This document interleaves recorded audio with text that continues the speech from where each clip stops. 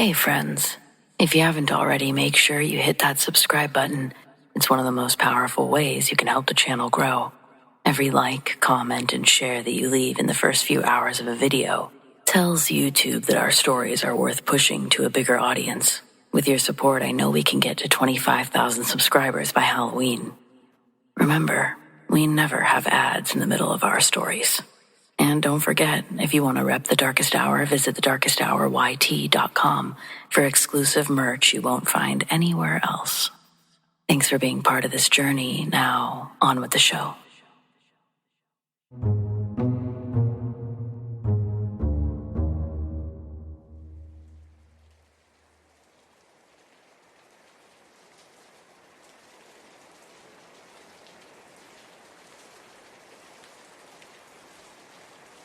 I don't collect campfire tales, but I have collected one story that my grandpa would tell me the same way every single time, like he was rattling off specs in his sleep. He wasn't a talker, blue flannel, thermos coffee, and the guy that would fix a neighbor's mower and didn't take money for it. Just said, "Get me next time," and meant it. If you asked him whether he believed in Bigfoot, he'd say, "I don't believe in anything. I saw what I saw." This was in the late 60s, up in the foothills east of town where the roads turn into logging spurs and the map just gives up. Grandpa was hauling a small trailer with cedar posts that he'd cut for a fence job. It was October, wet leaf smell, road shine, that steady drizzle that doesn't look like rain until you realize everything is soaked. He'd finished late, no moon. The dash clock had one bulb burnt out, so the 8 looked like a B. The road out there was skinny, pitch black between the trees, with ditches that chew up axles if you get lazy. He was creeping along in second, tires humming that low, warm note, heat barely keeping the fog off the windshield. Wipers, thup, thup. He said he wasn't thinking about anything, just home and whether there was chili left. Then the deer started to cross. He saw it from the right first, a flash of hide in the low beams, that hop step that they do when they realize that the road is a bad choice. He eased the brake. What he says next, he always said the same. The deer was halfway, nose toward the ditch on my left, when something big came out of the dark and took 2 long steps behind it. He doesn't do adjectives. He won't say massive or huge. He says, bigger than me by a lot. Shoulders as wide as the hood. Head higher than the cab. 2 steps. He'll show you with his hands, one flat sweep, then another, like he's counting boards. He says the second step was on the yellow line, and the leg cleared the deer's back. Easy. The deer didn't bolt. It flattened. He said, that's the part that still sits wrong in his chest. It wasn't scared of a truck. Cars are predictable. It was scared of that thing. He says the deer lay down right there, legs tucked, eyes rolling white, chest heaving like it was trying to crawl into itself. Gramps hit the brakes hard enough to nosedive the truck. The trailer gave a soft bump, tongue taking up slack. Headlights swept across the wall of wet alder and fir, and in that slice of light, he watched a back the size of a refrigerator move left to right, hair dark and matted like it had been sleeping in a salal, water glinting off the tips. No glowing eyes or movie snarl, just the back of this shoulder slope, the head turning once, the silhouette of a face that was too forward in the way that it sat on the body, like the neck started further down than ours do.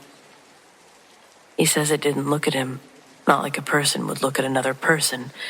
It looked past the truck, past the deer, at the road behind it, like it was thinking about crossing again. And then it slid into the dark, and the brush closed. No running or crashing, just gone in 2 seconds, with the deer. That's the whole sighting. He didn't chase it, obviously. He didn't get out with a spotlight or a camera that we didn't own. He just sat there with both hands locked at 10 and 2 until the brake pedals started to buzz under his foot. And then he put the truck in park, tried to remember how to breathe around the steering wheel. He did pull forward, and he did put the hazards on. He says that he got out because he needed air that wasn't the truck smell or wet wool.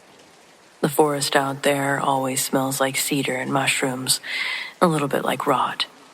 That night it smelled like wet dog had been rolling in moss and shit. That was his description. Wet dog, moss, smoke, and shit. It wasn't a skunk, obviously. It wasn't a cow smell.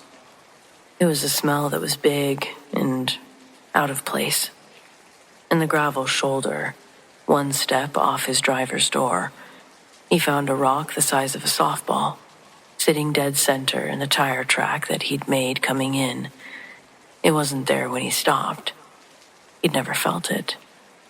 He says the rock was slick with rain, and it looked like every other river rock out there, but it was perched proud on the loose crush, like a placed thing, like a doorstop for the truck.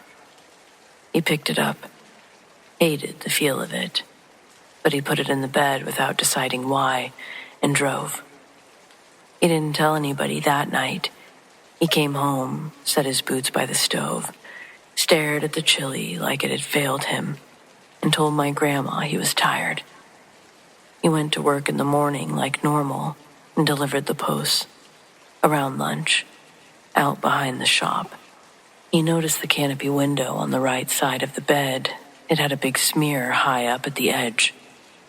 Mud and pine pitch stuck in a shape that didn't come from his hands or jacket.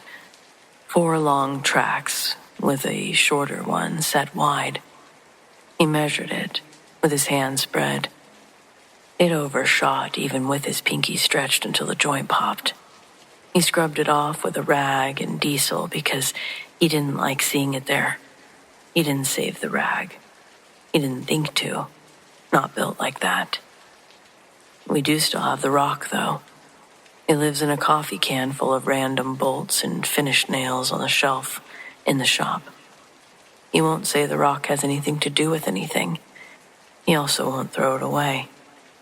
When we cleaned the shelves last spring, I asked if I should toss the can, and he said, "Leave it," in a tone that he used to use when a board is level and you should stop touching it. He stopped taking fence jobs up there after dark. That's the only behavior that changed. He didn't start seeing shapes in every stump. He didn't quit elk season.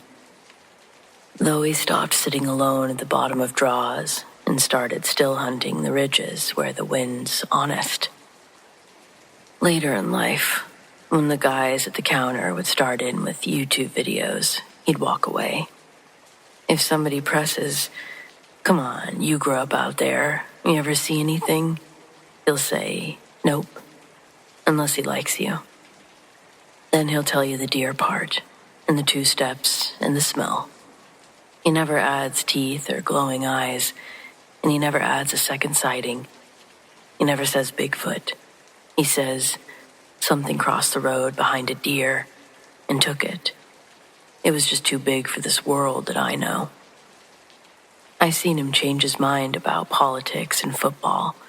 I've watched him apologize to a teenager for getting short when a car wouldn't seat.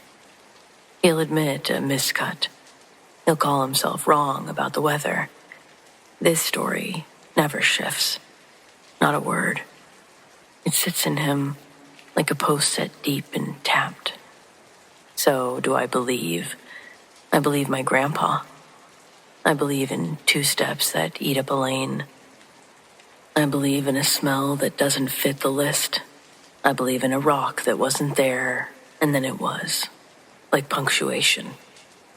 And I believe that the woods out there are old enough to keep things secret, big secrets. And that's whether we're ready to put a nameplate on them or not. But I'm okay with saying that my grandpa saw Bigfoot.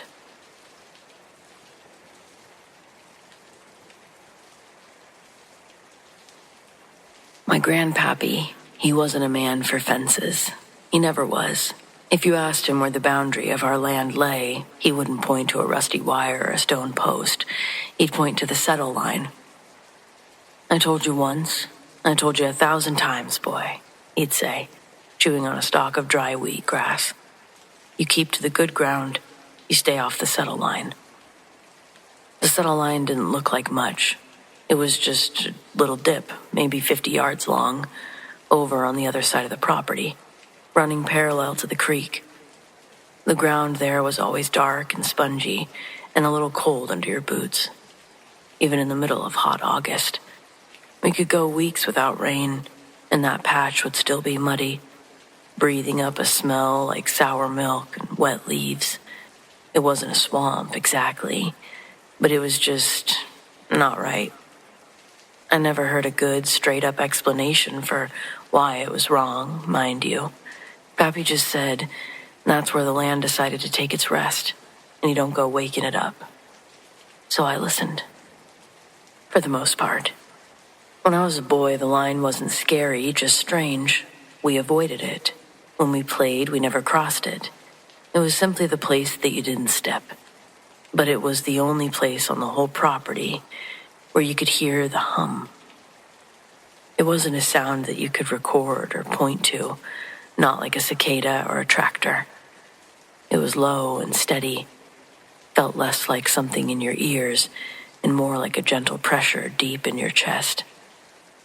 A low, vibrating thrum, the kind that you hear standing too close to a big generator.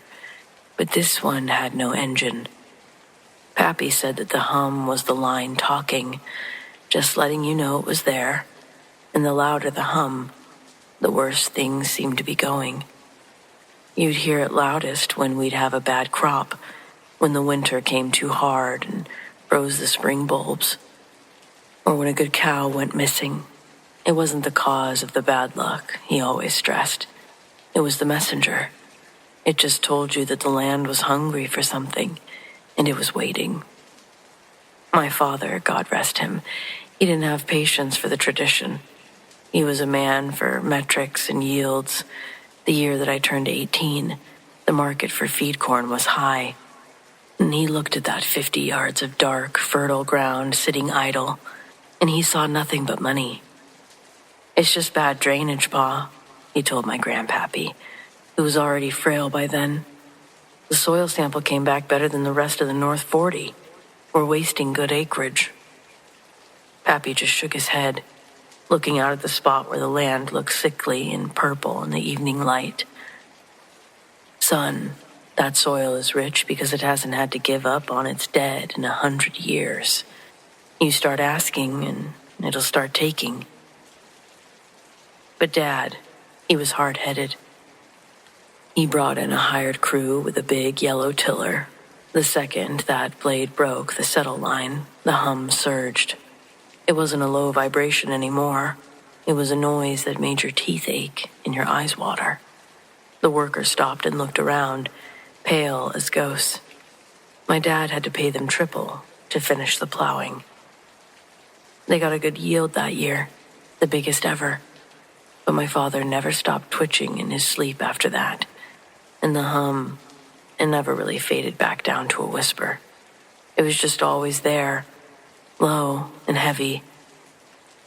I was smarter than my father, I believe, or so I told myself. I only crossed the line once, about 15 years ago, just to cut the travel time down for a water pipe. I only went a few feet in to the bad dirt. I was just in and out. The hum didn't scream that time, but it felt like the air had turned to syrup around me, heavy, suffocating. That night, I swear I could smell the sour milk and wet leaves inside my bedroom, 50 yards away, and I knew I had paid for that shortcut. Now, my land borders Mr. Henderson's, a nice enough man who bought the farm next to us, maybe 5 years back.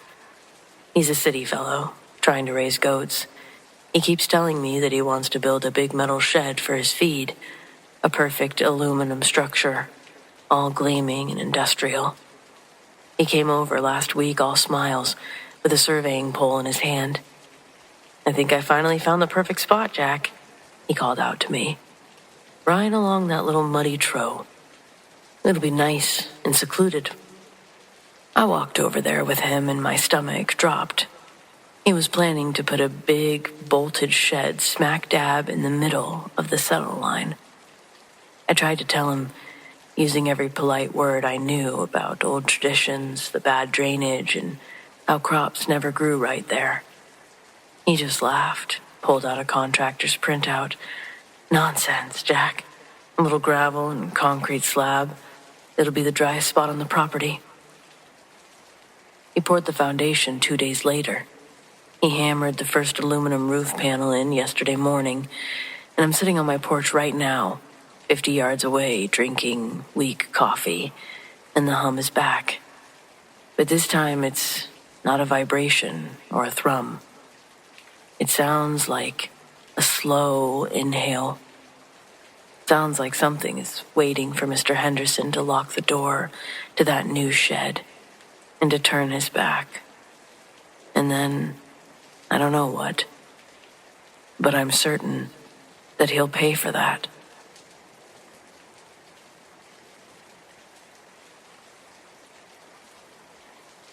I do roadside service for a living. Batteries, flats, jump starts. Nights mostly, because that's when people discover they don't have a spare. I like it. You get the road to yourself, and the folks that you help are grateful because it's you or a long walk through a cold nothing. This was in the Upper Peninsula, on a shoulder that barely qualifies as one. Late March, that time when snow is old and mean and the slush has sand in it. Wind off the trees makes a low hum like the power lines. A guy in a Camry called out for a shredded tire. He'd limped to a patch of gravel past a curve and then realized that the jack in his trunk was decorative. He rode with me to the next wide spot, as I don't change tires with my back end hanging into a blind corner. I set cones, chalked the wheel, went into the flow that I've done 1,000 times, pop the trunk, pull the donut, and break the lugs. The guy kept apologizing like it was a moral failing to hit a pothole. I told him not to worry about it, and I meant it. You can tell when somebody just needs instructions to follow so they don't spin out. So I said, stand by the passenger side door, hands in your pockets, and face the headlights. People like a job. I knelt down with the slush soaking my knee immediately. The iron bit then stuttered. Michigan rust gives you a choice between steady pressure and prayer. I was working the second lug when I got that feeling, like a radio station tuning in. It was a sense of being watched, but not by a person. I've done nights long enough to have a list. Deer, coyotes, a drunk. This felt like none of those. The hair went up on my arms, even with layers. There was a gap in the snowbank where a culvert ran under the road. Black mouth, cattails frozen into brown spears. In the corner of my eye, something moved there. I didn't look up because people take in their cues from me. If I go wide-eyed, the customer goes to pieces. I kept the iron on the lug and said, "You hear that?" He said, "Hear what?" I said pleasantly, "Just stay by the door." And then it stepped out. I caught it in the reflection of my own headlights on the Camry's silver quarter panel. A tall shape where tall shapes don't belong. Wrong angles at the legs. The head was too far forward over the chest. If you ask me what I saw, I'll tell you what my brain allowed. A long, narrow muzzle and profile. Ears back. Shoulders high, like a runner leaning into a hill. It moved on 2 feet. By the way the knees worked, it wasn't human. The stride had that elastic spring that you see with big dogs when they shift from trot to cover ground now. I've been chased by a farm dog twice my size, and I've had a black bear stand up 5 feet from me in a dumpster. And both times, I knew what the next right move was. This time, I didn't have a category to file it under. It paced the edge of the trees parallel to the road, slow, like it was deciding whether the cones were interesting enough to break its rule about staying unseen. The guy by the door said, too loud, "Is that a..." And I cut him off with, "Don't move." I kept my voice in the same steady lane that I use for put the car in park. Calm is a tool. I finished my lugs. That's the wildest part to me in hindsight. My hands kept doing their job while my body yelled, "Go, go, go." I spun the iron and one of the sockets slipped out, clanged and rolled. It should have rolled toward the ditch. The shoulder sloped that way. It rolled back towards me instead. Not far. Just enough to kiss my boot like somebody tipped the ground. That broke the beat-up spell I was in. I said, "On 3, you get in. You don't look around. You shut the door." 1. He got in on 1, which is fine by me. I slammed the donut on, dropped the jack, and didn't torque anything past good enough. We could argue torque in a lit shop. Not there. When I finally looked straight where it had been, it wasn't. The cattails ticked in the wind, and the gap to the culvert was just a shadow again. I listened for brush noise, for a huff, for claws on ice.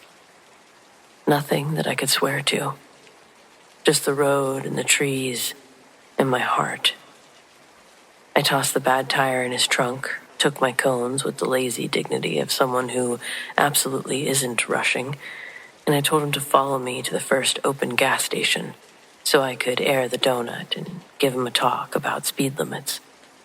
He asked, shaky, laughing, if there were wolves. I told him, not that close to the highway, which is a true sentence, and also not an answer to what he meant. Under the bay lights at the station, I wiped the socket with a shop towel.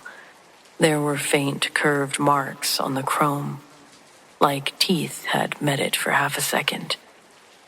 Could be road grit, could be my imagination. I put it back in the box and closed the lid because sometimes the smartest thing you can do is give an object a dark place to be. I don't need anyone's legend to prop this one up. I don't want a club or a patch. I want my quiet shoulder, my cones, and my routine. I want to slide the iron on and off and feel the lug come loose at the same slow rate every time. That night, a tall, not quite right thing paced the tree line and watched me work and decided I wasn't worth breaking the rules for. That's enough story for me.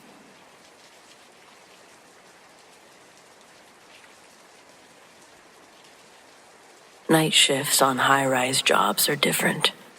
The city's quiet below, just the hum of generators and the wind whistling through unfinished floors. It's usually peaceful, just you and the iron, welding steel into the sky. This was a new tower, maybe 45 stories going up in the financial district. Still mostly skeleton. I was up on the 40th, maybe 41st floor with my buddy Mike. We were doing a late tie-in, stitching up a couple of big beams before the concrete crew came in the next day. It was foggy, thick as soup, which made the city lights below look like smudges of yellow paint on wet glass. Everything felt kind of ghostly. Mike was on the far side of the beam, torching. I was finishing up a tricky overhead weld, sparks showering down into the abyss. The wind was whipping around, carrying the smell of ozone and wet concrete. And that's when I heard it. A sound that didn't belong.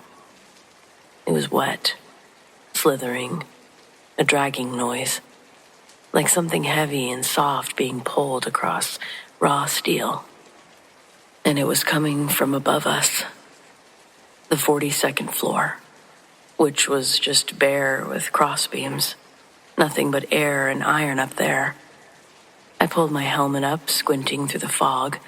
Mike was still focused on his weld, the bright arc of his torch blinding him to everything else. I strained my eyes, trying to pierce the gloom. I saw something moving along the edge of the horizontal I-beam, maybe 50 feet above us. This wasn't human, not by a long shot. It was too long and thin, moving in this awful, fluid way. Like a spider, but built on a man-sized frame. The way its limbs articulated, the way that it clung to the sheer side of the steel. It was all bad. Silhouetted against the diffused city glow, it looked like a stretched-out shadow, barely visible in the fog. But then, as it shifted, I caught a glint. Something pale and sharp, almost like teeth, though I couldn't tell where its head was supposed to be. It paused. I swear, it just paused, and it felt like it was looking right at me. I was frozen, the welding gun heavy in my hand. My guts were screaming, but my brain was just short-circuiting. What the hell was that thing? Instinct finally took over. I slammed my welding mask back down, plunged my vision into the green-tinted darkness, pretending to still be working. Pretending to be working, running a bead across nothing. I kept my breath even.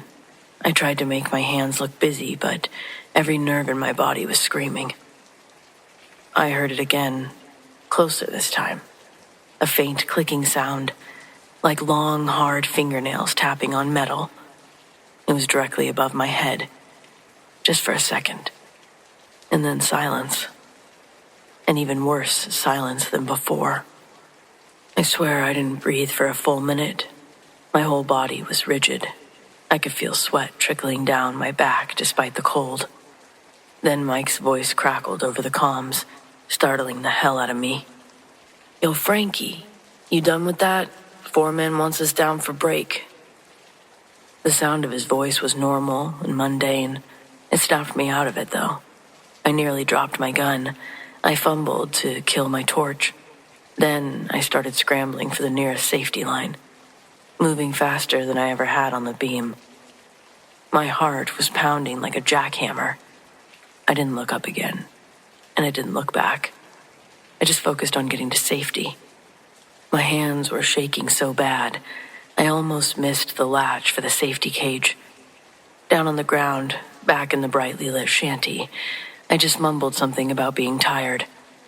Mike joked about me getting old. I didn't say a word. The next morning, before anyone else got up there, I made an excuse to go back to that floor. Just me. I found the beam where I'd seen it. No footprints, obviously. Nothing that explained it. But there was this residue.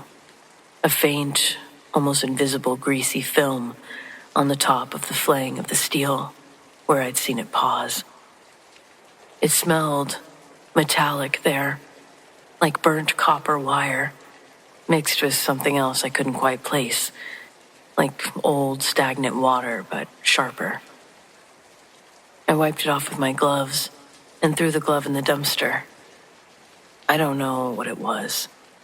I just know that it moves on steel where men are supposed to move. And it moves like men don't. It doesn't belong. I transferred to another site a week later, 30 years on iron, and I've never seen anything like it. I don't want to again, either.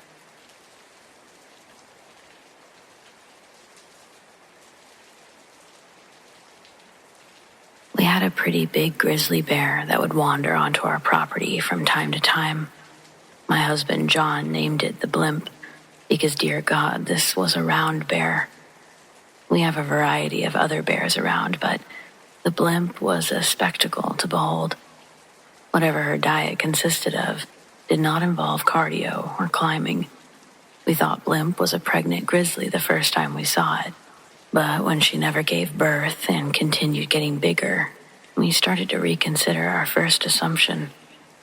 Our house and the other properties around us are relatively new, and still, we're the furthest you can reach before the road ends in a roundabout whose only entrance is its only exit. We don't mind its isolation, nor do we mind the occasional visits from the larger wildlife population. Blimp was never a nuisance. We have bear-proof trash bins out here for obvious reasons. One morning, John and I were unloading groceries from the truck after church when Blimp came out of the woods, less than 5 yards away. Both of us stopped what we were doing and held our breath. Up close, Blimp is by far the biggest bear I've ever seen in real life. She was so large that her walk was more of a waddle as she scooted by. She didn't even look in our direction. She must have seen we were there, but she couldn't have cared less about our presence. John dove into the back seat as I jumped into the passenger seat, and we slammed the doors of the truck. Then we watched Blimp continue through the tree line out our front yard. I think Blimp might have been one of the grizzlies that I could have possibly outrun, at least endurance-wise. Though, thankfully, my bold theory never had to be tested. Blimp was a chill bear. I'm sad to say, however, that this story breaks my heart before terror sinks in. One evening, near the end of last year, John went out to get firewood. It was a task that he did regularly, but this night, he'd return with tragic news that Blimp had been killed. It was heartbreaking. Both of us are big animal lovers, and we'd really grown accustomed to having Blimp around. Surely an animal that size did not have predators. She wouldn't have been able to grow so plump otherwise. I asked if it looked like she'd been shot. Was it possible one of our neighbors didn't have such a passive relationship towards a giant grizzly waddling through? John says no. He's white as a sheet. As he tells me, the scene he came across was much more troubling than an accidental or even intentional killing by anything he could think of. And certainly, a gun was not responsible for this carnage. A ways beyond the grassy part of the backyard, there's a long pathway starting at the bushes by the tree line. This leads to another small clearing in the forest. There, we have a chopping block made from an old stump and a beautiful fire pit that John welded himself.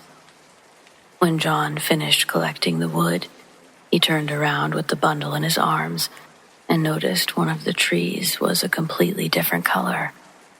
Walking closer to inspect this anomaly in nature, John would discover that it's only the side facing him that seems to be splashed with this pigment.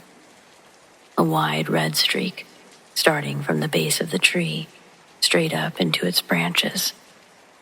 As John got closer, the red line looked wet. He placed a finger into the liquid.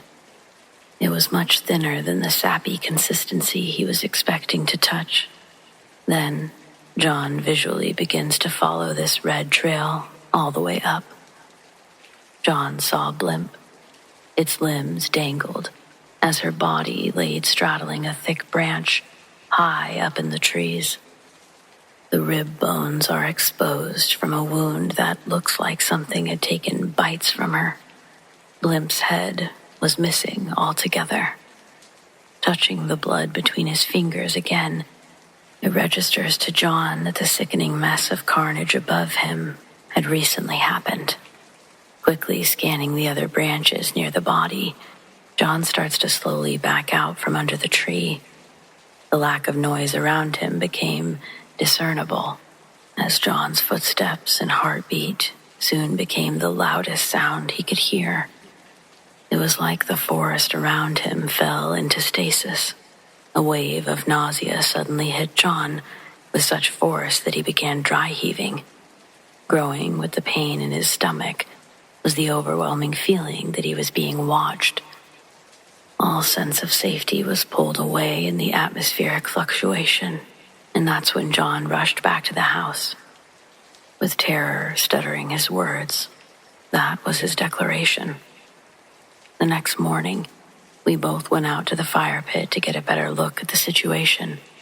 I know some of you wouldn't, but there was no way I couldn't see it for myself. The mess John described. It seemed incomprehensible, and I was going to see what my husband saw, if for no other reason than sharing what's now a core memory. It was easy to see the blood in the daylight, and we noticed a trail started before the tree. There was a streak coming from further in the woods where Blimp had been dragged from. Claw marks cut deep into the bark of the trees nearest, all leading to a part of the grass that was saturated in blood and pieces of Blimp's fur. No way a mountain lion could have done something like that. Even if they got lucky and did somehow get the better of Blimp, it's absurd to think they'd be strong enough to drag the body vertically up a tree. I'm quite sure 0 North American wild animals possess the strength to accomplish such a feat. Also, when John and I actually walked to the bloodied tree and looked up, the body was no longer in the branches. I would have thought to ask if we had the wrong tree if it wasn't obviously the only tree with a river of blood climbing one side. What was left of Blimp was gone, most likely retrieved by whatever got the best of her. The next week, we set up a large fence that surrounded our house. We also got a semi-automatic and a Dalmatian named after one of the Marx brothers. Now, almost 6 months later, tensions have settled a bit. No new evidence has been presented to further our suspicions of an invasive apex predator. Though, there's some parts of our 20 acres that we don't bother exploring because they're simply too overgrown by thick woods. We try to make our way around the other areas of our property monthly to check on things, make sure we don't have anyone camping on the land, stuff like that. Recently, John and I were doing one of these routine checks with Harpo. He's up ahead sniffing and peeing on things, and I see him pick up a scent that gets him curious. The wagging of his tail stops, and he's focused on locating the source of the smell. It brings him towards a bush that he quickly starts digging and climbing into the vines of, all the way until his upper half disappears. My attention now is on Harpo's excitement, and I'm wondering what he's going to pull out of the bushes. Harpo begins tugging on something that he's got a hold of. The bush shakes as Harpo struggles to free the object. Finally, the branches snap and release Harpo backwards, with his new treasure tightly clenched in his teeth. At first glance, it looked like Harpo caught a giant raccoon in his mouth. I sprinted at him and yelled for him to drop it. Harpo does, and it falls in the grass. I recognize it as not being a raccoon. Harpo had a bear skull. Part of it, anyway. I got the leash out of my backpack, and Harpo walked closer to us. A river runs through the end of our property. It's the line that separates us and our neighbor's property. Harpo's always been a fan of playing in the water on our walks. So when we got there, I unhooked the leash from his collar, but Harpo didn't leave our side. Instead of running off as he normally would, he stayed glued to our hip all the way back to the house. So far, it's been the same ever since that day. We'll see how long that behavior sticks around. Since then, we've gone on plenty more walks around the property. Last weekend, we got the courage to make s'mores in the fire pit. We surely haven't solved any mysteries, but at this point, I think we're just grateful nothing happened to either of us out there, and that we feel somewhat safe again. We aren't exactly close to our neighbors, but I'm tempted to talk to the family or couple a mile down the road. They've lived here longer than the rest of us, and it just makes me wonder, what do they know about this area that we should know?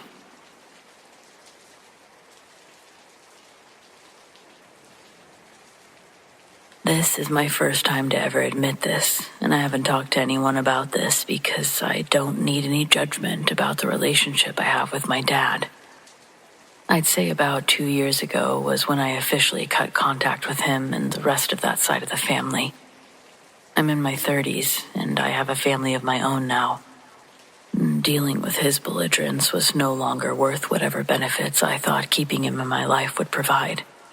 5 years ago, my mom passed away, and he latched onto the tragedy as an excuse to continue drinking instead of mourning properly.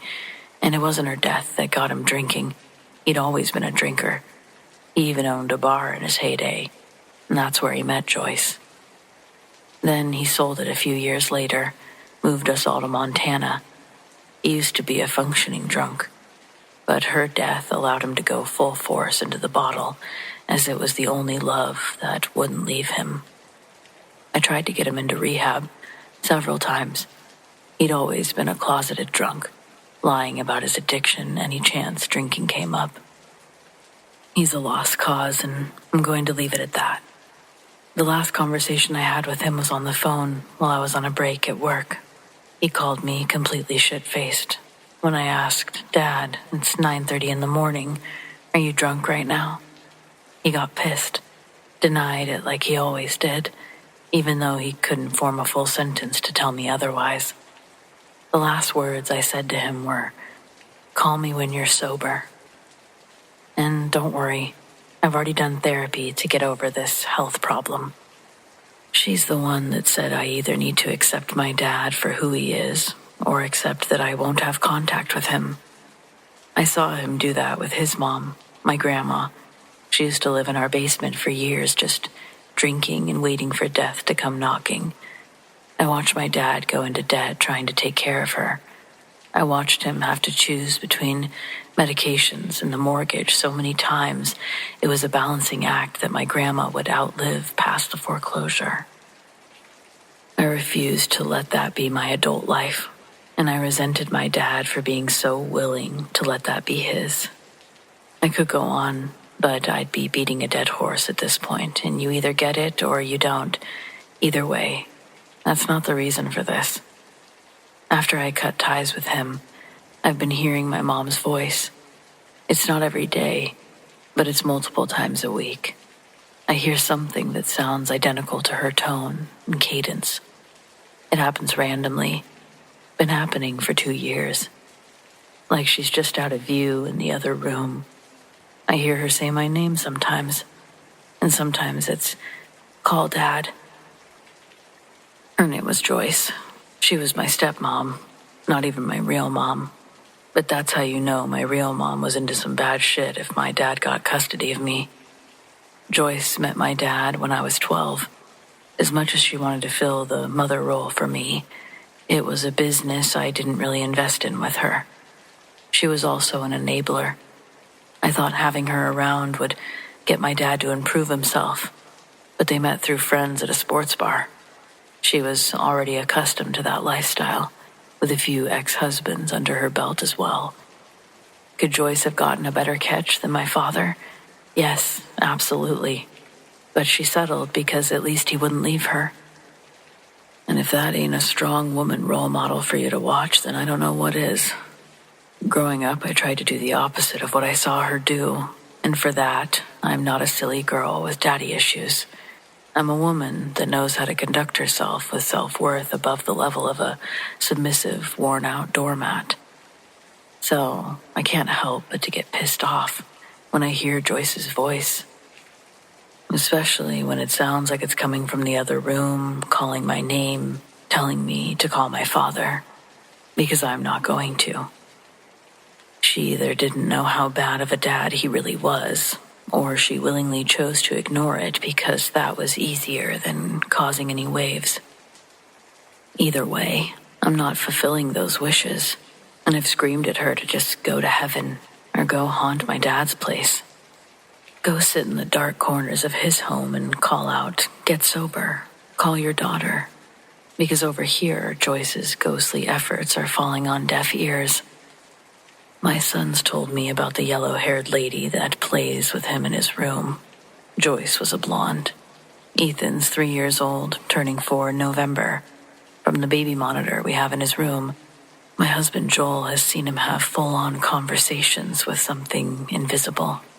Running around his room, acting like he was getting tickled. It really creeped him out, and I didn't care for it too much either. One day, Ethan and I are on the topic of everyone starting out as a baby. He couldn't believe his mom used to be a baby like him, so I dug out a few photo albums that showed my age progression, at least till 13 or 14. The first picture that he sees with Joyce in it, Ethan starts pointing to it, saying, "That's her. That's the yellow-haired one." Of course it is. Since he was born almost regularly, Ethan's acted like he could see someone playing with him. Now that he's 3 and has a little vocabulary built up, he's been able to describe what he's seeing. Recently, I had a bit of a visual disturbance of my own. I'd just put him to bed for a nap. Joel was at work. It was the middle of the day. Walking out of Ethan's room, my back's facing the hallway, as I slowly close his door, trying not to wake him up again. I'm in our hallway, and when I turn around, I saw a tall man sidestep out of view into the bathroom, like he was trying not to get caught. I've seen shadow figures in the corner of my view before. Sometimes they could be floaties stuck in my eyes, but this man wasn't a silhouette, and I saw him straight on. He wore a white button-up with suspenders to hold his black pants, black shaggy hair, and an unkempt goatee.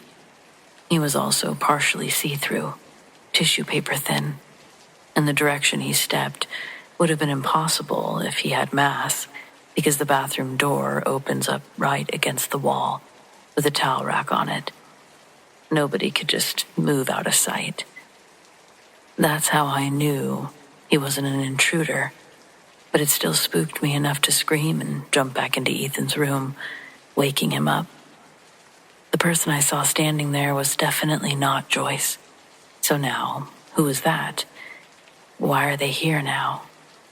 I told Joel about it when he got home that night, but what could he do about it? If anything, it just scared him more than he had already been. But human communication was invented to warn each other of danger. I've done no research to back that up, but I'm willing to bet Ooga Booga meant watch out. And when I finished, Joel had a few Ooga Boogas of his own that he'd experienced. For some reason, I think he didn't want to scare me because I'm the one primarily in the house while he's out.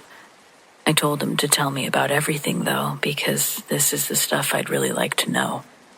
And if he's capable of hiding ghost encounters, he's capable of hiding loose women encounters. That was a lighthearted joke to break it up. I can vouch for that.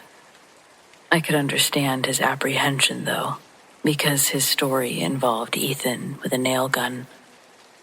Joel swears he would have never left a nail gun turned on just laying on the kitchen floor, but somehow he's folding laundry in the living room, and from behind him, he starts hearing something getting slammed around in the kitchen. He was already convinced the house was haunted because he had been hearing a woman's voice for a while as well, but he attributed it to Joyce and couldn't make out what was actually being said. Hearing the ruckus grow, the hair stood up on his neck. The kitchen was right directly behind him, over the lip of the couch, but he didn't want to look. And then he heard Ethan's voice say, "Thank you." That makes Joel turn around, and he sees him standing in the kitchen, looking into the discharged opening of the gun.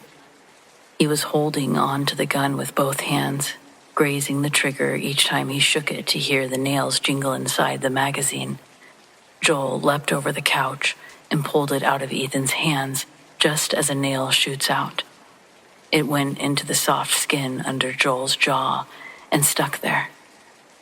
He pointed to a large red dot I noticed earlier, but I didn't stare at it because I thought it was a zit or something. I would have never guessed. He thought I was going to get mad and think that he was a bad dad, so he didn't tell me. And the nail wasn't a hospital wound, so it was easy to brush over.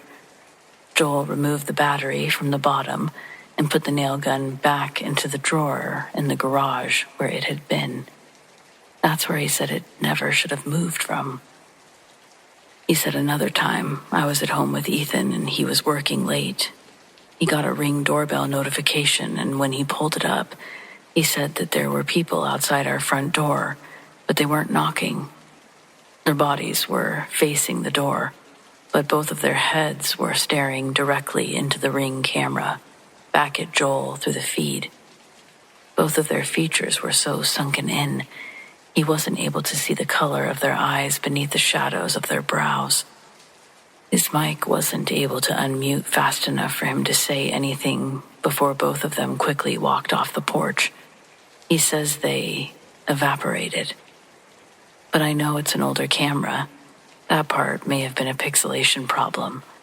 But he was positive that other things didn't morph into particles when they walked past the camera. He was in his car driving home right after seeing that, and I just thought that he was home early to surprise me, when in fact, before he'd come inside that night, he'd already combed the neighborhood and inspected every inch of our front, side, and backyards, looking for those people. Sometimes I wonder if all of this, the voices, the shadows, the strangers on the porch, has less to do with the house and more to do with me, with what I refuse to carry for my father. Joyce keeps trying to bridge something that I've already burned down, and every time I hear her voice in the other room, I know it isn't for Ethan. It isn't even for Joel. It's for me. A reminder and a demand. But what unsettles me more is the feeling that not all of these experiences are hers. The man in suspenders, the faceless pair at the door, they aren't family. They don't want reconciliation. They just watch. It's a steady, patient kind of watching, like they've been here far longer than I've realized, waiting for the moment that I'm weak enough to let them get closer or something. And if they've been invited by the cracks of my family left behind, then maybe that's the real curse. Once you open the door to the past, you don't get to choose who walks through. The longer this goes on, the more I notice little things changing. Cold spots in the hallway, the faint smell of Joyce's perfume drifting through the kitchen when I'm cooking dinner, Ethan waking up with new words that he swears someone whispered to him in the dark. Joel swears that he still hears someone walking at night when we're both in bed. But when he gets up to check the house, everything's quiet.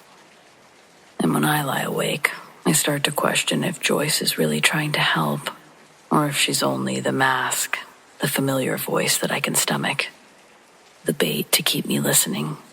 Because once I'm listening, anything else can speak through. I used to scream at her to go haunt my dad and to leave me alone, but lately, I catch myself wishing that she would come back instead of the others. Her voice saying my name, it started to at least feel safer than the whispers I don't recognize. I guess at the end of the day, it's better to have a voice you recognize, because I really don't know how I'd feel if a voice I didn't recognize started calling my name, my son's name. Yeah, Joyce, she's all right.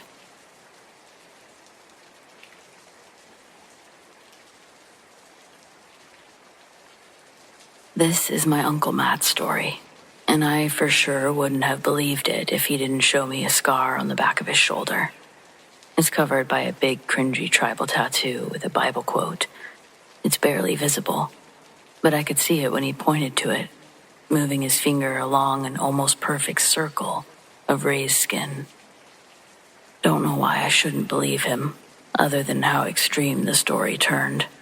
I asked my dad the validity of his story. He's Matt's younger brother. He chuckled and said, "Oh yeah, looked him up for a while, that's for sure."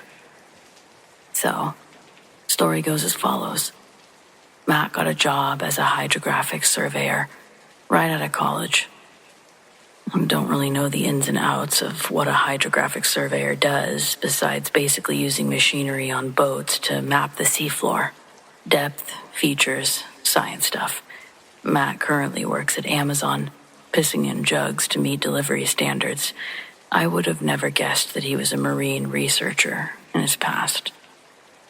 He just never exactly came off as a scholar, not these days. Picture John Cleese, but homeless, shaggy brown hair, gray beard, Throw on some glasses thicker than a bottle cap, and you've got my Uncle Matt. He was chosen to work with another scientist named Jason. Their job was to take a small boat with a bunch of machinery out into the English Channel, off the coast of London, where they would do their surveying work. Before they left port, the boat that they were supposed to use was having problems. Jason was acting as captain and lead of their expedition, and with his basic boating mechanics knowledge, he was able to get the motor running again and insisted that they set sail. Predictably, a malfunction would kill the power their first couple kilometers out to sea. While Jason tinkered with the engine below, Matt stays above on deck, leaned over the railing and watching the waves hit the side of the boat. 30 meters out, something floats to the surface that catches his eye, resembling a mound of rubbish or waste. The sun reflected off a big, glossy, black trash bag that laid over the rest of the stuff. Sadly, seeing trash in the ocean isn't a rare thing. Fishing nets mixed with other trash and sea life, it gets tangled all together until there's a buoy of discarded material and dead ocean creatures drifting in the waves. Although an unpleasant sight, it wasn't cause for alarm, according to Matt. It wasn't until he said that he saw a person under the tarp, and it looked like they were fighting the waves, trying to make it over to the boat. That's when he was alarmed. Doing a 360-degree scan, Matt couldn't figure out where this person came from. They were the only boat out there. He calls down to Jason, telling him what he sees, and soon they're both standing on the deck, watching this mass of trash slowly make its way to the boat. They debate if they should throw a flotation device as they stare at it, trying to get enough visual evidence that it's actually a human moving under there. The closer it gets, the figure struggling under the garbage bag begins to look undeniably like a human. As the waves bob the trash pile around, in between the mess, they see the upper body of a man, from his torso level up. Brief glimpses of flesh-tone arms frantically waving every time the black plastic bag moved in the water. It's clearly a human. He was struggling, and as strange as his appearance was, Jason and Matt both leapt into action. A floating ring was thrown from the boat. It was an accurate toss, landing meters from the man, but he didn't swim for it. As much as both of them screamed for the guy to go to the red and white ring, the black mass stayed on track toward the boat. The closer it got, the more unnatural the man began to look. Jason mentioned that the man keeps swinging his arms around like he's treading water. Matt waited for another wave to move the trash around and reveal the man again. When one was large enough to separate the other, Matt agreed with Jason's observation. For the distance he was covering while fighting against the current, it didn't look like he was swimming. He was in a constant state of drowning, emerging from the water, grasping out for anything to hold on to. Questions were traded amongst the two if they could see the man's facial features, young, old. Neither of them got a decent look at the man's face. A foreboding feeling spread between Matt and Jason as the drowning man neared his distance to the boat. They would keep shouting at the man until the giant plastic bag was rubbing against the side of the boat. It's close enough to the boat where they can't just look out from where they are and see it. One of them would actually have to walk to the edge of the boat and lean their body over the railing a bit in order to see straight down to the side of the boat.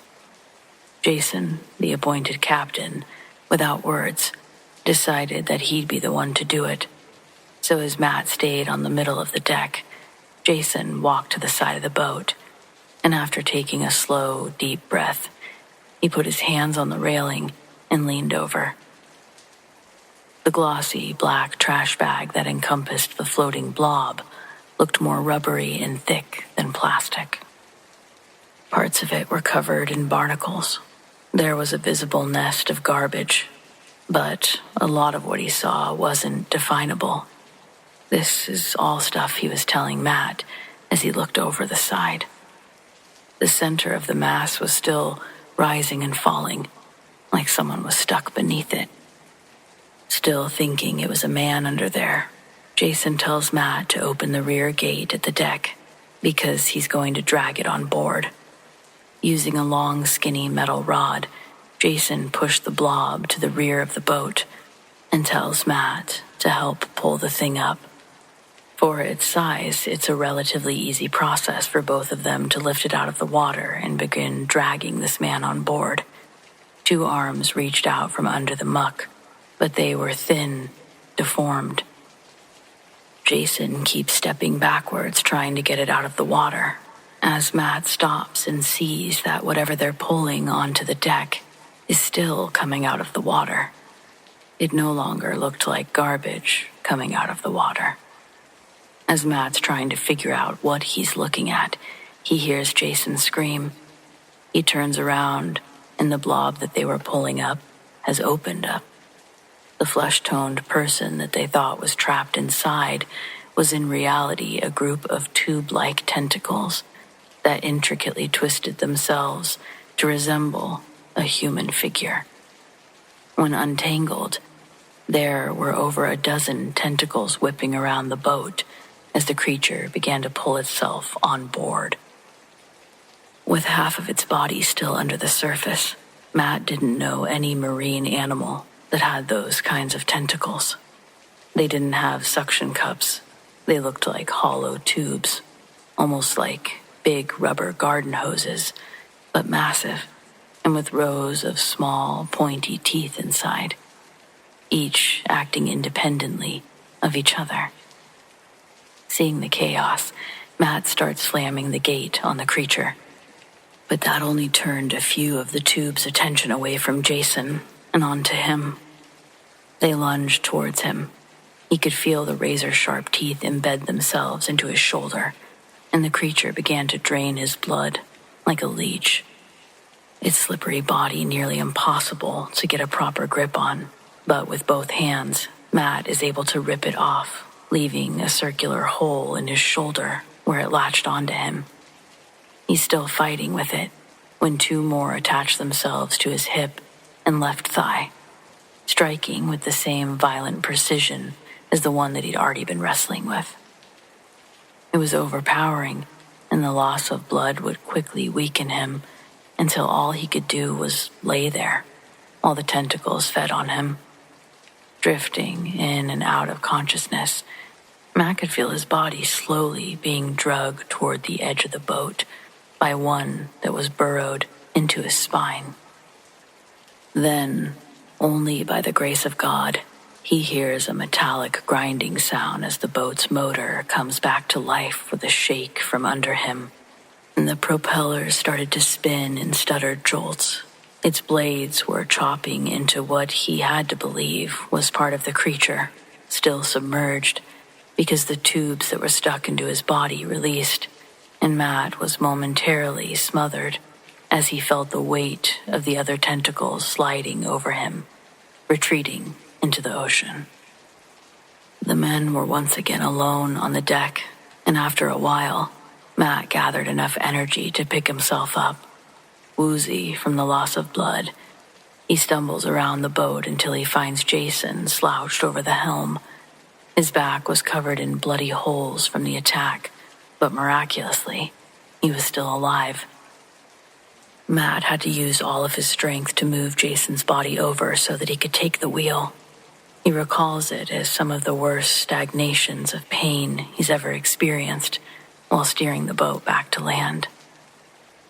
The open wounds on his body stung like the creature injected toxins into him. And they also burrowed into muscles, severing tendons and making Matt scream out in pain when he has to steady the wheel against the waves. As the boat got into port, he used the radio, got in contact with someone who called an ambulance, and they were waiting when they arrived. The sedatives they gave Matt weren't effective, and he was awake the whole trip to the hospital. Doctors looked at him like he was mental when he had told them what happened.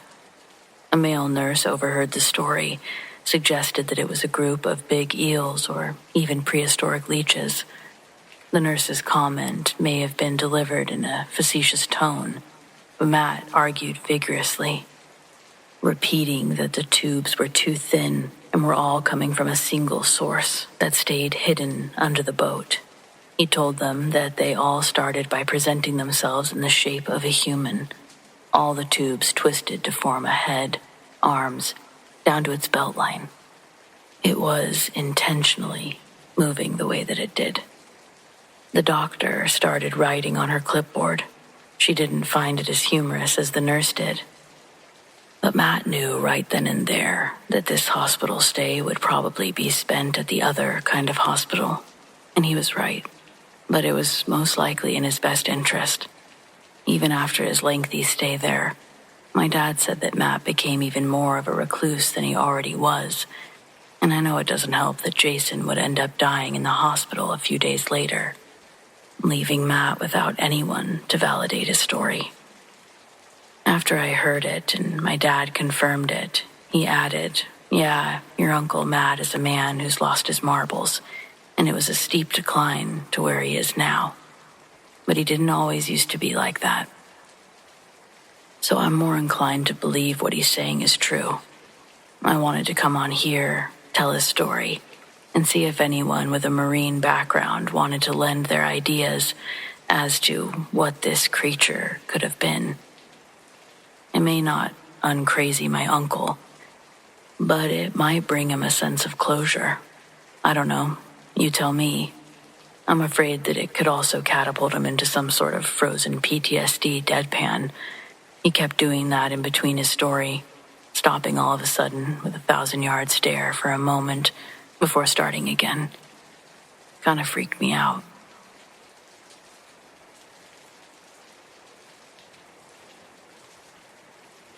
Most of my social media accounts remain active because I get a kick out of the crazy shit people feel comfortable posting about. Personally, I rarely post, and when I do, it's mostly of our dogs with the kids. Never have I ever posted a controversial or political opinion thinking the hundreds of friends or family or coworkers need to hear. I understand, though, throughout the history of man, there's always been a communal pulpit where any fool would climb atop and beckon the people's attention if their voice was loud enough. Controversies are meant to be discussed. I get it. I can ignore my best friend's mom and her slightly offensive posts, but some of the shit that I see on here is crazy. A guy I knew in high school lost custody of his kids, all because his ex-wife has a restraining order against him because she lied to the cops, said that he was threatening her with an axe, allegedly. Sometimes I think, why do I know this? Why do I need to know this? I don't, and yet I do. I hail from a small, poor town in West Virginia and moved as far away as I could, as fast as I could when I turned 17. I was one of the few students who figured out that good grades equal scholarships, and scholarships equal a golden ticket out of there. Secretly, a tiny portion of me does miss the small-town lifestyle. Sometimes I fawn over its simplicity. It's the posts from rural people that relinquish a real nose-to-the-ground life reporting. The good, the bad, the ugly, all are worthy of posting on their Facebook wall for the world to see.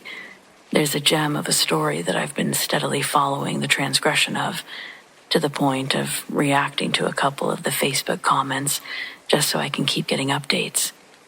A guy that I knew from high school, who I'll name Dane, posted a video he recorded from his phone. It's of his family's garage. It still looked the same from when we used to hang out in there.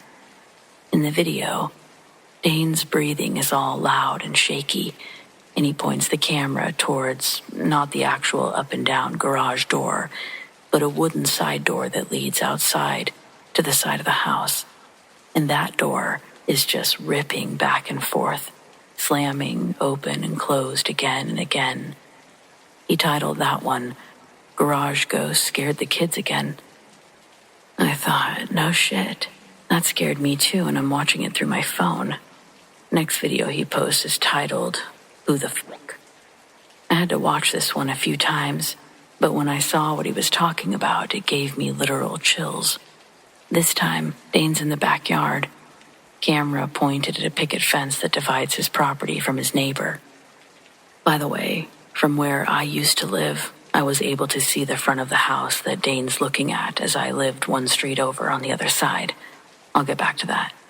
But in this video, it's nighttime, and Dane's using the flashlight of his phone to light up as much of his backyard as he can from where he's standing, which looks to be the middle of the yard because the phone's light doesn't stretch too far.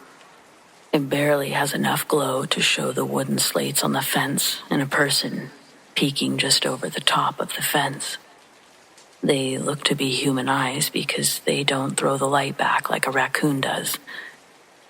You could really differentiate the whites of the eyes when they blinked and opened again. In the video, Dane says, "This woman keeps showing up, looking over the fence at us. There's no one living in that house right now. We've tried calling the cops, but they won't keep coming back every other night to sweep the abandoned house. I've tried going over there, but I can never find her." He goes on to say that it started happening 6 months ago, after those neighbors moved out. In other written posts, Dane isn't reserved in his beliefs that his back neighbor's house is haunted, and like a rodent infestation, it's slowly making its way over to his house. Now, I'm pretty intrigued because I had a weird story, actually more than a few of them, involving the previous owners of that property. 3 sisters, all looked to be midlife, 40s or 50s, all living together, and all sharing an equally bitchy scowl when they'd see you. Again, I lived on the other side of them. I used to be able to see right into the front of their house from my bedroom window. I remember he and I used to talk about how scary those 3 sisters were. I think because I was a girl and Dane wanted to act tough in front of me, he never admitted to being creeped out by their behavior across the fence. But I know that we used to talk about seeing them up at all different hours of the night.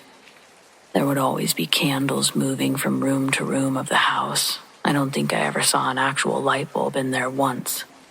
I reached out to Dane on Messenger and he replied within a couple of minutes. He said that he's only been living back home for a little over a year. Nikki, his girlfriend, had another baby. He said this is kid number 5. So they moved back home for free babysitting at La Casa de la Grandparents. I'm like, that's cool, man. Holy shit, 5 kids. He's like, yeah, when the new one was born is when everything started hitting the fan. Like the baby attracted something. I asked if the 3 sisters were the last occupants there, and he told me, yeah, but when they moved out, only 2 of the sisters were there. He thinks one of the sisters died, as he'd only been seeing 2 of them for the 6 months he'd been back at the house before they moved. Without me having to say it, he sends a message saying, "I think it's the ghost of the 3rd sister. I think she's fucking with us because she's lonely. Or maybe she wants to possess the baby. All I know is I got Jesus on my side, bitch." Okay. I tell him, that's heavy, bro. I'm sorry about that. And that was the last message I sent him. I decided not to share my story with him because it sounded like he already had a lot on his plate, and I thought it might stress him out more, but I'll tell you. So I could see the front of these 3 sisters' house for the first year or so that the women were living there. I always thought that there was a little girl that also lived with them. I assumed her to be one of their daughters. She looked to be 5 or 6. And once it was really late at night, and I was riding my bike home from a party. I turned onto my street, and she was doing ballet in the front yard, all by herself.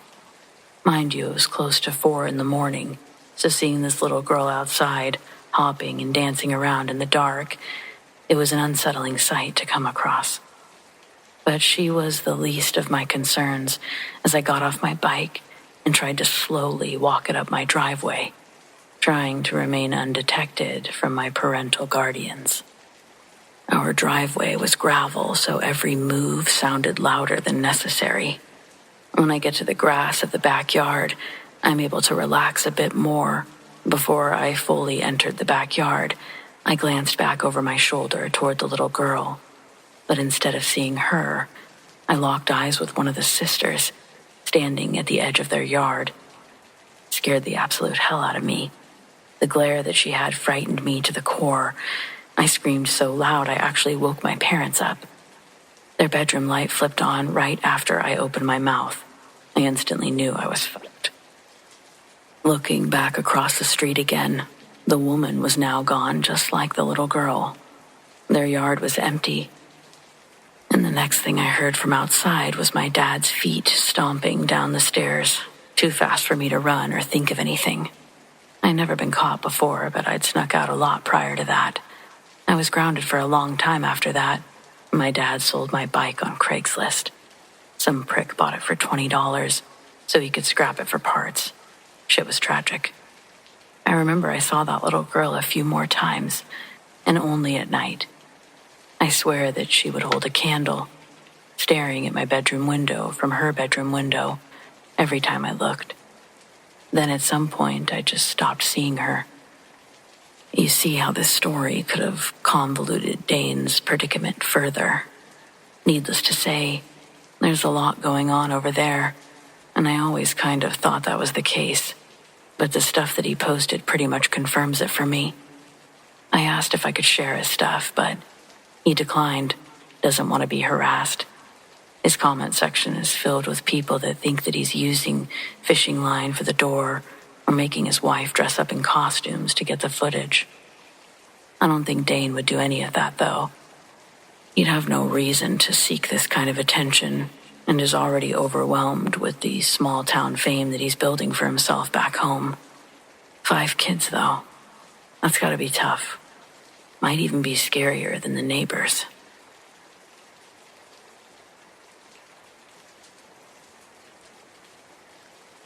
Been driving trucks a long time. You see weird stuff at 2 a.m. Fox ghosting the shoulder, kid's bike in the median, mannequin parts that make you think about quitting freight. I'm not the spooky type. You keep it between the lines, drink your coffee, mind your hours. That's the job. This is Oklahoma, late shift, flat country, where the horizon's a string pulled tight. My trailer was full but light, nothing that should rattle. Weather was clean, music low. About a mile out, I saw an overpass ahead, like a Lego piece across the road. On top of it, the silhouette of somebody standing at the rail. That happens. People walk at night. You give a courtesy tap on the horn if they look a little wobbly. As I got closer, I thought, that's not somebody standing, that's somebody crouched. Perched, really. Arms long over the rail, head tucked like a bird. I blinked and told myself I needed a nap. I rolled under. My lights caught it for a full half a second. I don't know how to say this without sounding like I'm trying to sell you a book. It unfolded. That's the word my brain used. It stood up from the crouch and kept standing until it was taller than the guardrail by a lot. Long through the torso, where you don't expect extra. Head turned to follow me. Eyes flashed red in the way that normal animals might, except both red at once, not one then the other.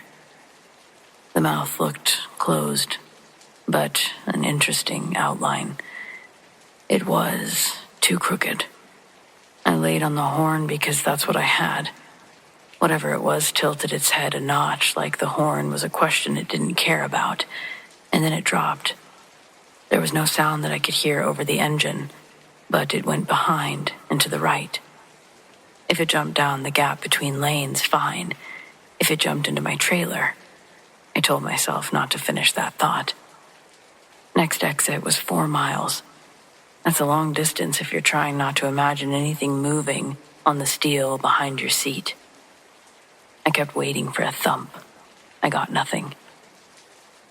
At the exit, I took it too hot, pulled into the first truck stop, and parked under the brightest light like a rabbit. I did the walk around with the mag light, like I've practiced for inspectors, pretending that my hands weren't stupid. On the back door of the trailer, There were 4 long gouges. These weren't scratches from brush or graffiti knives. Gouges.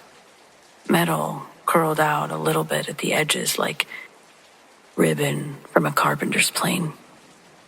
They started mid-door, not from the bottom. That means that something had to be tall or reach up high, which I hate. Price of admission, the fuel clerk said later when I showed him the photo. Kids messin'. You got kids that can reach 8 feet without a ladder, I said. He shrugged and asked if I wanted beef jerky. I tried to hand wave it. Old damage I hadn't noticed, except I'd walked to that trailer in daylight 2 hours before. I write down stupid little defects because it saves me arguments at the yard, and those weren't there. I sat in the diner burning time I didn't have, watching the door like I was expecting it to walk in and order coffee. Truckers talk, but you have to aim your weird right or you sound like you need a DOT physical for your soul. I kept my mouth shut. The waitress topped me off and warned me about the pie. I took the pie anyway. The clock ran slow on purpose. Back on the highway, I told myself that I'd imagine the eye shine, imagine the height, that the gouges were from that mess 2 stops back with a forklift. My brain is a decent liar when properly motivated. I made it to the drop without any more theater. In the morning, the gouges were still gouges. Daylight didn't shrink them. The yard guy said, like it was a math problem he didn't want to solve. Nobody believes the overpass part. They believe that somebody messed with the rig at a rest stop, and I didn't notice. Because that's the story we all know how to live with. I like that version, genuinely. I keep it in my pocket and pet it when I feel dumb in the dark. But there's a picture in my mind I can't show people. It's from when I first pulled in. If I brighten it in my mind, I can see prints in the dust on the door. Not clear like a movie. Just the sense of 5 long marks grouped wrong. Like a hand with some decisions made differently. They're angled like something steadying itself before it lets go. Or landing. Every time I run that stretch, I watch the overpass. Most nights there's nothing up there but stains, occasional vulture doing its ugly cleanup job. Once, maybe a month later, I saw a silhouette again. Smaller this time or farther. And I felt the old cold up my neck. Nothing jumped. I still checked the door at the next fuel. Clean.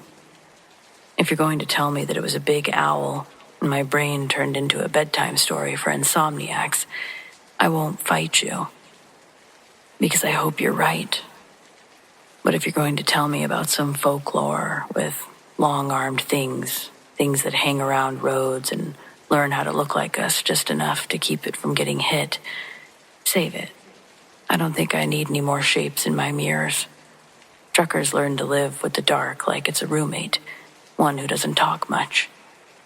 You check your straps, you keep rolling. The world outside your windshield is big and bored, and mostly not about you. That's fine. I like it that way. But if you find yourself under an overpass at 2 a.m. and something up there stands up and keeps standing, don't be brave. Honk. If it makes your hands feel like they did something, keep it straight. Go to the light. Do a walk around with the bright side of your phone. If there are new marks, put them in your report. Tell the yard you probably caught a branch somewhere. That story is tidy, and it goes down easy.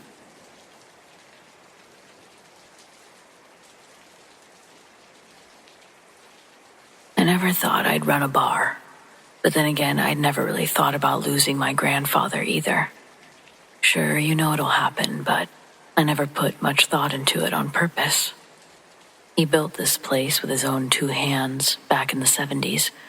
A narrow brick building with a dark wood beam, scuffed floors, and a line of bar stools that had seen more than one generation of regulars sinking into them.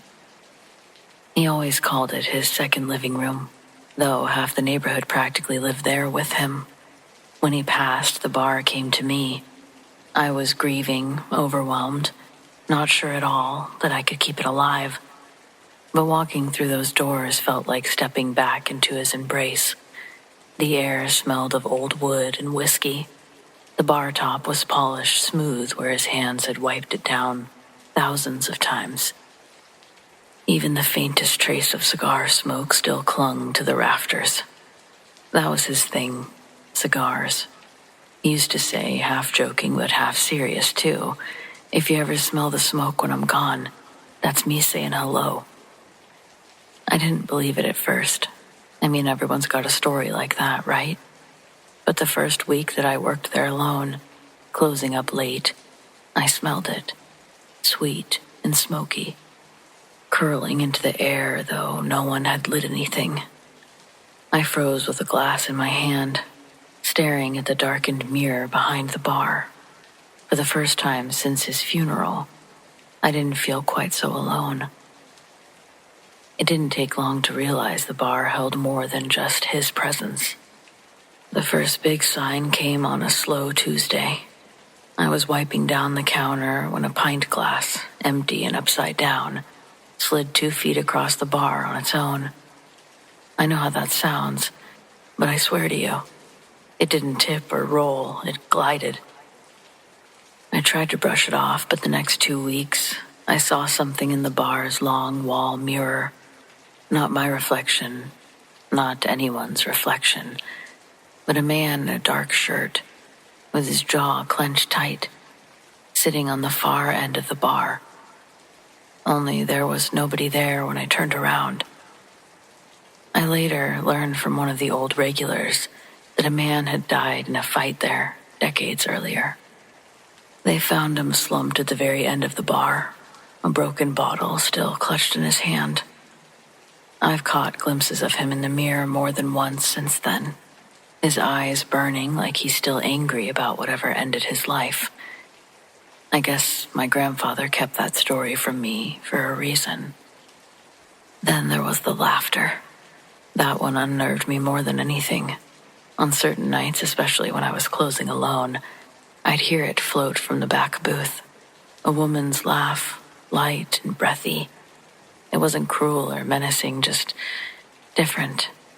Like walking into a room and hearing a conversation you're not supposed to. Hushed tones. For this one, I think I know who. I was told about a woman who used to sing at the bar when my grandfather had first opened it. Everyone said that she would light up the whole place with her voice.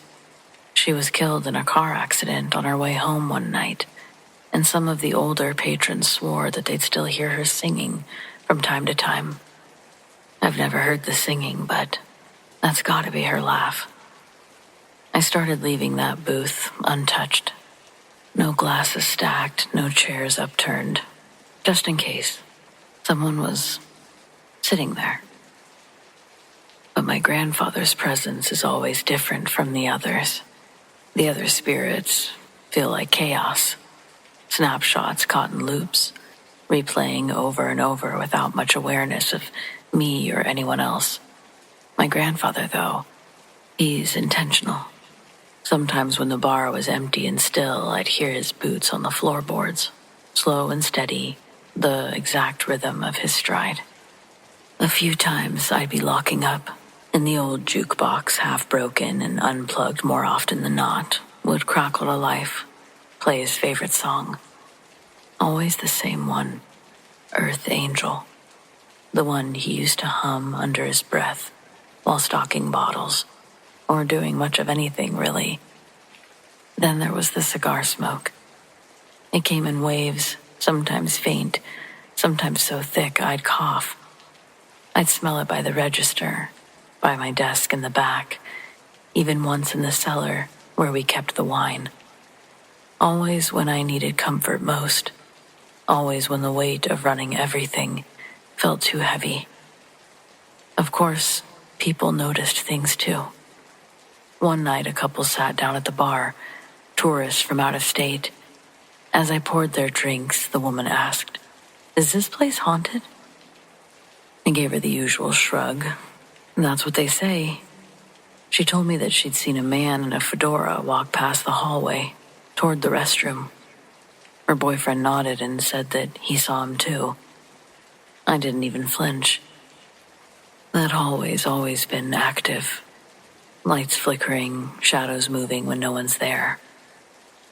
I guess it makes sense to me. The bar isn't just mine. It belonged to everyone who's ever passed through the doors, living or dead. But there was one night that cemented it all for me. I'd had a rough evening. Half the staff called out. A fight broke out near closing, and by the time everyone was gone, I was left cleaning the place alone. My nerves were shot, and I remember muttering to myself, "I can't do this, Grandpa. This is too much." As I wiped down the last table, the air was heavy, like someone had turned on a bunch of TVs. There was like an electric buzz. And then I smelled it. Cigar smoke. Thick, unmistakable. My heart was sort of racing. The jukebox clicked on by itself. His song again. I had tears burning in my eyes. I knew then, as sure as I knew anything in my life, that he was still there. Not just an echo. Not just a loop. He was watching, encouraging me, making sure I knew I wasn't alone. Everything has sort of made me think of the bar as more than a business. It's a gathering place for the living, for sure, but also for those who can't seem to leave. Some of them are restless, some are sad, some are joyful, but they're all a part of the fabric of this place.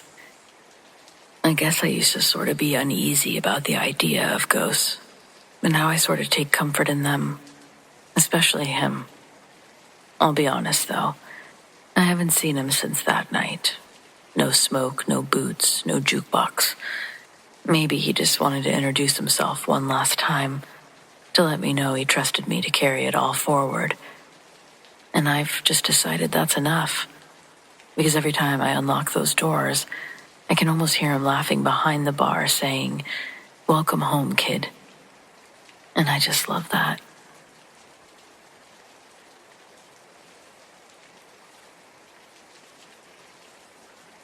Very early on a winter morning, my colleague Pete and I were trying to stay inside the patrol car and out of trouble.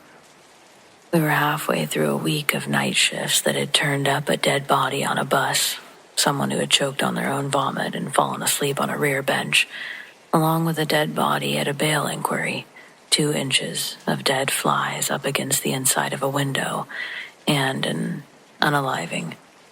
We had just dealt with a 2-month-old baby left alone with 2 bottles of milk while his mother got pimped out around the corner at a rough club in Dalston. He'd been screaming since 9 p.m., That's what the neighbors said when they called at midnight. We hoofed in the door. The mother and her madam had been turned up, kicking off and demanding the kid back around 2 a.m. Pete and I had expended quite a bit of energy getting her into the cells. We go back out at the end of the witching hour, 4 a.m. Our skipper promises us the easy stuff, and we get a routine call. Woman heard screaming in the street, with a general location of a tower block not far from us. We get this call several times a night. Most times an area search reveals nothing. Sometimes it's amorous foxes or loud TV. We get this a lot with gunshots. People in tower blocks watch movies with headphones so they can turn the volume right up on an action flick. The headphone lead accidentally gets pulled out, sudden eruption of calls, shots heard. But you never know. We can guarantee at least once in your career it will be something. In Hackney, in early 2000s, that could be a couple times a year. Well, we find the block, and its L-shaped open-air balcony landings with 3 stairwells, one at each end and another at the junction. We go up the first stairwell, 8 floors, not even the usual rough sleepers, very quiet. We looked down each balcony, then across the middle. We planned for one of us to go down each remaining stairwell. A foil to our plans, the balcony had been sealed off with expensive-looking double-glazed partitions, so we had to go back down to ground level. This meant that we had to climb the last stairwell again, all 8 floors. We don't even know if this is where the child screaming was heard. There's only been one call, and all is silent. We were just about to have a discussion on whether we should call it an ASNT, area search no trace, or start climbing. Then we smelt a delicate, flowery perfume. It wouldn't have hung around long, so we start climbing. On the 4th floor, we saw blood dripping down the stairs. Calling for more units and climbing a bit more tactically. We couldn't smell the perfume anymore. But on the 5th floor, wedged upright behind an emergency panel, the body of a young lady. She'd been stabbed several times around the neck, face. A large amount of blood was slowly draining out of her skull, making its way downstairs. As our colleagues are cordoning off the building, we find the victim's purse and driver's license. She has an address on the next floor. We knock on and eventually, a sleeping flatmate comes out, confirms the victim lives there. With the detectives questioning the flatmate, we search the girl's room and find a bottle of the exact perfume we smelled downstairs. The victim lives alone but has a Russian boyfriend who the flatmate has a bad feeling about. One of the detectives used to work at Heathrow and expedites a trace on this guy's passport. The first flight to Moscow is in about an hour. We return to the station to write up our evidence. As we're going off duty, the detectives tell us the boyfriend was kicked trying to board the first flight to Russia. Bloodied wet wipes were found in a bin near his car with a bloodied overcoat, where he had vigorously cleaned himself before abandoning the lot in the far reaches of a car park. Pete and I attended the coroner's office for the autopsy. The coroner said that she had died almost instantly, but at least 4 hours before we had found her. We asked about the perfume, and he said no trace was found on her. So, who smelt of perfume? And who screamed less than 15 minutes before we found her? Everyone in the block passed the alibi and attitude test. No one admitted seeing her or hearing any screaming. The call came from a mobile at the night bus stand across the street. All they heard was a scream. I kept trying to tell myself that it was possible that she was wearing the perfume. We just didn't smell it after that initial moment because we were focused on the blood. But the coroner looks for stuff like that, said that she wasn't wearing any. Even then, she must have applied it when she left for work the previous morning. The bottle was still on her bedside. Still, it shouldn't have been so strong to carry down 5 flights. I guess it's also possible a rough sleeper found her, screamed, and ran. But they know if they witness something like this, it's a guaranteed couple of hot meals back at the nick and pick of the lost and found. They can get some shoes, things like that, if they help us out. I don't know. Something about this case, though. I think about that perfume a lot. Is it paranormal? I don't know.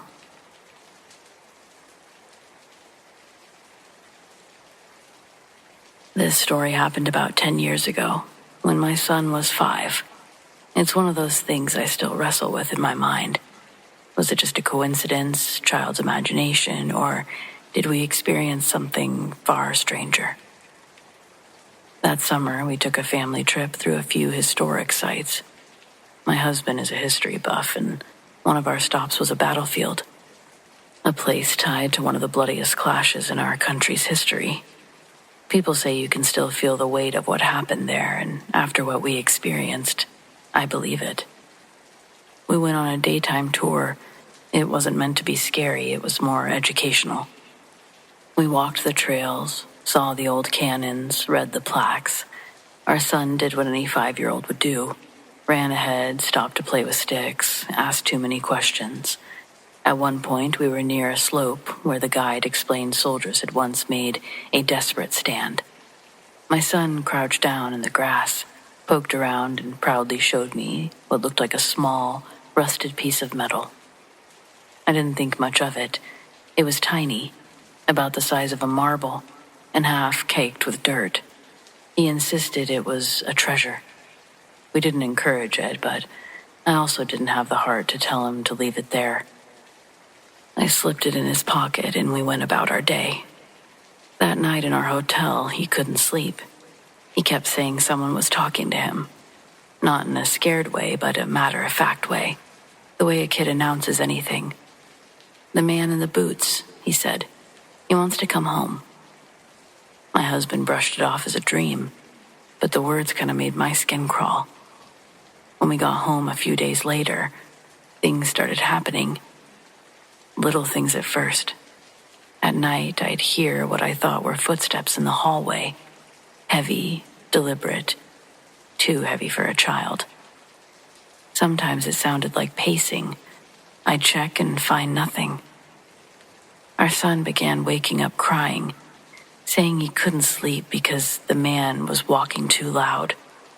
Other nights he'd sit up smiling and whisper, "He's guarding me." That's when I noticed he was clutching this little piece of metal in his fist. He'd kept it under his pillow. When I tried to take it away, he screamed like I was hurting him. The atmosphere in the house changed. Cold spots appeared, especially near our son's room. Toys moved at night. I put them away, and in the morning they'd be neatly lined up on the wall, like soldiers in formation.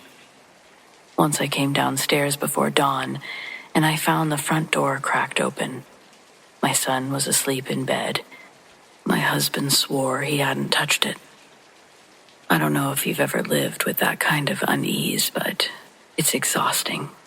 You question yourself constantly. Was that sound just the house, or did I misplace that toy?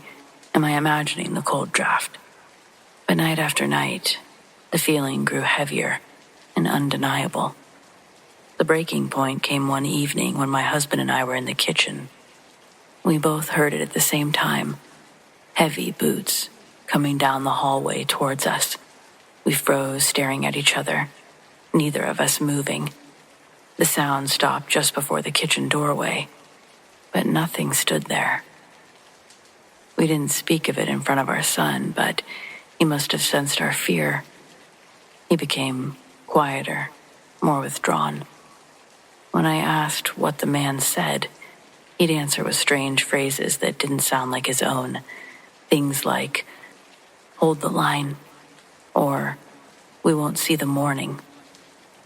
One night I finally broke. I sat on the floor by his bed after he'd fallen asleep, holding the tiny piece of metal. It wasn't just junk. It was like a musket ball, worn and scarred with age. My hands were shaking as I whispered into the dark, "You can't stay here. He's just a child. Please, let go." The next day I told my husband that we had to take it back. He didn't argue. So the following weekend, we drove back to the battlefield. It felt strange, almost ceremonial. We walked back to the same area, and when no one was looking, I knelt down and set the musket ball in the grass. I whispered again. This time I felt a bit choked up. "Rest now. You remembered, but you can't follow us home." That night, for the first time in weeks, our son slept soundly. No footsteps, no whispers. Even the house literally felt lighter. He never mentioned the man in boots again, or the musket ball. None of it. I've carried a strange mix of emotions ever since. Part of me is still shaken. What followed us was not imagination, but another part of me feels grief. Whoever that soldier was, he lingered for so long, maybe just waiting for acknowledgement.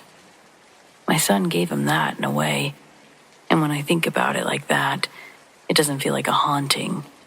It feels like a soul that just needed to be seen one last time. But I'll never forget the sound of those boots walking right up to the kitchen door.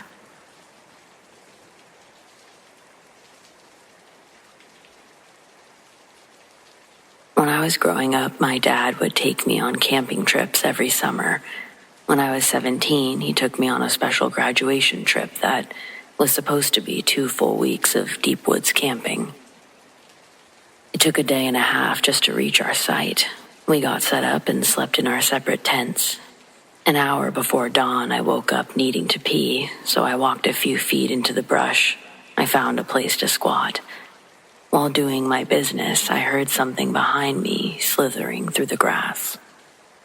I jumped to find a king cobra emerging from the brush that I was just sitting next to. I know. We don't have those in the U.S. I know. Yet, here we are. It stood up. It raised its hood. It was a cobra. Its head was almost up to my chest. All I could do was back away slowly. It didn't move an inch, just stared at me until I was out of sight. Only then did I turn and run the rest of the way. My dad didn't believe me. I knew how it sounded, so I let it go. A few hours later, we were fishing, and he got to see for himself. He nearly lost his pole when he noticed it on the opposite bank. Again, just staring. It looked even taller than it had the previous night. Dad took out his pistol, hoping to at least scare it off, but the snake dove into the river before he could fire. We didn't like not knowing where it went, so we headed back. By the time we were eating our day's catch, the cobra was back. It positioned itself just outside our campsite, but this time its head was only a foot or two off the ground, like it was trying to be stealthy. I'm no snake expert, but I'm not unfamiliar with them either, and they don't stalk people. I don't care what kind of snake it is. They want nothing to do with humans. If you don't threaten them, they don't threaten you. The only thing we could figure is that some collector had released this thing into the wild, and we must be in its territory. My dad tried to shoot it, but missed, and the snake shot back into the woods. We made sure to stay zipped in our tents until dawn, and then packed up our gear. There were plenty of other spots to set up that weren't encroaching on Cobra land. We followed the river down for half the day and found a nice clearing. This way we could make it back to the truck without the extra overnight when the time came, which we still expected to be over a week away. But that night we saw it again. At first we heard something big moving through the trees. We thought that it was a deer or maybe a boar, so we got up with the flashlights. The noise stopped instantly, like whatever it was had frozen in its tracks. We circled the perimeter twice, but didn't see anything, so we got ready for bed. Around 3, I woke up to something heavy walking through our camp. I figured whatever we scared off before was back, with its own territory beef, but it was so close to my tent, I didn't want to startle it by poking my head outside. Instead, I waited for it to wander further away. Then it stopped, and a few seconds later, I screamed as my dad's gun went off. It scared the absolute crap out of me. I knew something was wrong. We'd never actually had to shoot anything before. Just as my hand touched the zipper, my dad yelled for me to stay inside. I heard him walk around the campsite. He wouldn't answer any of my questions until he was finished, and even then, he wouldn't let me come outside. He had seen the snake and decided it was time to get out of the woods altogether. We planned to leave in the morning, but I didn't understand why he wouldn't just go into his own tent, where it was safe. Even if there was some kind of freak, rabid, horror movie snake, it wasn't going to use a zipper. Yet he insisted on standing guard. As soon as the sun started coming up, we were packing. I never seen my dad so scared before or since. His hands were shaking, as he took down the tents, but he wouldn't talk about the snake. I was so thrown off by everything that I'd completely forgotten that something big had been lurking right next to me when the shot went off. I didn't remember until we were back in the truck and well onto the main road. That's when my dad finally came clean. The big thing had woken him up too, and unlike me, he didn't actually see it. He undid his flap just enough to see a large, dark, humanoid figure bent over my tent, like it was looking for an opening. Then he watched in horror as it shifted into the cobra, almost like a humanoid shadow, melting and dissolving until only a snake remained. When he fired, he was certain he hit it, but it shot back into the woods, completely unaffected.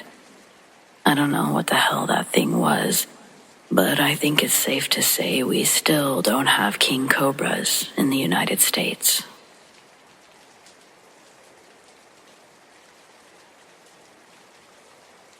In the 50s, my dad was 12 and living in South Jersey. They were poor, so he would often go fishing in the marshlands. One day he set out his lines, laid under a tree, and fell asleep. When he woke up, the sun was setting, so he got his stuff and started back. On the way, he heard a deer suddenly cry out in pain. It sounded like it was being ripped apart, and the noise was coming from just off the trail ahead. There was no way to go around, so he tried to creep by. When he came adjacent to the sound, he looked through the trees to see a goat-headed creature crouched over a deer carcass. As if sensing his presence, it stopped eating, looking right at my father. Then, it stood on its hind legs and stretched its enormous wings wide. Dad ran home in a blind panic, and my grandparents didn't believe his story.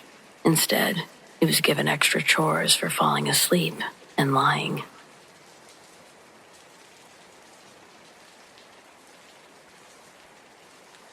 I'm a 24-year-old female with some PTSD from a horrible childhood. I had an abusive mother who went through a dozen almost stepdads before I was 18, and each guy was worse than the last. Lots of drugs and parties, basically all of the cliches. I'm sure you've heard 100 versions of that story, so I won't bore you with all those details. I mostly just want to establish that I'm no stranger to nightmares or the illusions one might see in the dark. I'm used to all that stuff, and this is not that. When I turned 18, I packed a bag and bummed my way from Mississippi to Georgia. Then I found a job waiting tables and got myself a small apartment. I've had no contact with my family since. Over the years, I've had fewer and fewer nightmares. I was healed. I've made friends, had a few relationships. It's been a fairly normal life out here, all things considered. Then one of the other girls at work found out that our restaurant was one of the places that sold moonshine back during Prohibition. One night it got robbed and 2 people died in the shootout. She's one of those people who believed in energies and auras and restless spirits. So she roped a few of us into doing a seance. She wanted to learn more about the people who died that night and thought that this was the best way to do it. The guys that agreed to join kind of just egged her on, made a joke out of the whole thing, and the seance was pretty much a bust. Aaron lit some candles, chanted some nonsense, and nothing really happened. 20 minutes later, we all went out drinking instead. That night I got home, and the lights wouldn't come on. I thought the power was out, but the fridge was still working. The oven still showed the time. There was definitely power, just not to any of the lights. I was too drunk to care very much and went straight to bed. I then had the worst nightmare of my life, or I thought it was a nightmare. Now, I don't think it was, but I'm jumping ahead. I woke up in the middle of the night with enough light coming in through the window to see someone standing at the foot of my bed. I was completely paralyzed. I wanted to scream, but it was just a mute screech in my throat. the figure started crawling onto the bed with me. The next thing I knew, it was morning. I was freaked out, but that's a classic dream paralysis story if I've ever heard one, so I chalked it up to all the seance talk and too much drinking. The lights worked fine and everything seemed perfectly normal again. I let the whole thing go. A night or two later, I came home from work and my fish was dead. It sucks, but that happens. I went on about my night, went to bed, and had the exact same nightmare experience, only it seemed to last much longer, and everything was much more vivid. There was no sleep haze like the first, and I swear I felt it when that creepy black figure started crawling onto the bed. I felt hands wrap around my ankles, move up my legs. But then it was morning again. When I got dressed, there were weird red marks all over the bottom of my legs. Long red ones, kind of like finger marks. Then when I tried to go to work, my car wouldn't start. A neighbor tried to jump it, but it didn't help. Whatever the problem was, it wasn't the battery. I had to take an Uber to work. I told Erin what was going on, and she thought that it was some sort of dark entity attaching itself to me. She wanted to come to my apartment and do some sort of cleansing ritual. I told her I needed to think about it because if that's what did happen, then it was her fault and I was in this mess to begin with. I'm not sure that I really trusted her to fix it. For all I know, it could have just made things worse. One of the guys came home with me after work to look at my car. It started right up for him. I don't know what the problem was, but there was nothing for him to fix. Another night or so later, I woke up to the same figure. Only this time, the street light outside my window went out. I couldn't see anything. I could only feel the crawling onto my bed, up my body. There was a heavy weight on my chest. I couldn't breathe. In the morning, there were dark, splotchy stains on my white comforter. I could maybe convince myself that I was having some kind of extreme night terrors if there wasn't physical evidence left behind. I knew I wasn't leaving these marks on my own body, and I know I didn't stain the bedspread. I remember it progressing, getting worse, me being afraid to sleep, not sleeping at all, calling out sick to work. The TV would stop working, the phone would go in and out, service dropping. And then I just let Erin do her cleansing ritual, because what did I have to lose? Now, whether she was onto something or we simply shifted our focus, train of thought, either way, it all ceased. It was done. Everything behaved the way it should. The nightmares, gone. I was pretty desperate. So I suggest if you are, you let your friend do their thing, or call someone who knows what they're doing, because the alternative is rather maddening.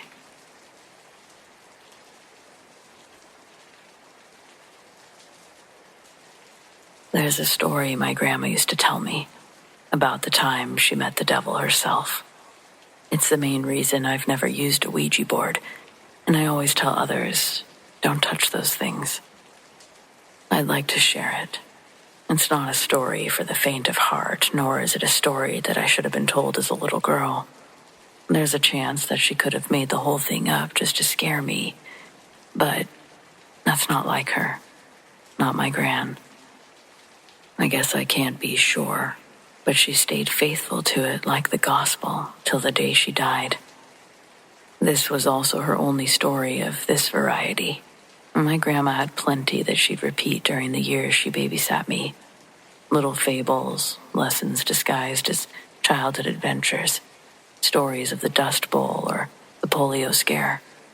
But this one, she only ever told it twice, and then she'd get quiet, like she was ashamed of it or scared of saying too much.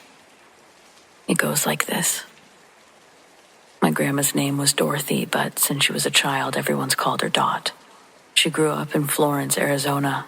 Small town, hard dust, harder people.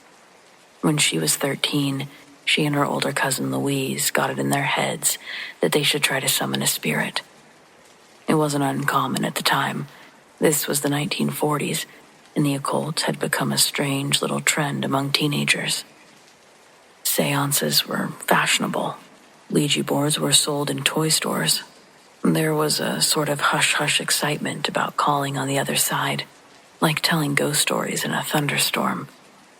But Dot never liked the idea. Louise was the instigator. She found the board in her father's attic after he passed, one of those older wooden ones. It had the ordnance lettering, heavy planchette. The plan was to use it in a small root cellar behind their aunt's house. Dot told me the second that they climbed down into the little space, she felt bad. The air was hot and stale, but her skin was covered in goosebumps. She said the second Louise placed the board down and lit a candle, it felt like something in the ground turned over, like a breath, but under her feet. They asked stupid questions at first. What's your name? Did you die here? Can you make a sound? Dot said the planchette never moved, until finally, something small. You could almost chalk it up to a twitch or shared nerves. But then it started spelling, slowly, painfully slow. The board spelled out one word, sinner. They laughed. Nervous laughter, though. They thought maybe someone was playing a trick on them. But how could that be? Well, Dot was convinced that Louise was doing it, even though she swore she wasn't. And then the candle went out. It didn't flicker or sputter. It was like someone pinched the flame with fingers. Now the cellar was darker than dark. Then there was a smell. My grandma told me it was like sulfur and rot and something sweet underneath it, like fruit gone bad, like something trying to hide its real odor, which was putrid. They tried to leave, but it was dark, and something held them still. Dot never explained how, just that she couldn't move. Her arms wouldn't lift. Her voice wouldn't work. She felt stuck inside her own body. She'd learn after that Louise was frozen too, right across from her, with her mouth slightly open, eyes wide, just like Dot. The planchette began to move again, on its own. They weren't touching it, but they could hear it. And that's when she heard footsteps, not in the dirt above, not in the house, in the cellar, with them, just behind her and off to the side, stepping slow, like whatever it was had all the time in the world. Dot crawled around, anxious to get to the door, to let in some light. And somehow, she made it. She could move, and she was there, and she opened the door. Light from the outside came pouring in, and she turned around. She could see Louise was still frozen, and the thing, she wouldn't call it a man, but this thing spoke in a voice that was clear and deep and slow, like syrup dripping off a knife's edge. You were told not to call me, it said. Louise let out a shriek, and together they got their legs to work. They bolted up the stairs so fast that they scraped the skin off their knees. They didn't even shut the door behind them. Dot said that she didn't sleep that night. Not after her aunt slapped her and Louise for getting into something they shouldn't have. That wasn't all that haunted her. It was what came after. The next Sunday, she went to church with her mother like always. Same pew, same preacher. When the preacher walked in that morning, Dot swore her blood went cold. He looked the same to everyone else, but not to her.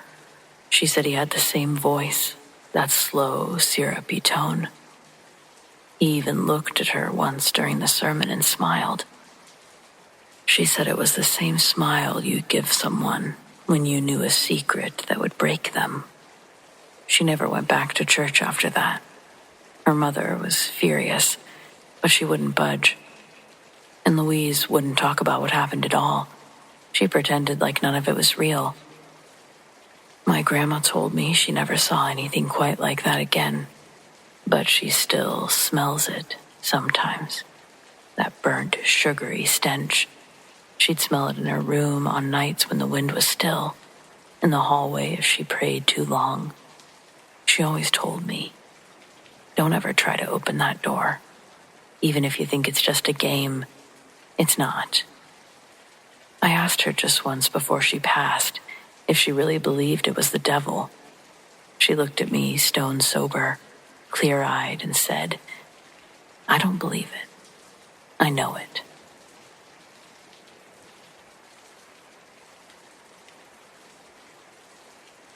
I spent some time in my early 20s working at a dive bar. When I say dive, I don't mean the kind that advertises itself as such while still charging $12 for a cocktail with lavender syrup. I mean the real thing. Floors sticky no matter how many times you mop them. Beer signs buzzing in every corner. And the bathrooms that you'd only use if you'd already had 3 shots and a prayer. The bar had been around forever. Before my time, before my boss's time even, probably before some of the regulars were even born.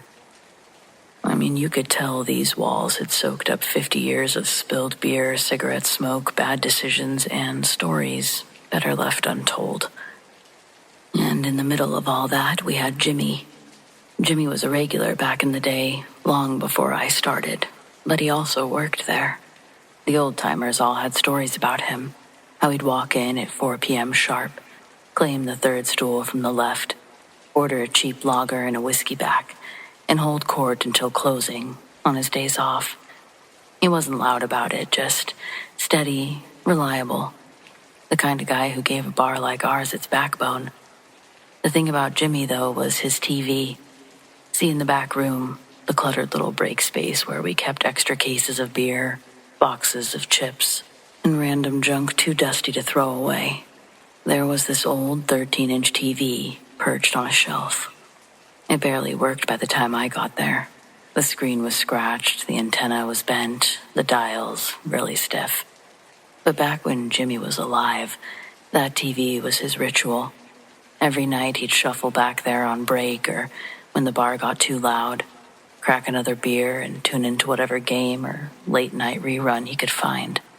Baseball, boxing, old sitcoms, didn't really matter. If it was noise, he was happy. When Jimmy died, heart attack, sometime in the early 2000s, the bar lost one of its fixtures. But if you asked anyone who worked there, Jimmy never really left. The first time I heard about him, it was on my very first night behind the bar. One of the regulars leaned over and asked, "You met Jimmy yet?" I thought he meant another bartender. "No," I said. "You will," he told me. And then he grinned like it was the punchline to a joke. I didn't get it until closing. We'd cut the lights, locked the door. I was restocking napkins when a faint glow spilled through the cracked door of the back room.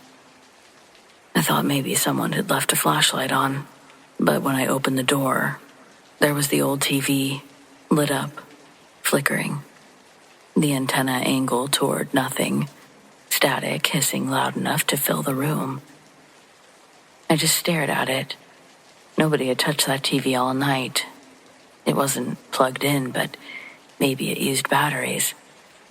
I'd learn later it didn't.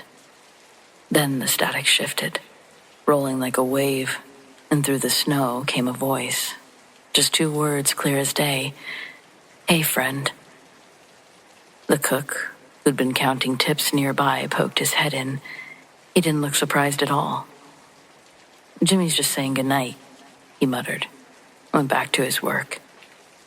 The TV had become Jimmy's calling card. Sometimes it was at midnight, sometimes after last call, sometimes in the middle of the afternoon lull when only 1 or 2 customers were hanging around. You'd be wiping down the counter and suddenly notice the faint glow bleeding from the back room. Opened the door, and there it was. The TV scanning channels on its own. Voices stuttering in and out, like it was trying to piece something together. Every now and then, especially if you really listened, it did. Little fragments, half sentences caught between static. Hey friend, be safe. Pour one for me. Always short, always simple, but it was enough to stop you in your tracks. The regulars shrugged it off like it was nothing. That's Jimmy, they'd say. Always watching the game, always making sure you're not alone. Even though everyone seemed to feel nothing but comfort, I tried to debunk it, of course. Checked the cord, unplugged, tested the outlet, dead. I even tried plugging the thing in once just to see. Nothing. It wouldn't power on at all. But somehow, when it wanted to, that little screen came alive. It wasn't just me who saw it. Customers had their moments. One night, a guy waiting for the bathroom opened the wrong door, found the TV blazing in the dark. He swore the voices strung together, whole sentence. Don't drive tonight. He laughed it off until his ride showed up. Friend of his, 3 sheets to the wind. He ended up calling a cab instead. Later he told me that message probably saved his life. Another time a group of college kids dared each other to peek into the back room. The TV flared up right on cue, showing what looked like an old fight. 2 boxers trading blows in grainy black and white. One of the kids swore the fighter looked exactly like Jimmy. It wasn't, of course, but these are the kinds of things that would happen. My favorite was the night that I stayed late, alone, after everyone else had gone home. I was finishing inventory, dragging myself through the motions when I heard something soft, faint, steady. A baseball announcer's voice. I opened the back door, and there it was, the TV tuned into a game that had aired decades ago. Grainy players in old uniforms. The crowd roaring like ghosts in static. I stood there watching until the picture cut out. Just before it went dark, the channel shifted and a voice came through. It was familiar and warm, like someone I knew, leaning in close at the bar. See you tomorrow. I don't really scare easily, but I'll admit, I had goosebumps with that one. Here's the thing, Jimmy wasn't frightening. He didn't throw bottles or slam doors or make things harder on us. He didn't mean harm. He just wanted the bar alive the way that it was when he was there. Loud, messy, full of voices and games, the hum of that old TV in the back room. Maybe that's why he stuck around. Dive bars are temples of routine. Same faces, same drinks, same rituals. For Jimmy, leaving would have meant breaking the cycle, and he wasn't ready to do that. I'm pretty sure, like so many others in the area, the bar eventually shut down. The building's still there, boarded up, waiting for someone to take a chance on it again, but they probably won't. I like to think if they ever plug anything in that back room, again, like a TV, a radio, Jimmy would be right there, tuning in, making sure nobody closes the place in silence. If you ever find yourself in some forgotten dive and the glow of an old TV flickers in the dark, I recommend don't be afraid. Pull up a stool, pour a beer, and listen. Because chances are there's a Jimmy still saying goodnight just about everywhere.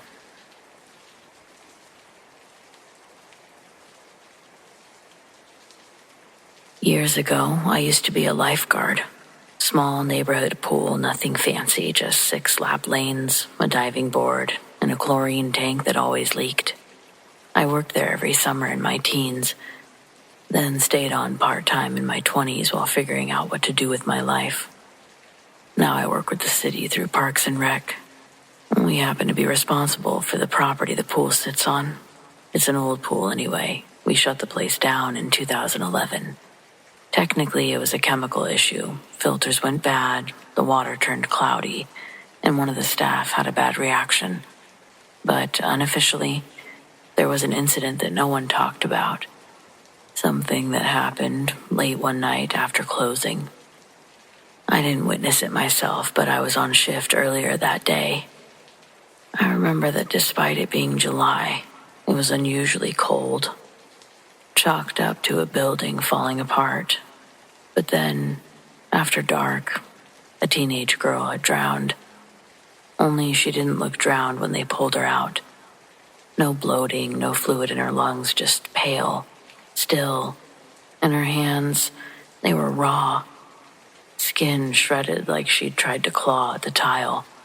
And the worst part, there were fingernail marks under the pool's cover, but it hadn't come loose. They drained the whole thing after that, and they never reopened. Flash forward to last week. I get a call from one of the new guys at Parks and Rec.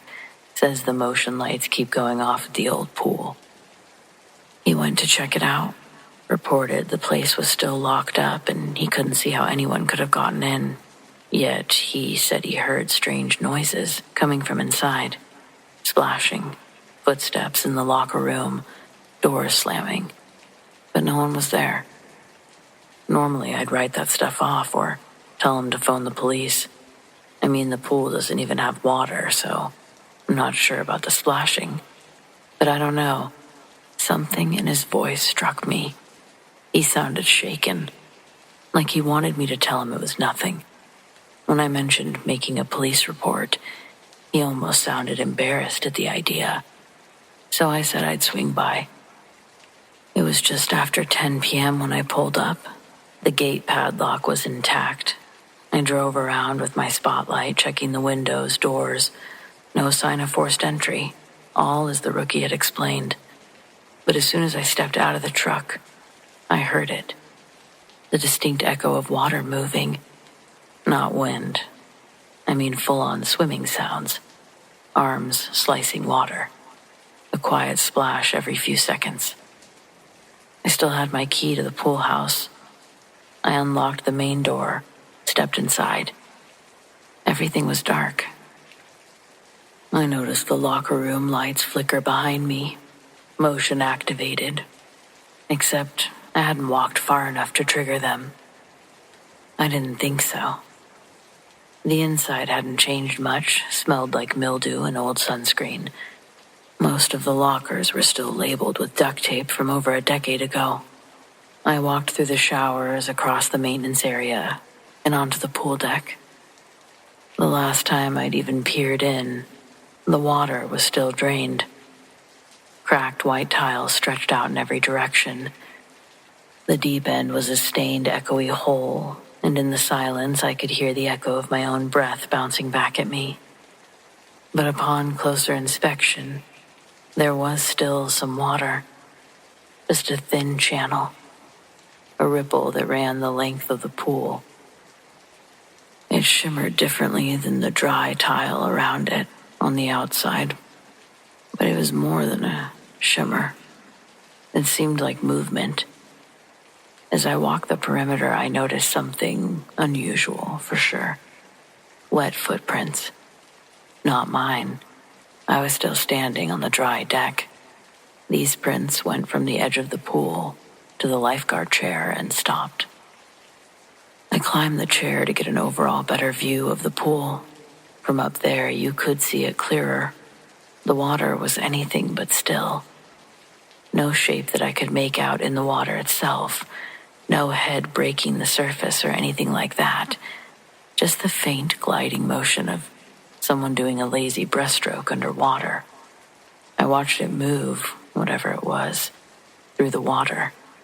Something invisible creating ripples. Watching, it slid forward. When it reached the deep end, it paused. The water was still again, but only for a second. Then uncontrollable splashing.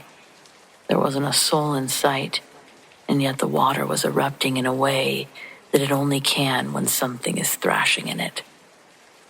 I stepped down from the chair, not taking my eyes off the water until I grabbed my phone to call the city guy. Somehow the screen was shattered. I didn't drop it. I swear. I didn't sit on it weird, no excuse. But there it was. It had been crushed. I threw it back in my pocket. In the hallway mirror, I caught my reflection, and I stopped cold. The back of my shirt was soaked, like I'd been dunked, but I hadn't gotten close to the water. I ran a hand back there, and it was freezing cold. I didn't feel any wetness. Nothing made sense. It was scaring the hell out of me. I left, didn't look back. Locked the gate. I grabbed my phone about halfway through the drive home. It was perfectly fine. The next morning, I drove by just to see it in the daylight, get over this overwhelming sensation that I just couldn't let go of. The pool was empty. No water and no one swimming, invisible or otherwise. The city as a whole remains convinced that it's kids breaking in, making noises, setting off the lights. But I know what I saw. Something's in there. Maybe just a night. Swimming laps.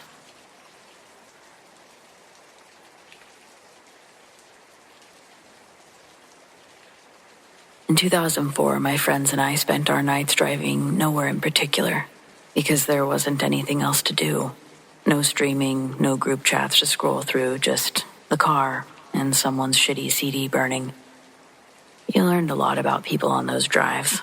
Who talked too much, too loud, who fell asleep with their mouth open, who tried to flirt and failed spectacularly.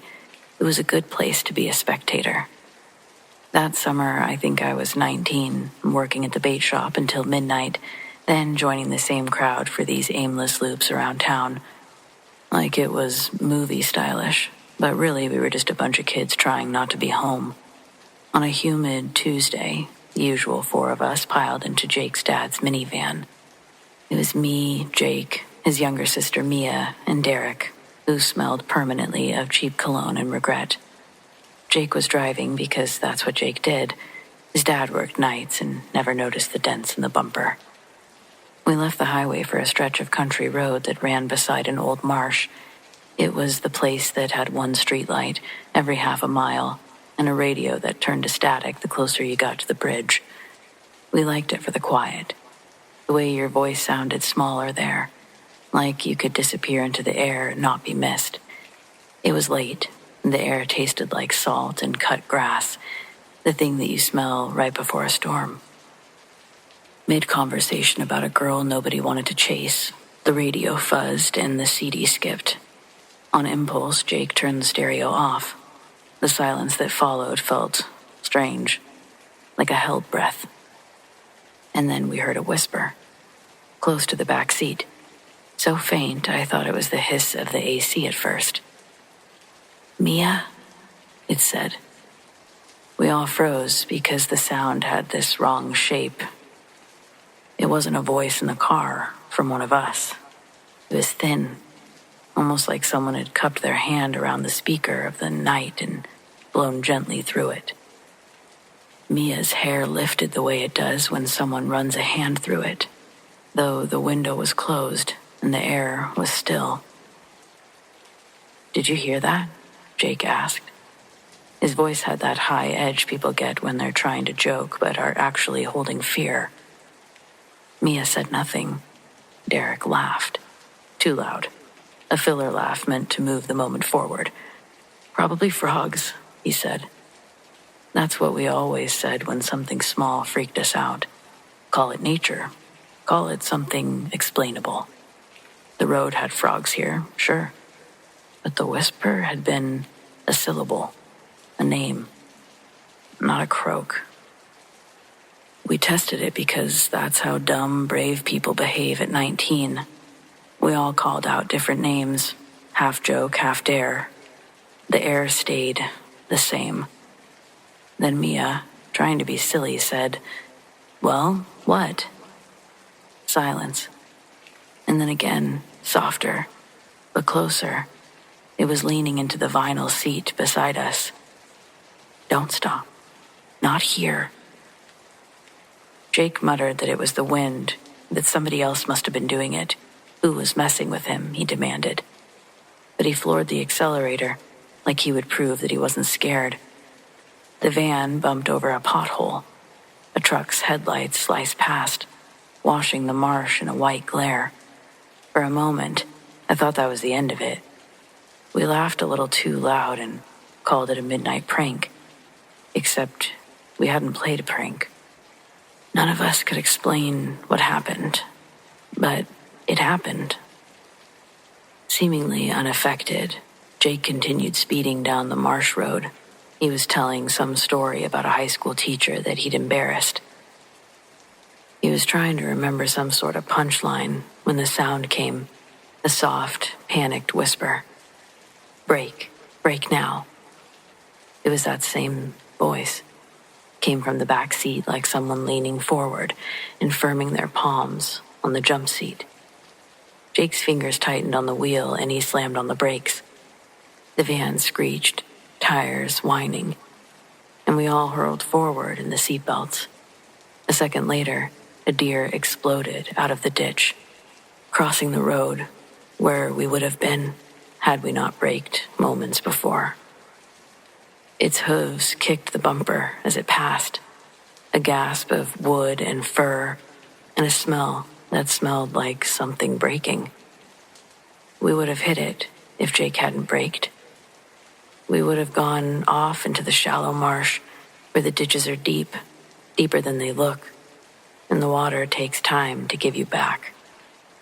The deer's eyes caught the moon, and for half a breath, the world held that bright, awful look of something you almost killed by accident. Mia hadn't been wearing her seatbelt, so I think it literally saved her life. I don't know if this can be considered paranormal, but truly, we've never known what else to call it. We all feel like we heard a ghost voice. We just don't know who it belonged to. Our guess is somebody who's died along that road, maybe. It's not exactly free of accidents, but we'll never really know.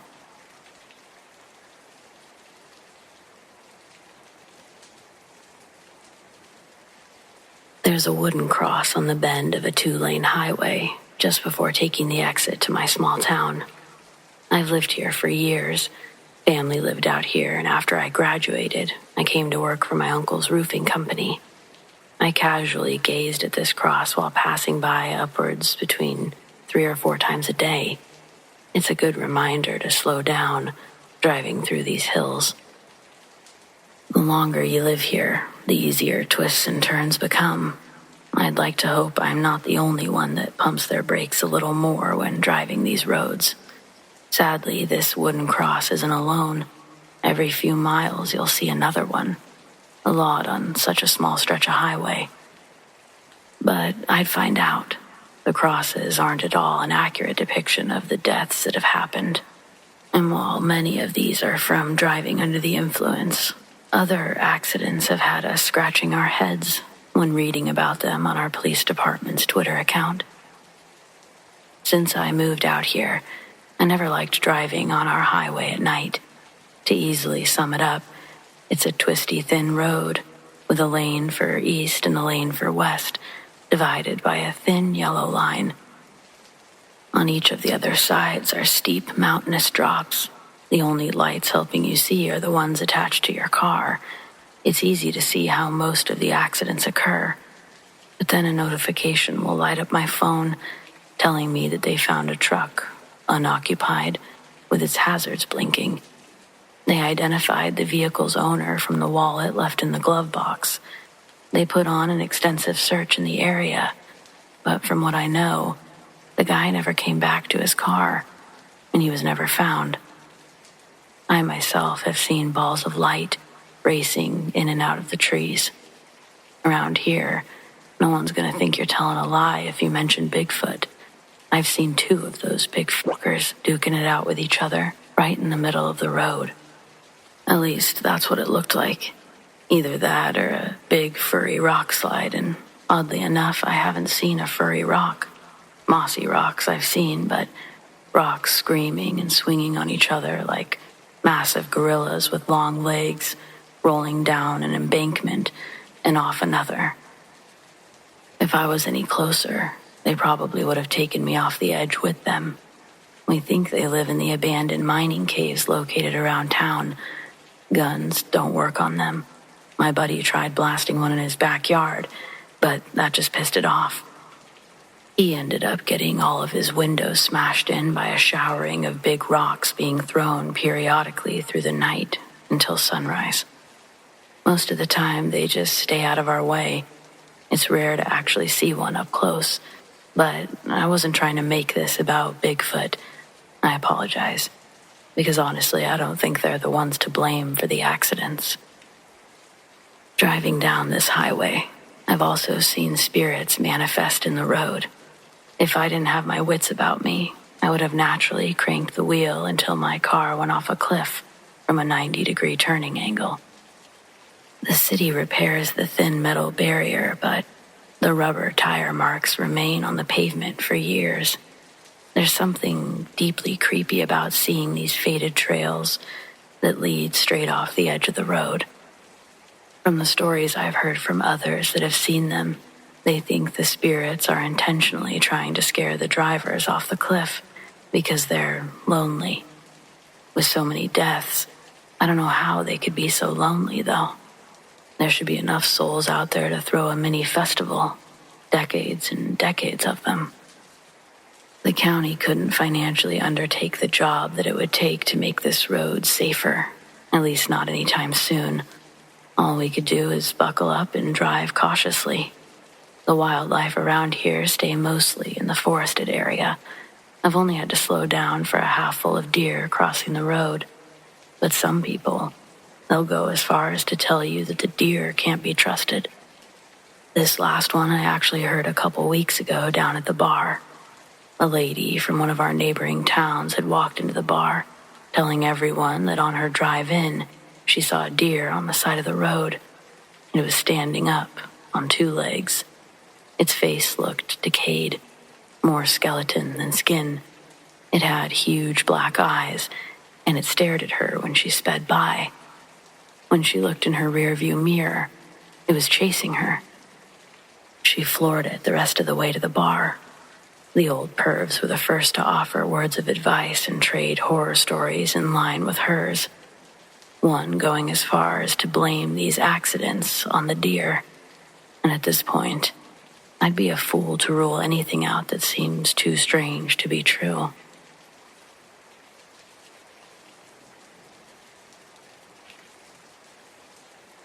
When my son was born, I lived in a house that was 110 years old.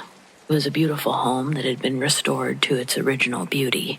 It had solid walls, high ceilings, huge comfortable rooms, and a swinging door between the dining room and living room.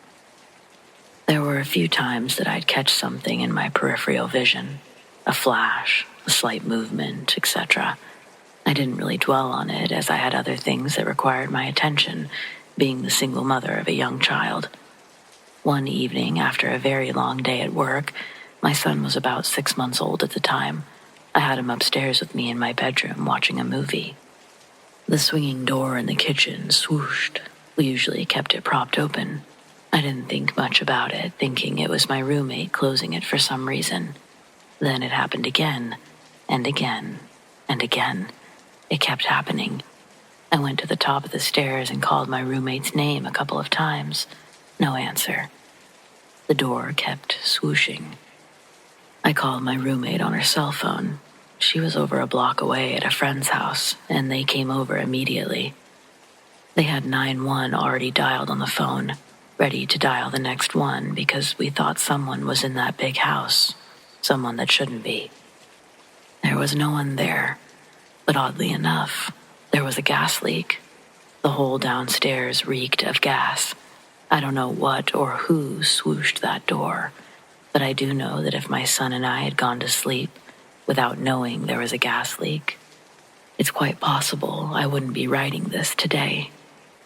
I guess this is why I say or think that not all spirits are scary or bad. Sometimes I think they act as mysterious guardian angels.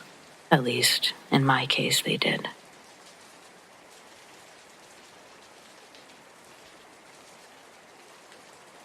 Have you ever almost died? I'm pretty sure I had a near-death experience once. You know how hotels have doors that connect two rooms? Well, this hotel had sealed the door off with a concrete wall. We'd opened the door and it was literally just a concrete wall.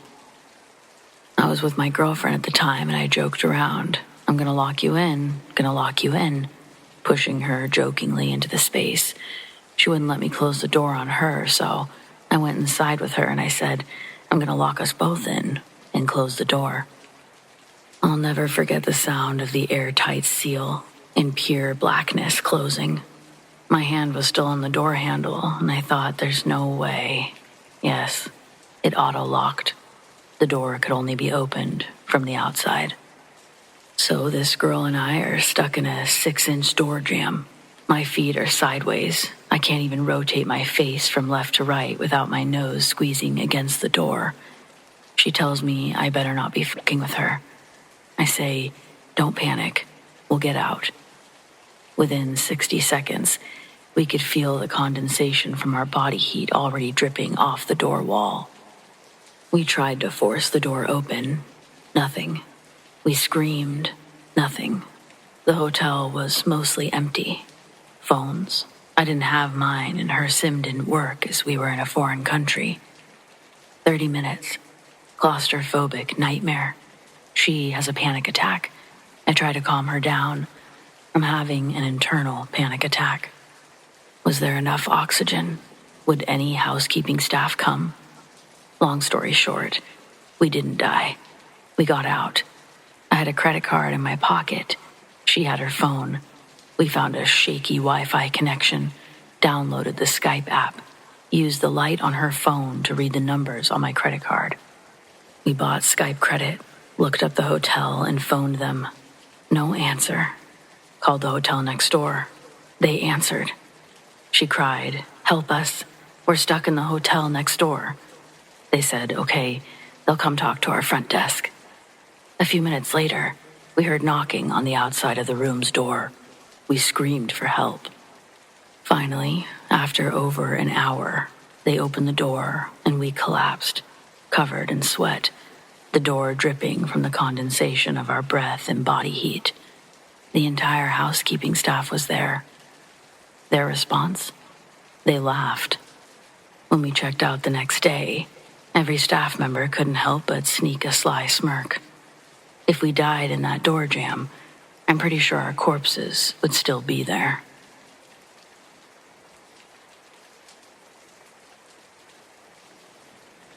I witnessed the aftermath of my family business being torn into pieces by a fire. It was January 2018 when the fire occurred. At 10 a.m., my mother called me. I'd only been at work for an hour. "Hurry, everything's gone. There was a fire. You need to come right now." I was in shock. I kept asking her for more information. How could this have happened? How big was the fire? When she says everything, does she really mean everything? I thought maybe she could be exaggerating. We've had the business for 20 plus years and have never experienced something of this magnitude. I ran for the bus. I had so many questions running through my head. My heart was racing, pounding. My body was sweating and tears ran down my cheeks as I placed my head on the window. As soon as I arrived, my jaw dropped. I inhaled the smoke and choked profusely. The walls were black, and the glass shattered. I walked into the kitchen. Nothing felt real. It felt like a dream, a nightmare. I've never seen my dad so heartbroken. We were closed for 6 long months. It really was a difficult time, financially and emotionally. But we got through it. And I think we're all a lot more appreciative than we were before.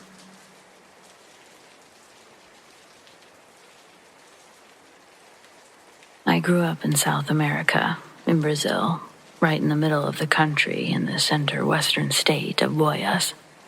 My stepfather's relatives lived in the countryside about 8 hours from the capital, Goiânia. I grew up there until about 7 or 8 years old, before moving to the capital with my parents because there wasn't enough work. We go back there every summer holiday, and my cousin and I would go fishing and hunting together. One particular week, we'd gone further into the countryside to visit my stepfather's brother, who lived in a farm a couple of hours from the town we were in. After lunch, my cousin and I decided to follow the little stream upward to see what was there and if we could find anything interesting. There were no neighbors for miles up that way, and the woods were filled with dangers like poisonous snakes and jaguars, but we didn't care. I must have been 14 years old at that time. We thought we were invincible. A couple of hours in, we had reached a very dense part of the forest that surrounds most of the area, and we were getting pretty tired. It was getting harder and harder to cut through the vegetation to keep going. Suddenly, we came by a clearing. The little stream that we'd been following continued on, but we decided to stop for a moment to get some rest and drink some water. To this day, I can't really explain what happened next. My cousin will tell you the same thing. It's just one of those weird, unexplainable things. On the other side of the stream, there was a small sandbank, and imprinted on it was a huge footprint. Man, it was huge. No normal human being could have a foot that big. Also, it was just one footprint, as if whoever it belonged to jumped over the stream in a hurry. My cousin and I walked over to it, scared shitless. We wanted to make sure that we were actually seeing that. We examined it, measured our own feet against it, and we realized that whoever this huge foot belonged to, it would have had to have been at least 5 meters tall.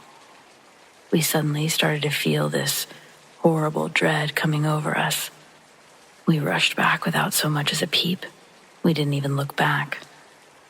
People I tell this to often tease me, asking why we didn't go further to see what we could find, maybe another footprint or something else. But the fear of finding whatever that huge footprint belonged to scared the hell out of us. I never returned to that place.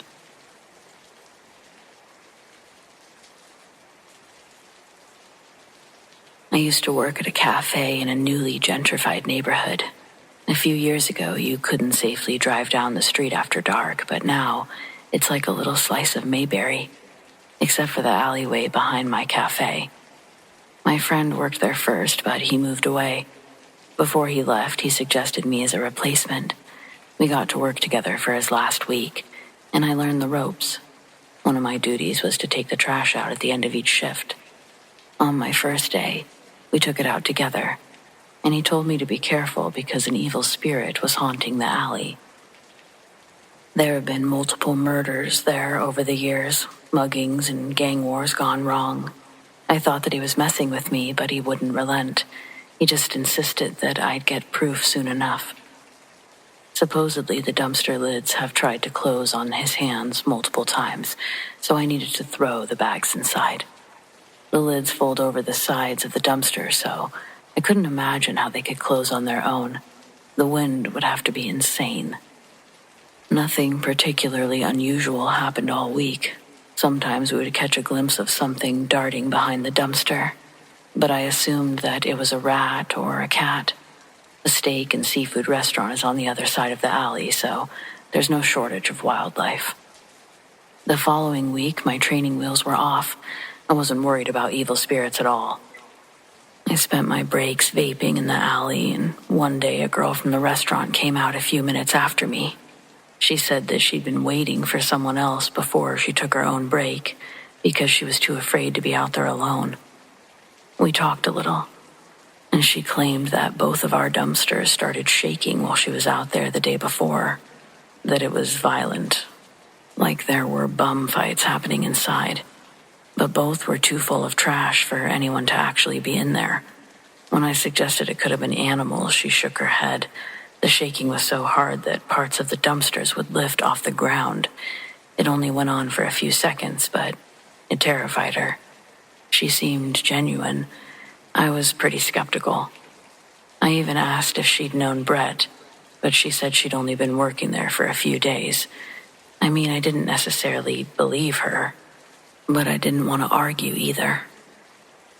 For the next few days, she appeared every time I went on break, and we would shoot the shit till it was time to go back in.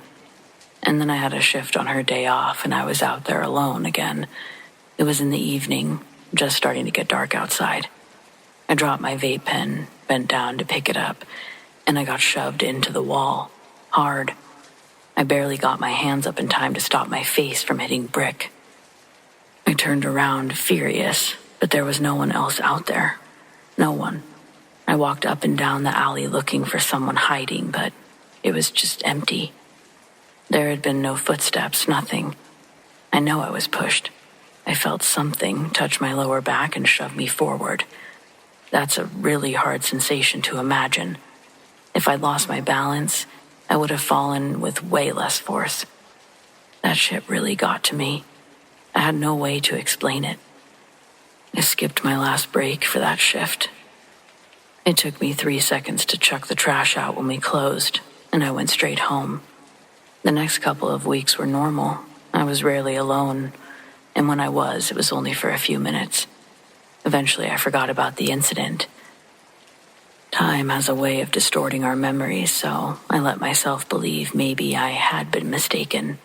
Maybe I had tripped over my own foot. Who the hell knows? Now comes the reason I had to find a new job. I worked the lunch shift on a bright, sunny day. Nothing nefarious about it at all. So when it came time to take out the trash, I really wasn't worried about anything. All I had to do was toss it and go. Well, one of the bags broke open on the back swing, and the trash went everywhere. I started picking it up, and though I didn't notice a breeze, a coffee cup blew out of reach as I bent down for it. It was like a cartoon. I would try to grab it, and it would blow a little further away. Finally, it landed against the restaurant wall, against the back of the dumpster. As soon as my hand touched it, a sharp pain radiated through my wrist, like something was biting me. I don't mean like a bug. I mean something bigger. It hurt. It felt like multiple teeth were puncturing my skin. I instantly dropped the cup and started inspecting my arm. I fully expected to see blood, but the skin was unbroken. Instead, there was a thin, bright red circle forming around the backside of my wrist. I ran to the bathroom and held it under some cold water, but it did nothing to help. I went home and the pain only got worse. By the next day, it looked like someone had branded me. The thin ring on my wrist had turned into a blister, just like a second-degree burn. I swear, it didn't touch anything. All I did was bend down for a stupid cup. Even if I had touched something, there was nothing on the wall or the dumpster that could do that. It was a sunny day, but not nearly hot enough to turn a dumpster into a branding iron. I don't know what the hell happened. My wrist healed after a few weeks and it's fine now, but I didn't want to work at that cafe anymore. I got a new job waitressing in a different part of town, and I haven't gone back since.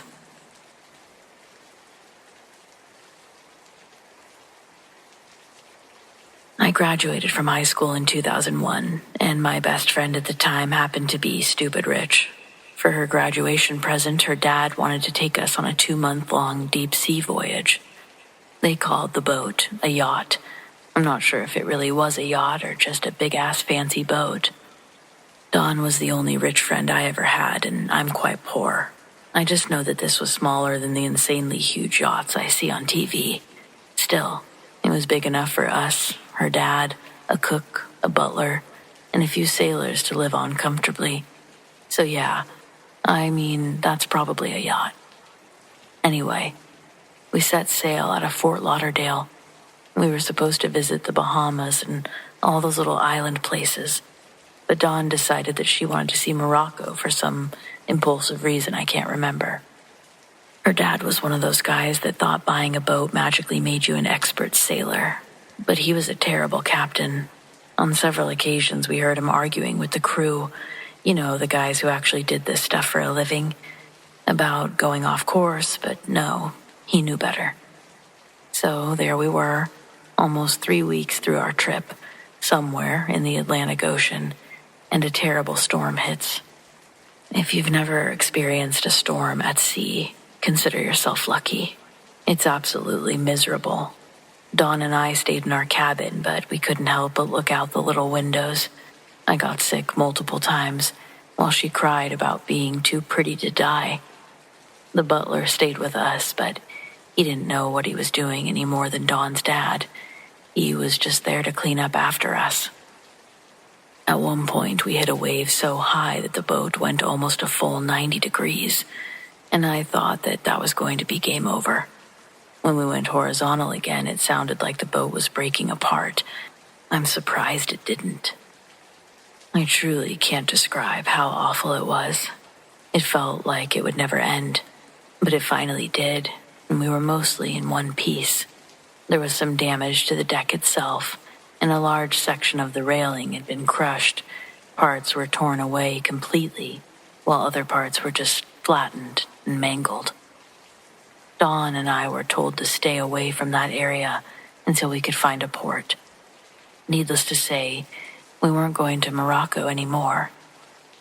It would take the rest of our trip just to get the repairs done and make it home on time. I had no problem staying off the damaged part of the deck. I didn't even want to leave our cabin at that point. I'd had quite enough of the sea. Dawn, however, was still living her spoiled rich girl fantasy of invincibility. Despite how she screamed when we were actively in danger. She decided that she needed pictures of all the damage to show our friends back home. She said no one would believe how bad the storm had been if we didn't have photographic evidence, and heaven forbid she miss out on any of the attention it would bring her. You're probably starting to understand why we aren't friends anymore, but hold on, it gets worse. So Dawn drags me onto the deck and starts posing next to the missing section of the railing. I had to take the pictures, of course. We were using one of those cheap disposable cameras because her dad didn't trust her with the good camera. Smart man on that front. After we snapped a few pictures, Dawn looked down into the water and started freaking out, yelling for me to give her the camera. I did, and looked over to see a massive, dark shadow rising to the surface. I really thought that it was a whale. We both did. Nothing else could be that huge, right? Dawn laid flat on the deck and leaned over the edge, snapping away as it got closer to the surface. Then the butler saw us. I feel bad that I can't remember that man's name. He ran over, yelling for us to back up. I did, just out of reflex, but Dawn was totally engrossed in getting her pictures. The butler grabbed her just as the shadow broke the surface. He pulled her backwards just as the waves violently rocked the boat and sent the poor man and our camera flying into the water. Dawn and I both screamed and rushed to the edge in time to see not a whale, but a shark. A massive shark. It wasn't a great white. Those are big, but not whale size. And they sure can't swallow a man whole. But that's exactly what happened here. I know they're supposed to be extinct, but I swear to God, we watched a megalodon shark surge through the water and swallow the butler whole. Each of its teeth were bigger than our heads. The butler was there 1 second and gone the next with the shark. As it dove back underwater, its tail hit the boat and almost sent me and Dawn into the water too. The only thing that saved us were the sailor guys. They grabbed us and threw us away from the edge, hard. I'm not complaining. I'm extremely grateful, don't get me wrong. Dawn's dad appeared right after, and all of the sailors started talking to each other in Spanish. I have no idea what they were saying, but it looked like they were arguing. Dawn's dad was furious. He sent us back to the cabin, where we were made to wait there for hours. When he came down to talk to us, he didn't want to hear about the megalodon. He told us that the butler lost his balance and fell into the water. that it was a tragic accident, and despite the crew's best efforts, he was lost at sea. His family was later given a large settlement to leave it at that, and we went along with the story. We didn't have any proof to say otherwise, so why bother? When we finally made it back to a dock, the boat was sold as is, and Dawn's dad got us plane tickets home. I haven't gone back to the ocean since then. On the rare occasions I can afford a vacation, I prefer to stay landbound.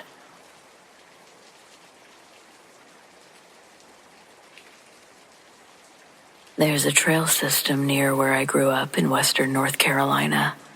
I won't name it, it's not famous or anything, but it's maintained with a few campgrounds and signs here and there to make it look more official than it really is. Back in the late 90s, when I was around 19 or 20, I used to hike out there a lot. Not for exercise or any spiritual reason, I just didn't have anything better to do. The trail was only about 20 minutes from the house, and I liked how quiet it was. Never really ran into people out there unless it was peak season, and even then, the ones you passed didn't usually say much. I hadn't been out that way in years until this past fall, and went back home to help out my folks. I had a day to myself, and I figured I'd take a drive, see if the place had changed. It had, but not in the way I expected. The trees were the same mostly, that thick, low-branch kind of forest that feels like it's leaning in towards you. But the trail markers were newer, bright orange instead of the old faded blue.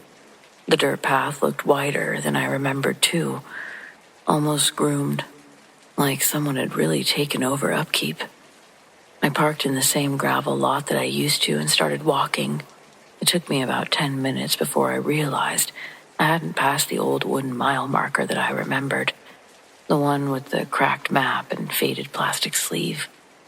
I figured maybe they'd taken it down, but a few minutes later, I saw something even more confusing, a fork in the path. I stopped because I knew that had never been there before. This trail was just one big loop, one way in, same way out.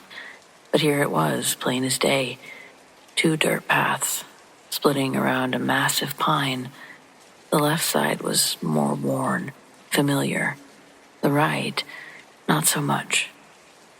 The right one looked fresh, not muddy, not overgrown, just shallow, like no one had really walked in it yet. But it was wide enough to follow, and it curved downhill just slightly. From where I stood, it looked like it bent around a stand of birch trees, and it kept going into thicker woods. I don't know what made me take it. Maybe curiosity. Maybe the part of me that wanted to prove that I still knew these woods better than whatever new trail committee had come along since. But I stepped onto the path. Right away, I noticed silence. I mean, it had already been quiet, no cars, of course, no other hikers, but this was different. No birds. The wind had stopped. Were there even bugs? The leaves underfoot were soft, dry, but they didn't crunch. I know how that sounds, but that's what really hit me. I could feel the texture through my boots, but I couldn't hear it. The farther I walked, the more I noticed other things too. Subtle at first. Every tree looked a little bit wrong. They were healthy, full-grown trees, but the spacing was off, too evenly placed, like someone had arranged them to look natural, but didn't quite get it right. Every 10 or 12 feet, another one, same size, same lean. And then there were the figures. Not people, not animals, just bundles of twine and wood lashed together into shapes, some hanging from branches, some nailed to trunks. I counted at least 4 in the span of 20 minutes. They weren't threatening exactly, but they weren't decorative either. No ribbons or color, just old rope and sticks. At one point, I thought I heard something behind me, twigs breaking. I was almost relieved to hear a sound, But when I turned around, the path behind me looked flatter, wider, and I realized I couldn't see the fork anymore. I kept going, mostly because I didn't want to admit that I was getting nervous, not even to myself. About 5 minutes later, I came to a clearing.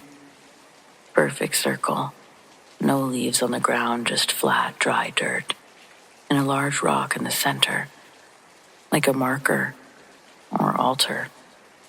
All around it, the same evenly spaced trees. Every single one of them had one of those twine figures nailed to it. And I don't know what the worst thing that could possibly happen in that moment is, but for me, it was that I heard my name, not shouted, just spoken, from the other side of the clearing. It was my voice. I didn't even think. I turned and walked fast, back the way I came, not running, but close. I kept my head down, and I didn't look behind me. The forest stayed silent, but I could feel something tracking alongside me. I couldn't see it, though. When I finally saw the split in the trail again, I almost cried. I hiked the rest of the way out in a straight line. It took me almost 2 hours. By the time I reached my car, it was dusk. Way later than it should have been. I tried to look it up later. Maps, forums, anything. No record of that fork ever existing. Not now. Not in the past. It wasn't there when I looked back, before I hiked out. It was just one path, like it had always been. I haven't been back to that path since, but that voice, my voice, I hate that.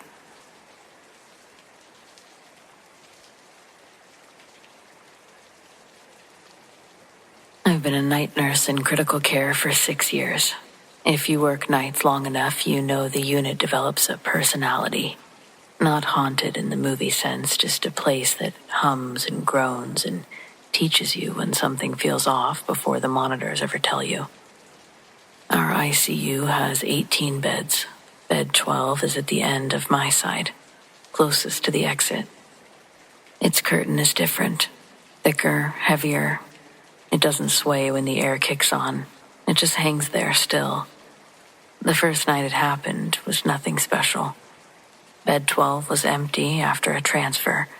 Curtains stay open when a room's empty. But when I came by at around 2 a.m., they were closed. I called out thinking housekeeping had gone in. No answer. I pulled the curtain back and I felt resistance, like pulling against a person. For a split second, I swore I brushed someone's chest, but the bed was empty. I let go and the curtain shivered, like someone had shifted weight. I told myself it was airflow. I opened it, walked away. 10 minutes later, it was closed again. No one near it. This time when I pulled it, I felt something colder than the rest of the unit. A draft, but thick. And that brush again, like air exhaling against my fingers. I kept it to myself. You don't announce a ghost on night 1. The next night it happened again. That's when Cheryl, my tech, caught me staring and said, "Oh, 12. Mr. H used to close it every night. Said the shadow man didn't like eyes. Mr. H had died in that bed 2 weeks earlier. Delirium, I told myself. ICU psychosis. The mind breaking under lights, steroids, no sleep." But I didn't like how easily she'd said it. Night 3, we filled 12 again. A man in his 60s, pneumonia, weak, restless. Around 3 a.m., he grabbed my wrist and whispered, "He's back." His eyes were on the curtain that I had pulled halfway closed to block the hall light. I opened it fully to reassure him. The room seemed to shrink, monitors muffling like we'd shut a door. His oxygen dipped. When I let the curtain fall back halfway, his numbers went up again. Coincidence, I told myself. Later, I found the curtain tied shut in a neat nurse's knot. Nobody claimed it. Maybe I did it on autopilot, but my gut said otherwise. At 5, his vitals crashed. We prepped to intubate. The only problem was the curtain. When I tried to move it, it wouldn't budge, like someone braced it from the other side. I yanked hard, and it pressed back into me, cold as ice through fabric. "Help me with the curtain," I muttered. Cheryl grabbed another section. Together we pulled until it finally gave way, sliding heavy and reluctant. We didn't talk about it. The doc intubated. The patient stabilized. The next morning, after shift change, I went back for a pen that I'd left. The curtain was closed again. Tie pulled tight from the inside. The space behind was frigid, almost airless. There were faint gray streak marks on the tile, like the fabric had been dragged. I didn't mention it. Too many things like this, you become that nurse.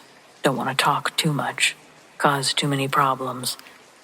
A week after that incident, Mr. H's wife stopped by with a thank you card. She patted 12's curtain and said, "He kept saying a man stood in there. I asked what he wanted. He told me, privacy." Not silly, I thought. Not even close. Now, when the unit gets loud, 12 goes quiet. Step inside that curtain and the chaos drops to a hush, like being underwater. It's oppressive, heavy. It isn't evil, more like territorial, like the room remembers the last breath that left it. I've made peace with it.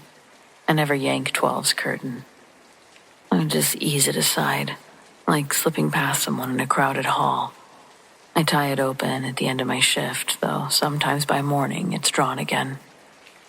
New grads don't notice at first, but they will. Everyone does. And when they ask, I'll give them the practical answer. Old track, weird vent. Don't worry about it. But I'll also teach them the right way to move it. Steady, respectful. And I'll watch their faces when they hear that momentary hush, the sound of something unseen pressing around their ribs.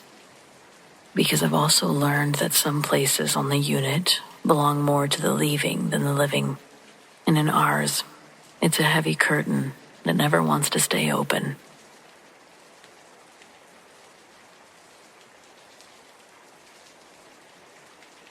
A UFO crashed in the Spokane Valley on June 24th, 2024. In the hills near Deer Lake, 2 military jets were flying close behind. They zoomed by maybe 10, 20 seconds later. I couldn't tell if they were the ones who downed the craft. All of it happened so fast. My husband Dobbs was driving us out to visit his uncle over in Clayton. Then, a silver object in the shape of a sideways teardrop appeared to burst out of a flash of light. It moved in the direction that the big end was on. At the thin, pointed end, it was swinging in a figure 8 pattern. Then we saw it fall behind a hill. We knew there was only ground past that hill. Then the jets flew by. Ignoring my wishes not to go look for the crash, Dobbs hit his blinker and changed course, and gives me the task of calling his uncle to tell him we'll be late, then to call the newspaper. By the time we got anywhere close to where it landed, big army trucks blocked the roads leading there.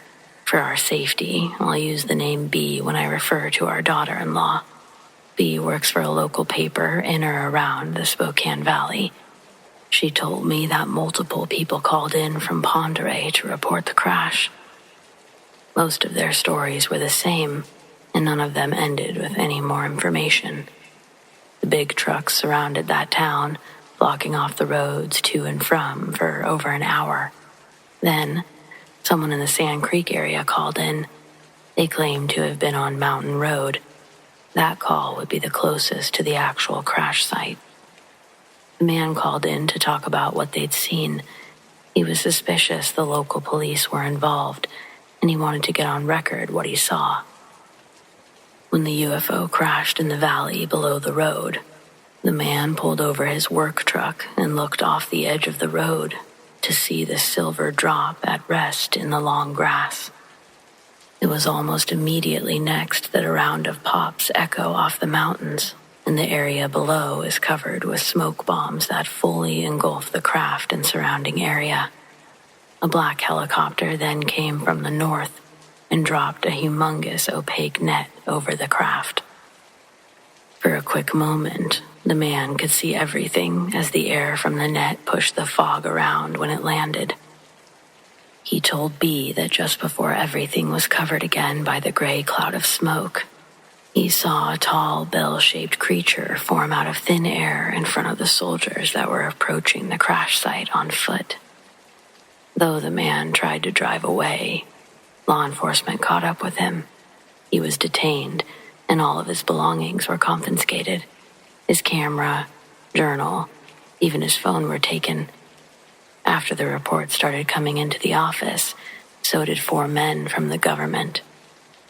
They threatened B and the rest of the staff that were there that day to dispose of the story, or they themselves would be disposed of, along with the building itself. Claiming old structures like that burn down all the time, they made it clear that they intended to visit any callers that they could identify. I don't like to be a conspiracy theory nut or anything like that, but the story's being suppressed. Who knows why? I'm not even here to say if it's for our own good or not. I guess I'm just here to say it. If you live in Washington, share this with your loved ones or anyone you see fit. People are saying the area around the crash site that is contaminated by radiation now, including the Kalispell Lake and Penn River. If these claims are true, this would devastate our ecosystem around those parts, not to mention the health complications people would develop living in the towns close by. I guess this seems as good a reason as any to cover something up, keep something quiet.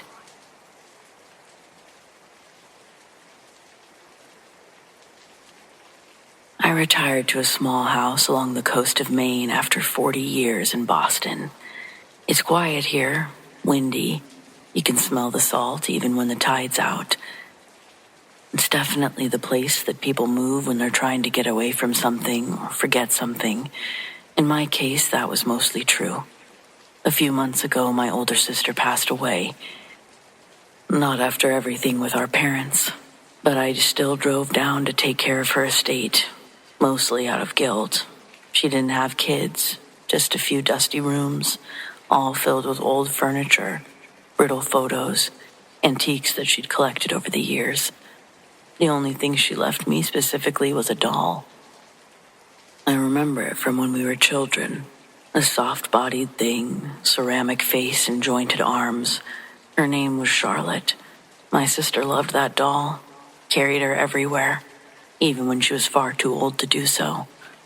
I didn't like Charlotte. I remember telling her once that the doll was staring too hard. And that was the last time I touched it. Still, when I found it wrapped carefully in a pillowcase, tucked inside an old sewing chest, something made me bring it home. At first, I just set it on the shelf in the back bedroom.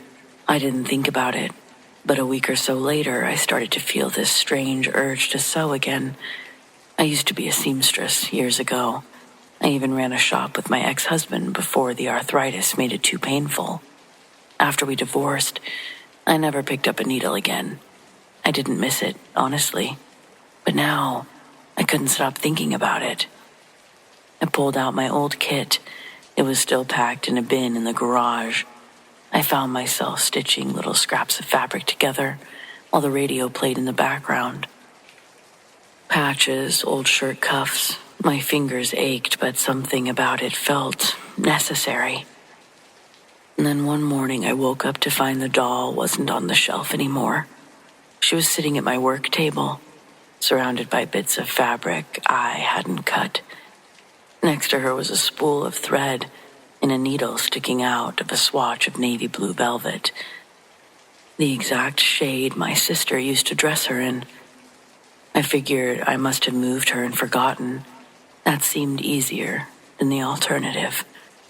I sewed the dress. I don't know why. It just felt like the right thing to do. Once I finished, I slipped it onto her stiff little weird body. It fit perfectly. She almost looked happy.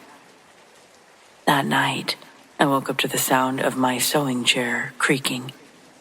The room was dark, and I could just make out a shape at the desk. I turned on the light. The chair was empty, the doll on the shelf. I told myself I dreamt those sounds, but the next day, there was a new set of fabric on the table.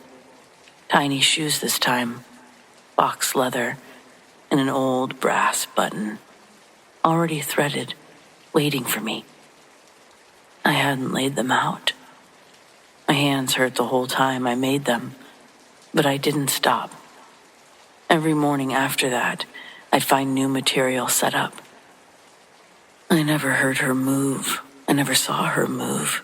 But I started noticing that her head was tilted slightly more towards me each day. Her painted eyes, they felt aware. One morning, I woke to find a thimble jammed onto my finger, not just placed, forced. It was tight and digging into my skin, like it had been shoved there while I was asleep. The doll was in the chair this time, and it was facing me, with thread wrapped tightly around both arms, like restraints. And that's when I realized she didn't want clothes. She wants attention. I tried to stop. I locked her up in the shed. I threw away the sewing kit in the trash. The moment she reappeared on that shelf, I burned the doll. The next morning, I took her down to the rocky shore with a can of lighter fluid, and I set the whole thing ablaze. I stayed until there was nothing but ash and scorched buttons. The house has been quiet ever since, but I haven't touched my sewing kit or anyone like it since, not even to move it. Still in the trash bin there, and I leave the lid shut tight. Every now and then, when the tide comes in, the wind pushes hard against the window panes. I swear, I hear my sewing machine whirring in the back room. I don't own one anymore.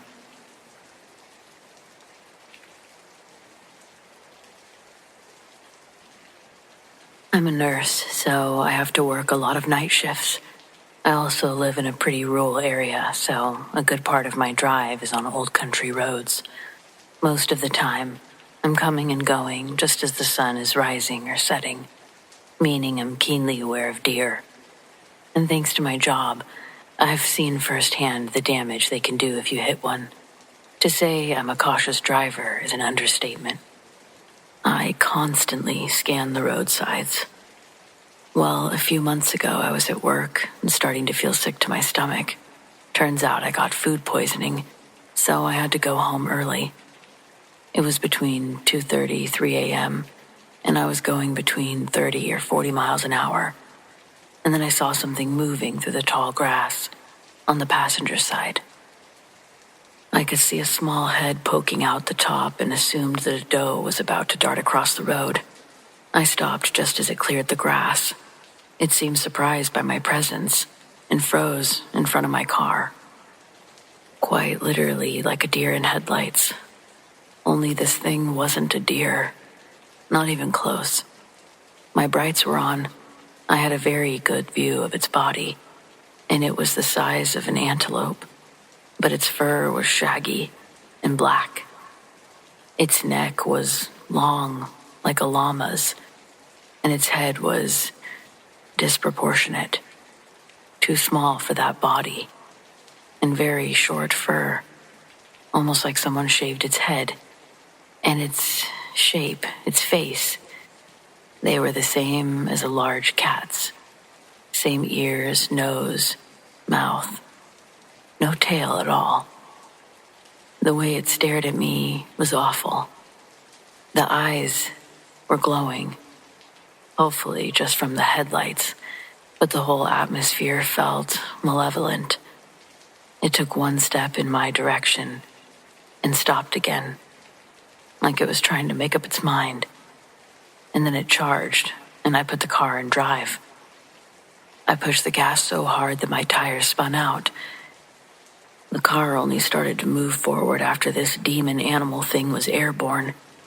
It landed with its front hooves at the top of my windshield, and the bottom ones planted themselves onto the hood, into the hood. My windshield cracked, and for a second, I thought its legs would come all of the way through. I even had time to imagine everyone blaming a deer for the accident. How they would say, but she was always so careful. And then the windshield held as this thing leapt one more time and landed several feet behind me. I saw it in the rearview mirror. It darted back into the woods. And I spent the rest of my drive home terrified that it was following me, that it would wait for me to get out of the car and rush out before I could reach my door. But obviously that didn't happen. I made it home safe but shaken. I had to tell my insurance company that I hit a deer before I could get the hood and windshield repaired. So yeah, I had to hear all of the, "Really? You hit a deer?" jokes anyway. My family will never let me get over it. No one believes me when I say it attacked me, and I can't tell them what I really saw. I would love to block this out and forget that it ever happened, but I still have to drive that route every day. I've done pretty good with only driving while it's at least a little bit sunlit, but eventually I'm gonna have to drive at night again. Maybe I can convince my family to move. I really don't want to see that thing again.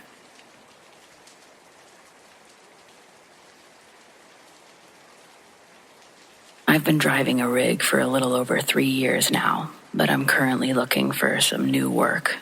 Some people enjoy the lifestyle, but it's just not for me. I grew up in a city where the only thing you had to worry about were the other people, robberies, murderers, and the like. But when you're driving through open roads in the middle of nowhere, there are much worse concerns. Concerns I never considered when I took the job. Most of the time, the worst you'll encounter are poor drivers and traffic jams. But I recently drove through the night in order to finish a haul before my kid's birthday. To be fair, I did make it back for his party, just not without a price.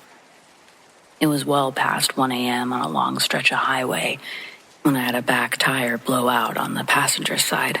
Huge strips of rubber were on the road, and I had just come around a curve. I couldn't leave it there for someone to hit, so I pulled over, grabbed a flashlight. I was more annoyed than anything. It's just exactly my type of luck. Once the rubber was off the road, I dug out all of the tire tools and got to work. Right when I got the old one off, I started hearing something big moving around in the woods behind me. At first, I ignored it, but as it got closer, I realized it was something on 2 legs. We don't have bears around here. That made me think it was a human, which meant fuck that tire. I threw my tools into the cab and then retrieved the safety triangles. As I ran back, I could hear the footsteps just inside the tree line, running with me. I screamed that I had a gun, even though I didn't. Not that it did any good. When I stopped to jump into the driver's seat, I saw what had been chasing me in a small opening between the trees. It was inhumanly big. Its head was at least 9 feet high, and its shoulders were the width of 2 linebackers. Shit, maybe 3, I don't know. It only stopped to look at me for a split second. Once I was inside the cab, it continued running forward. I got the rig moving as fast as she could go, but within a few hundred yards, it darted into the road. I only caught a glimpse of it as it charged towards the passenger door. It all happened so fast. It was on all 4s now. I know its body was the size of a brown bear, but its body was jet black, and its head was more like a wolf's. The ears and the snout were long and pointed, and it was bearing huge fangs. I can't really pinpoint what was strange about its teeth. It's like there were more than there should have been, but I swerved so fast that it all seemed to blur together. It slammed into the back of my cab so hard that I thought it must be dead, but it flew back into the woods like it hadn't felt a thing. There was a second I didn't know if I was going to be able to straighten the rig out, but once I did, I didn't stop until I made it to town. By then, I'd begun to question everything. Did I really see what I think I saw? Did I even get a flat tire? Was I just that overworked and overstressed? But then I got out and saw the damage. There had definitely been a flat, and something had definitely hit my truck. There was a huge dent in the side like it had been hit with a wrecking ball. The insurance claim says it was a deer because what the hell else was I supposed to say? A giant wolf-bear monster attacked me? Nah, I have enough problems, thank you very much. This is the only place that I've told the truth, and it's the only place I intend to ever share it. Maybe now I can stop obsessing over it. One thing is for sure. I haven't driven at night since, and I don't think I ever will.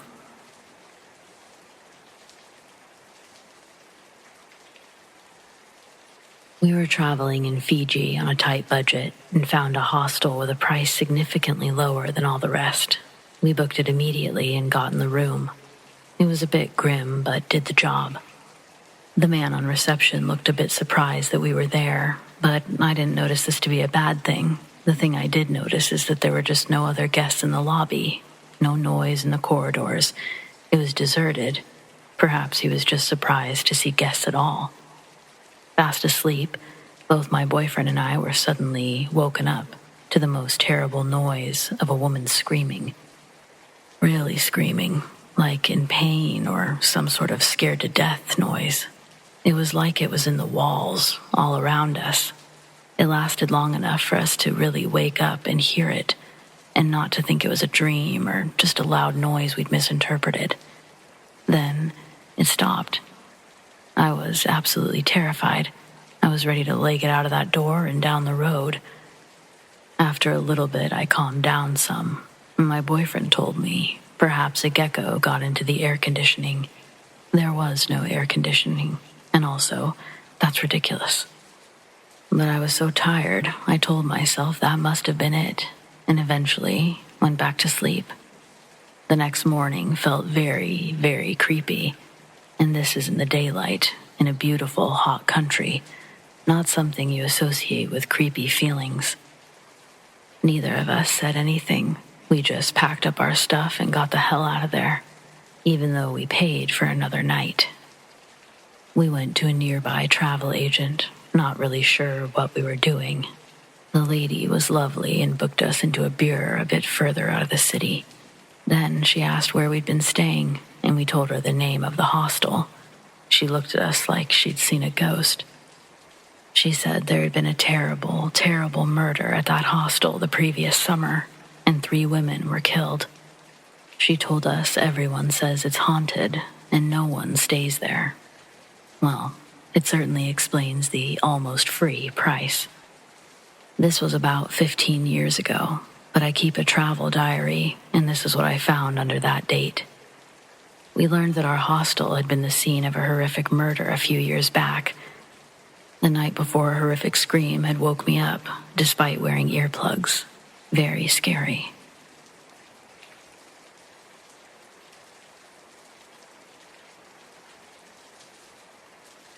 This would have been back in the late 90s when I worked at a small ambulance station.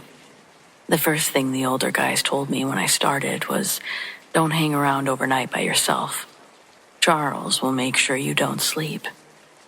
Charles was a volunteer who dropped dead of a heart attack during a call in the mid-'80s. The way they said it, half joking but half serious, it made me think it was just one of those stories that gets passed around to spook the new hires. I laughed it off. Truth was, I liked the overnight shift when it was just me. The driver usually ran from home, which meant that I had the office to myself. Quiet, boring, predictable, just how I liked it. Well, one night around 3 a.m., I was at the desk catching up on reports when I heard the bay door rumble open. If you've ever been around those things, you know the sound isn't subtle. It shakes the whole building. That was a problem because the doors could only be opened two ways, from the inside or with the remote in the ambulance. A few seconds later came the stairwell door, the bottom one, creaking open, followed by slow, deliberate footsteps on the stairs. From where I sat, I could see out to the lot. My car was the only one there. No ambulance. So I waited, staring at the office door, expecting someone to walk in, but the top stairwell door never opened. Not even 5 seconds later, our tones dropped for a call. I wasn't about to check that stairwell. Instead, I slipped out the opposite side of the building and headed for the garage. When I got down there, the bay door really was wide open. The rig had been unplugged and ready to roll. And at that exact moment, my driver was just pulling into the lot. I checked everything earlier. The doors were secure. The truck was plugged in. I wasn't tired enough to forget. That wasn't the last time something weird happened. Another night, again on my own, I'd crashed in the bunk. I woke up to the phone ringing, groggy and out of it. I answered, and a man's voice I didn't recognize said clearly, "You have a call," before the line went dead. At that exact moment, I heard the second tap on the scanner. Turns out there had been a training during the day, and someone had turned the volume down on the plectron without turning it back up.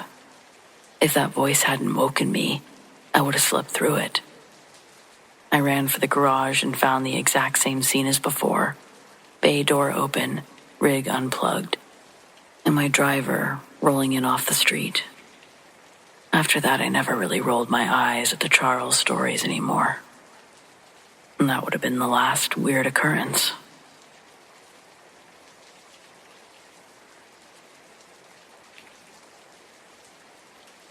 This one's short, and I still don't have an explanation for it, but it happened like 10 years ago.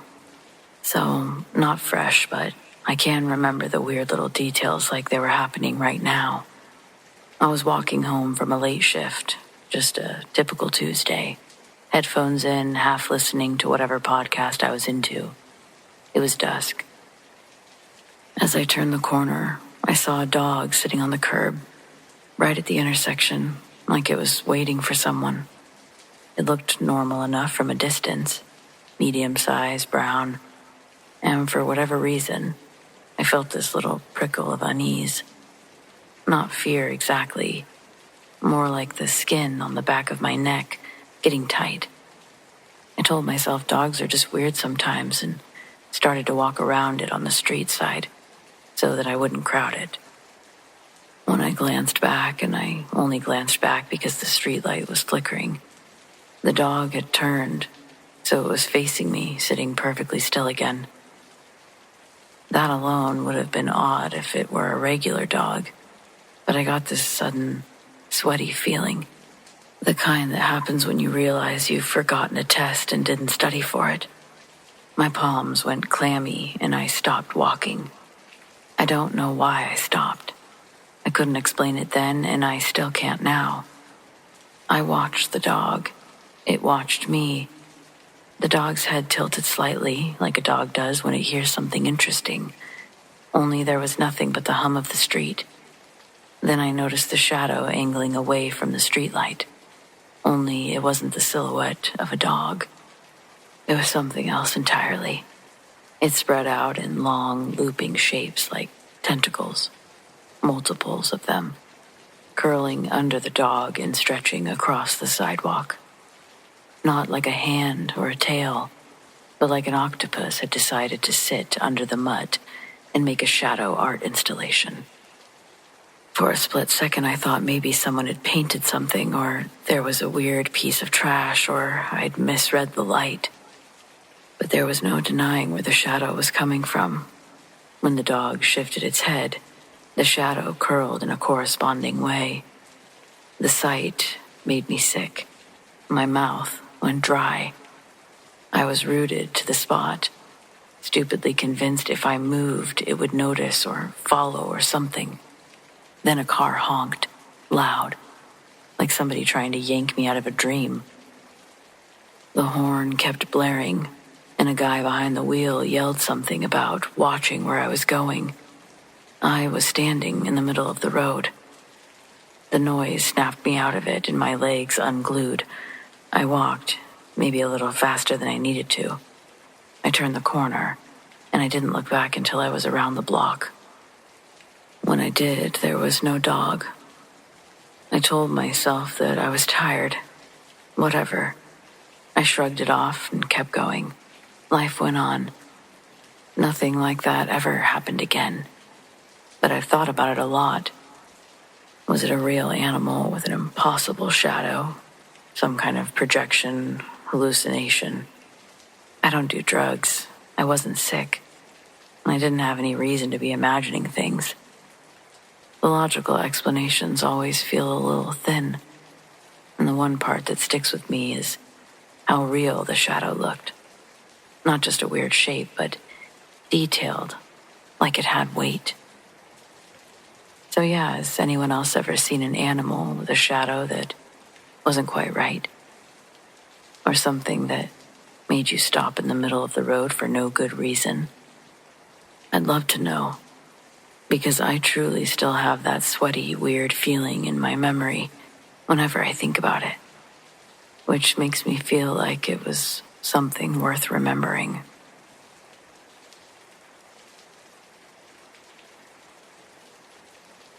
The mid-90s, I was driving cross-country, and I stopped at a roadside motel just outside of Reno.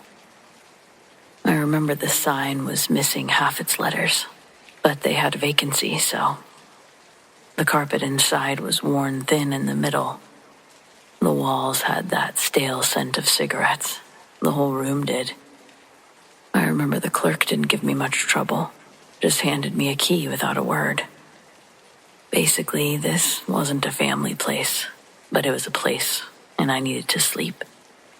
The room itself was spare. A sagging bed with a floral bedspread, a television bolted to the dresser, and an air conditioner that rattled with every cycle, but was absolutely necessary. What stood out most was the mirror, a wall-length panel stretching across one side of the room to the other, reflecting the whole room in perfect view. It was an interesting design choice. Somehow it made the room feel smaller, like I was sharing the space with myself. I unpacked, showered, and sat on the edge of the bed, flipping through channels. When I leaned forward to set the remote down, I caught the reflection in the glass. It leaned forward too, but a beat slower. My reflection. I stared at it, waiting. Nothing else happened. The reflection just stared back as it should. I told myself that I was way tired. Maybe I'd moved quicker than I realized, lightheaded. But the longer I stayed in that room, the more I noticed the odd mirror. Every time I glanced at it, there was something small, too small to explain to anyone else. A blink that came a fraction too late. A hand that didn't return to its lap at the same time that mine did. The differences grew bolder. I found it hard to get to sleep despite how tired I was. I stood to grab my bag and put it somewhere else. In the mirror, my reflection was already on its feet, waiting. I tilted my head to one side, and it held still for a moment too long.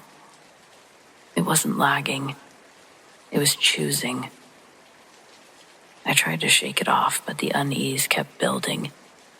I avoided looking at the mirror, but that was almost impossible. I could still see it out of my periffs without even trying.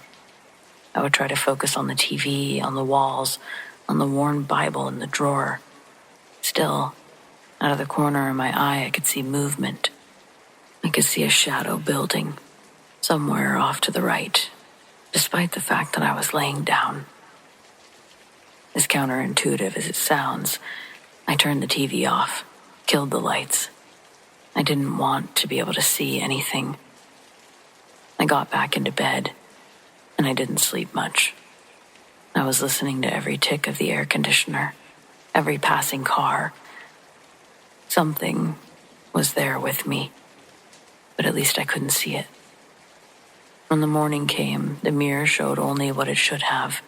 Me, tired and pale, gathering my things, no hesitation, just a reflection again. I checked out and slid the key across the counter.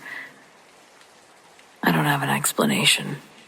Maybe it was exhaustion, my brain playing some tricks on me after too many hours on the road.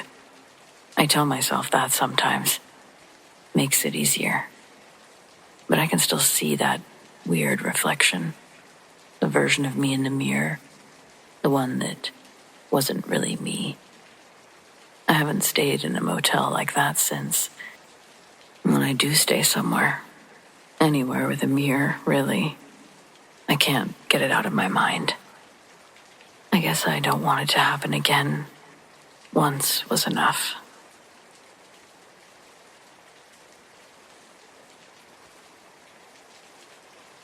Alone, I didn't think I'd ever see the surface again. I don't talk about this much, partly because people assume I'm exaggerating, but mostly because reliving it makes my chest tighten up in a way that I can't really explain. It happened in southern Utah, summer 2021. I'd been backpacking with a couple of friends near some slot canyons, and I came across a tight cave system. A ranger had mentioned it at the visitor center. Easy crawl space, a little challenging, but cool if you're into that sort of thing. I was into that sort of thing. My friends, not so much. They decided to keep heading back toward the camp. I dropped into the narrow entrance and promised that I'd catch up in an hour. I didn't leave a note. I didn't bring a real map. I didn't even think twice. And that decision almost killed me. The entrance was tight, but manageable. I slid through the narrow mouth into the cold, dry dark. At first, it was thrilling. Everything swallowed and quiet. Just the sound of my own breathing and my boots scraping sandstone. I had a solid headlamp, a backup flashlight, and a cheap trail snack tucked in my jacket pocket. I kept going. Maybe 30 minutes in, I came to a squeeze that looked tricky but doable. It was a tight belly crawl type space, where your shoulders barely clear the rock. I told myself if it got any tighter, I'd just turn around, so I pushed through. And about halfway in, I got stuck. Not stuck like wiggle a little and move on. I mean completely pinned. My chest was pressed to the ground, my back scraped the roof, and I couldn't shift forward or backward. The passage had narrowed just slightly, maybe a half an inch, but enough to trap me. At first, I stayed calm, took deep breaths, tried to adjust my arms, shift my hips, back up. Nothing worked. Just surrounded by rock, above me, below me, my face maybe 6 inches from the wall. My helmet was pinned at an angle that I couldn't even turn my head to see my feet. I was lying in total darkness on my stomach, in a coffin made of stone. My breath got shallow and fast. My mind started racing. I didn't tell them where I went. No one knows I'm down here. My phone is in the pack. My pack is 50 feet behind me. I screamed, not words, just pure fear. The voice hit the stone, came back warped and small. I don't know how long I laid there, eventually crying, hyperventilating, trying not to black out. I clawed at the rock, tore up my gloves and elbows, but nothing gave. And then somehow something clicked. Survival mode. I forced myself to stop moving. I slowed my breathing, counted it out. In, 2, 3, out, 2, 3. I waited until the panic receded, just enough to think. I remembered something that I'd read years ago about people dying in caves because they fought the rock. So I did the opposite. I stopped fighting. I relaxed every muscle that I could and just let my body go limp, like I was trying to melt into the space. I shifted just enough weight forward to make my chest dip lower, and then exhaled fully and used that small contraction to inch ahead. It worked. Barely. Millimeter by millimeter. It took almost an hour to clear the squeeze.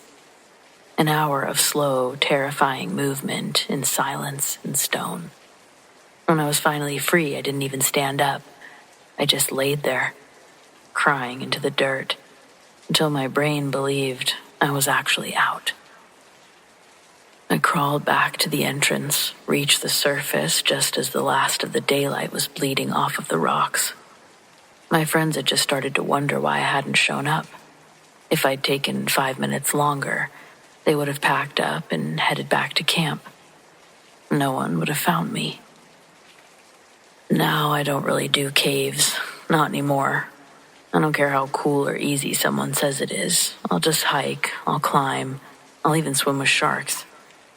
But I'll never go back underground.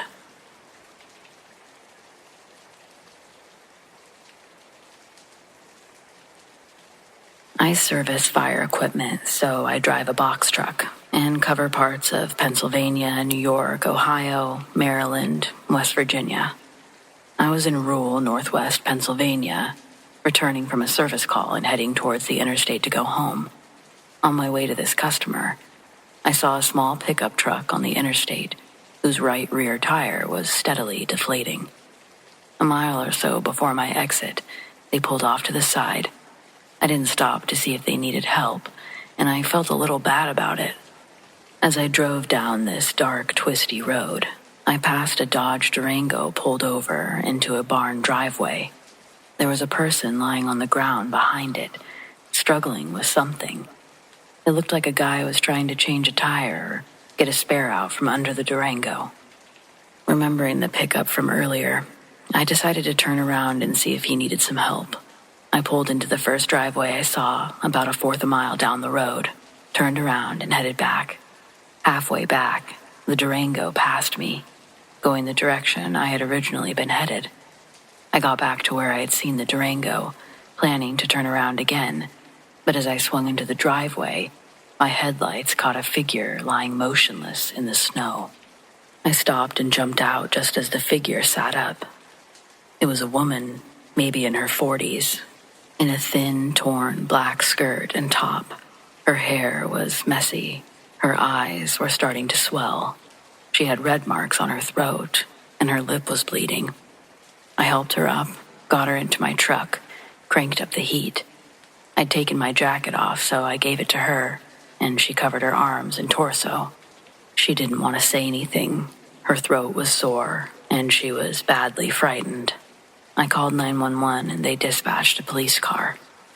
I gave her a bottle of water and she whispered, "Thank you." Then sat with her head bowed and her eyes closed. It took about 15 minutes for the police car to get there, and she stayed silent. As the car pulled in, she said mostly to herself, "He's gonna arrest me." The trooper walked up and motioned me to exit, asked her if she needed an ambulance. She declined. Then asked me what had happened. I explained what I'd seen. He wrote everything down, then talked to her for a few minutes. He helped her out of the truck and into his car. She quietly thanked me for coming back because she thought that guy meant to kill her. As far as I know, she wasn't arrested. She was pretty beaten up, and the trooper spoke and handled her as if she were a victim of the assault.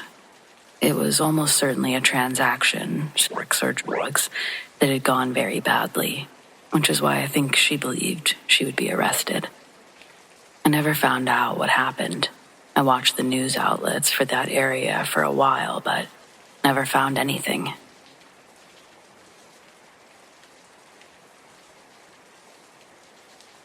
I don't drive trucks anymore. Retired a while back. These days, I'm content to sit on my porch with a cup of coffee and watch the world go by a little slower. But back in the 80s, that was my life. Long stretches of highway, greasy diners, and a cab that felt more like home than my own home. Most of you have probably heard a lot of stories about hitchhikers. Back then, it wasn't unusual. Folks stuck their thumb out and someone like me with miles to go would stop. Sometimes they'd chip in for gas. Sometimes they just wanted a ride to the next town. Most of the time, it was harmless. Most of the time. I still think about one night more than the rest. It was late. Would have been around 2 a.m. I was somewhere in the middle of Kansas. Roads so flat and empty that you start to wonder if you're still moving at all. And that's when I saw her, standing on the shoulder, arm stretched out, thumb pointing down the road. She looked young, maybe early 20s, dressed in this old-fashioned white dress, and it didn't make a lot of sense for the weather. It was chilly. You could see her breath if you stepped outside, but she wasn't shivering, just standing there like she'd been waiting all night. Now, I've picked up my fair share of hitchhikers before, but something about her made me hesitate. Still, it was late. I wasn't about to leave someone out there in the cold, so I slowed down and pulled over. She climbed in without a word, just nodded when I asked where she was headed, then finally said something, soft voice, barely above a whisper. She gave me directions to a little town I'd never heard of, said I'd need to turn off down a country road. I didn't think much of it at the time. We drove for a while in silence.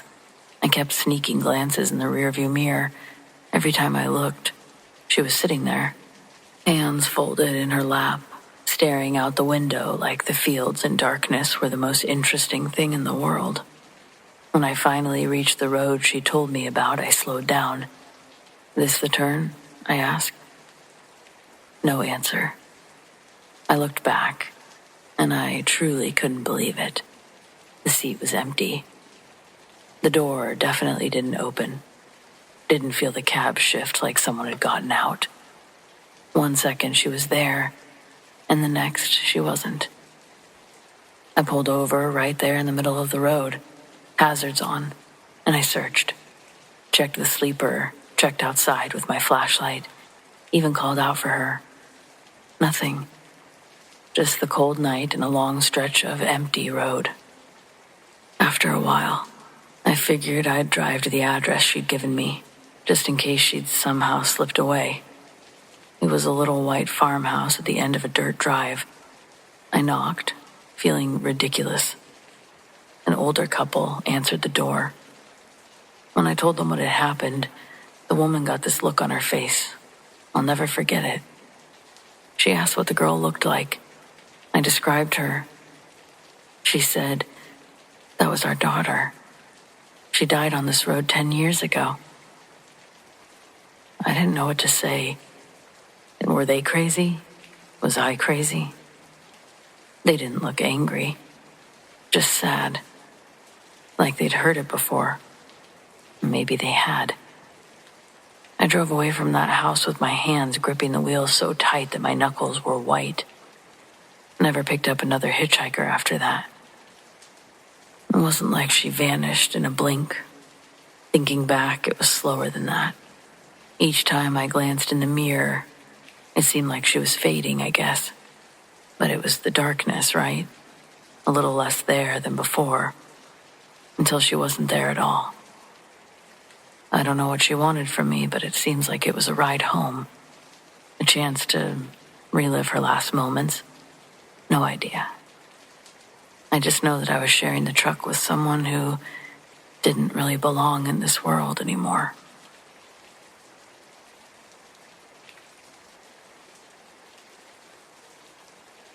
My grandmother passed away last year, and my grandfather has been having a difficult time with the adjustment.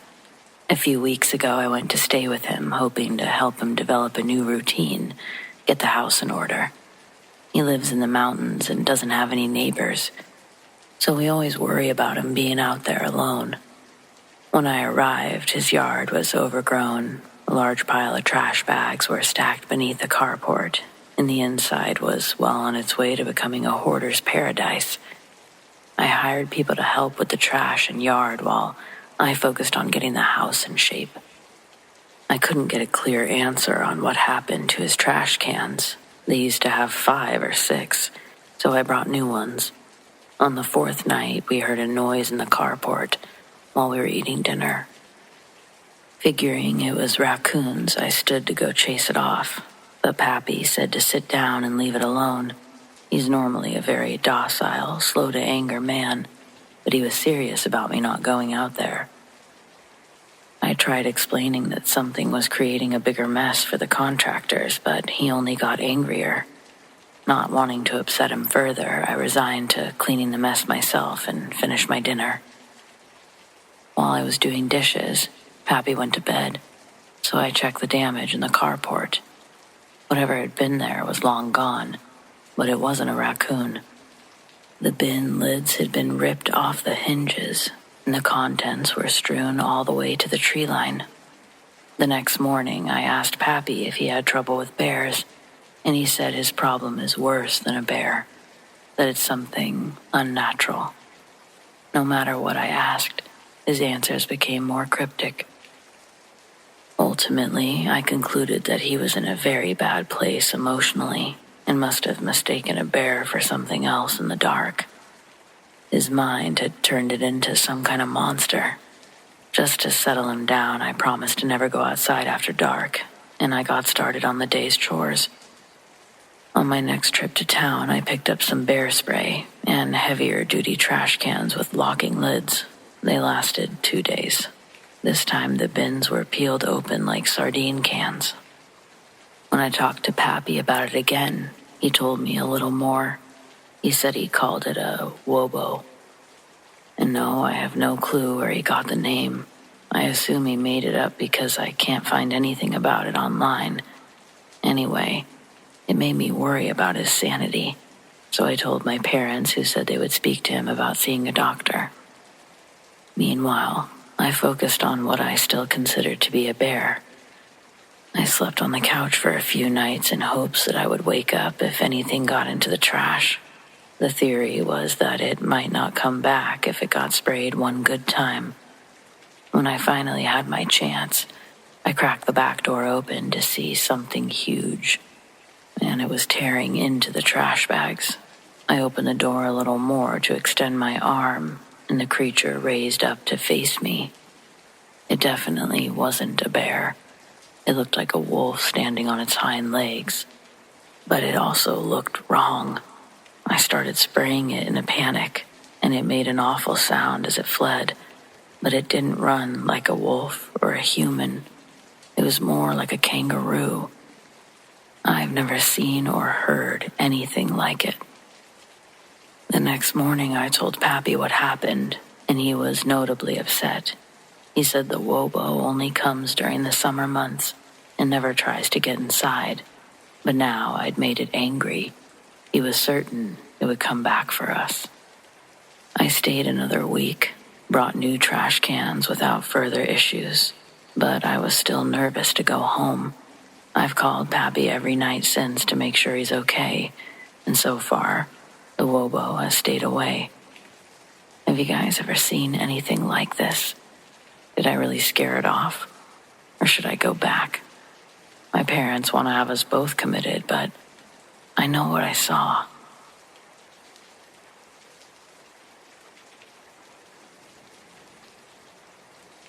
This happened when I was about 14.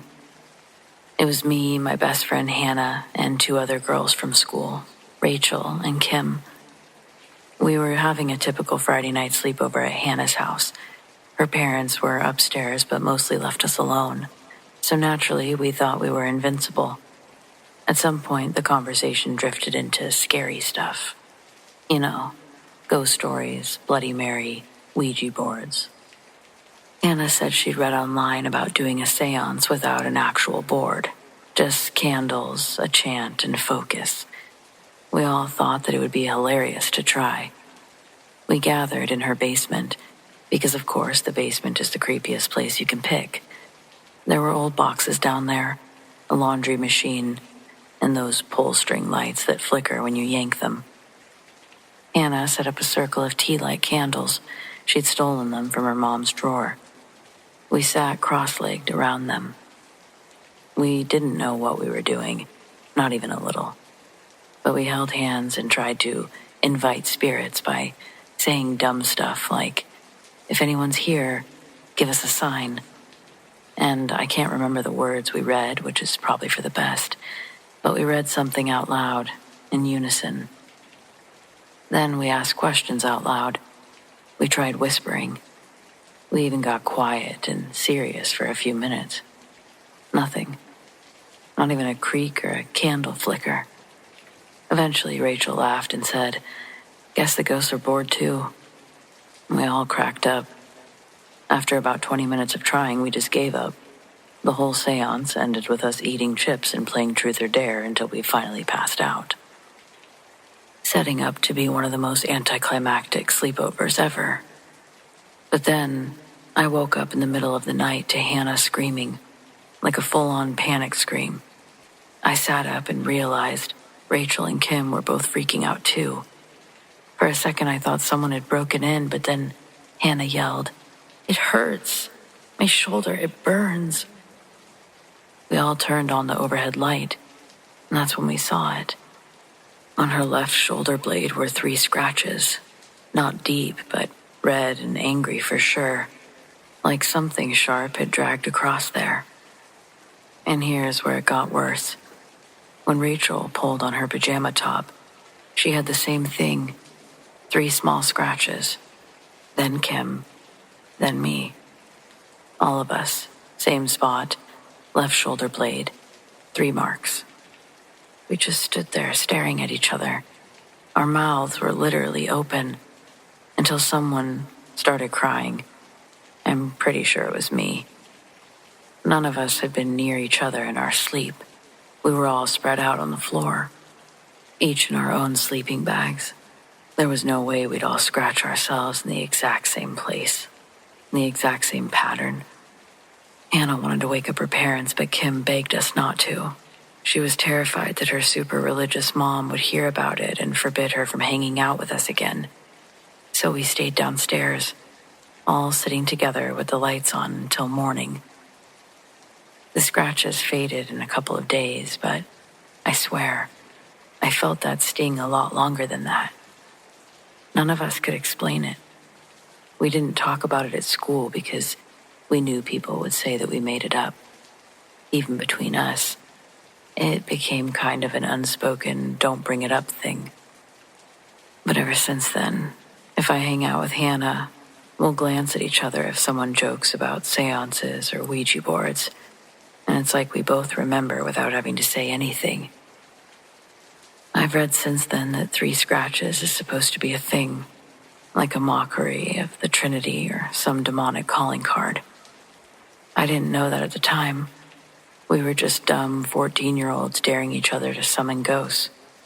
And I don't know if what we did actually worked or if something just noticed us. All I know is I've never tried anything like that again.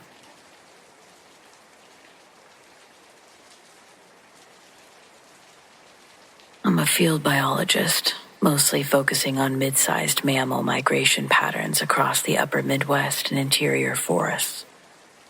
I've spent the last 20 years of my life tracking movement, collaring wildlife, reviewing trail cam footage. I've published, I've lectured. I know what behavior looks like. And this wasn't behavior. It started last spring when a tagged bobcat, female, about 3 years old, began returning to the same location. That's not unusual on its own. Denning spots, food access, all of that. But she was returning too quickly. I'd fitted her with a GPS collar 2 months earlier. She moved like normal for a while.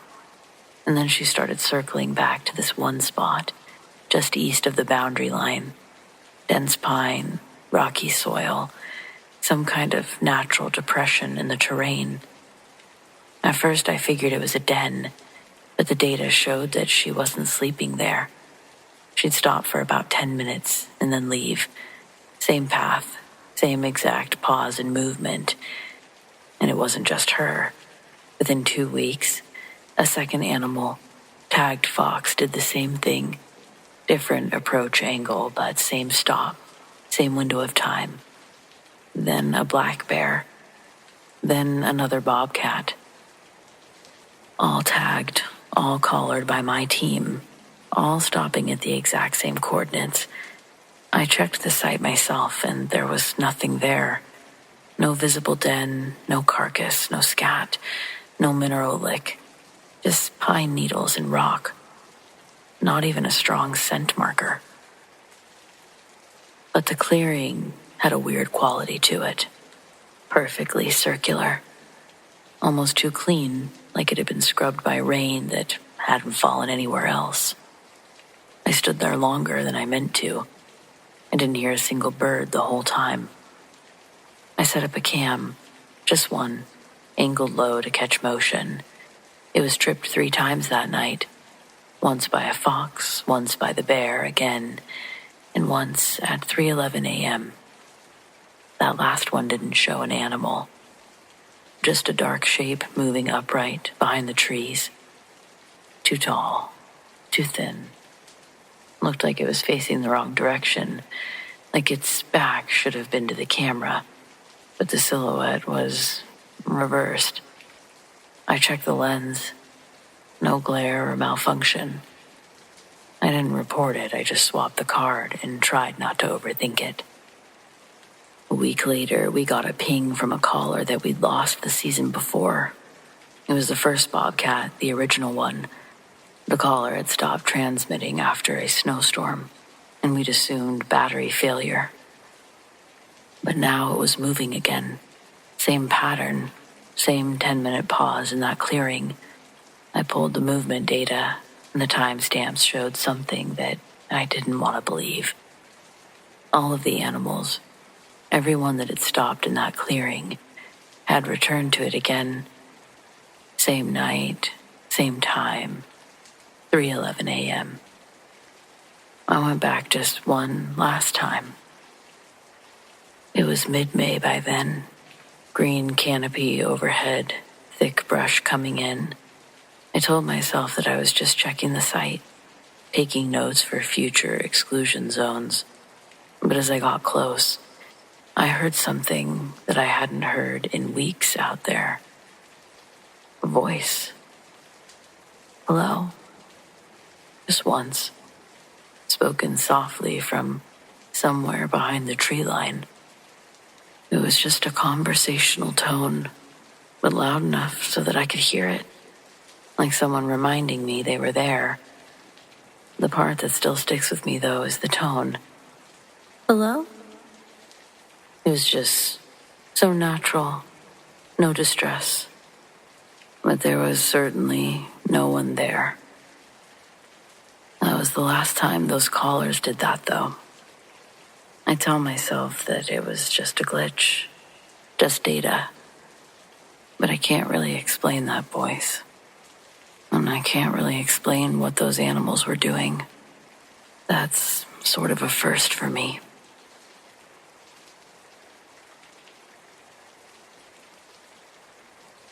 Back in 2016, a friend and I took a road trip from Colorado to Texas.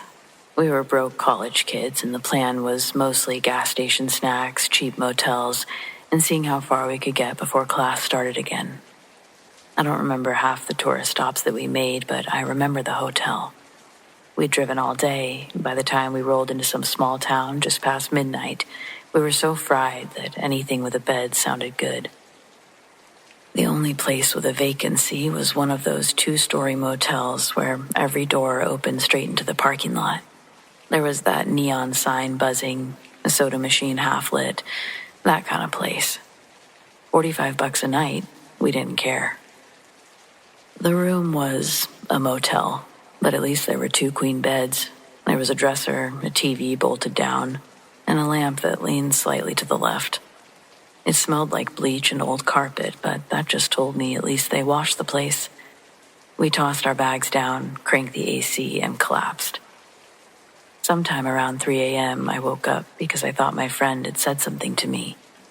It was just like a whisper, right between our beds, but I heard it so clear, close enough that I could have sworn that she was leaning over. I didn't catch the words, just the rhythm of her voice. I mumbled something back, probably, "What?" and rolled over. That's when I realized my friend was asleep, breathing slow, turned away from me.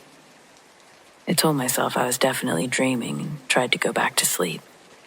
But a few minutes later, it happened again. A voice, right in between us. "Do you hear me?" I sat up this time.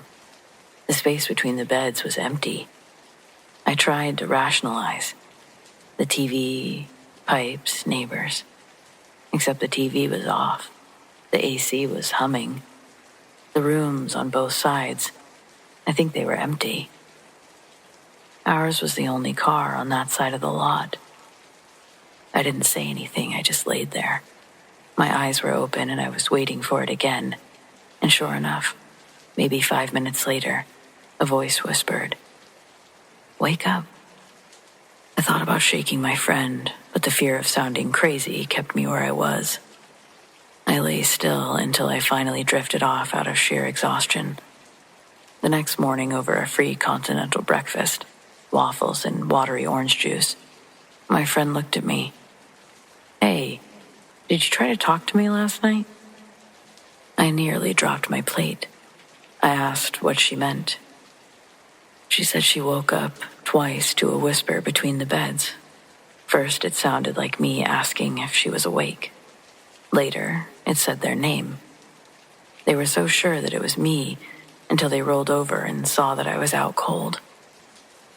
She said when she tried to go back to sleep, she could have sworn she felt me tap her on the shoulder. She turned around again, and I was out cold. She said it was sometime before 3 a.m., so before my experience. We didn't stay a second night. We packed up before checkout and we drove until we found a bigger town with a chain hotel. I stayed in plenty of cheap motels since, and nothing like that's ever happened again. But I can't not think about it whenever I pass those run-down roadside places with a neon sign buzzing. I just have that little insider knowledge that somewhere out there, there's a room where voices wait until you're too tired to question what you're hearing. And surely, that's not the only motel either.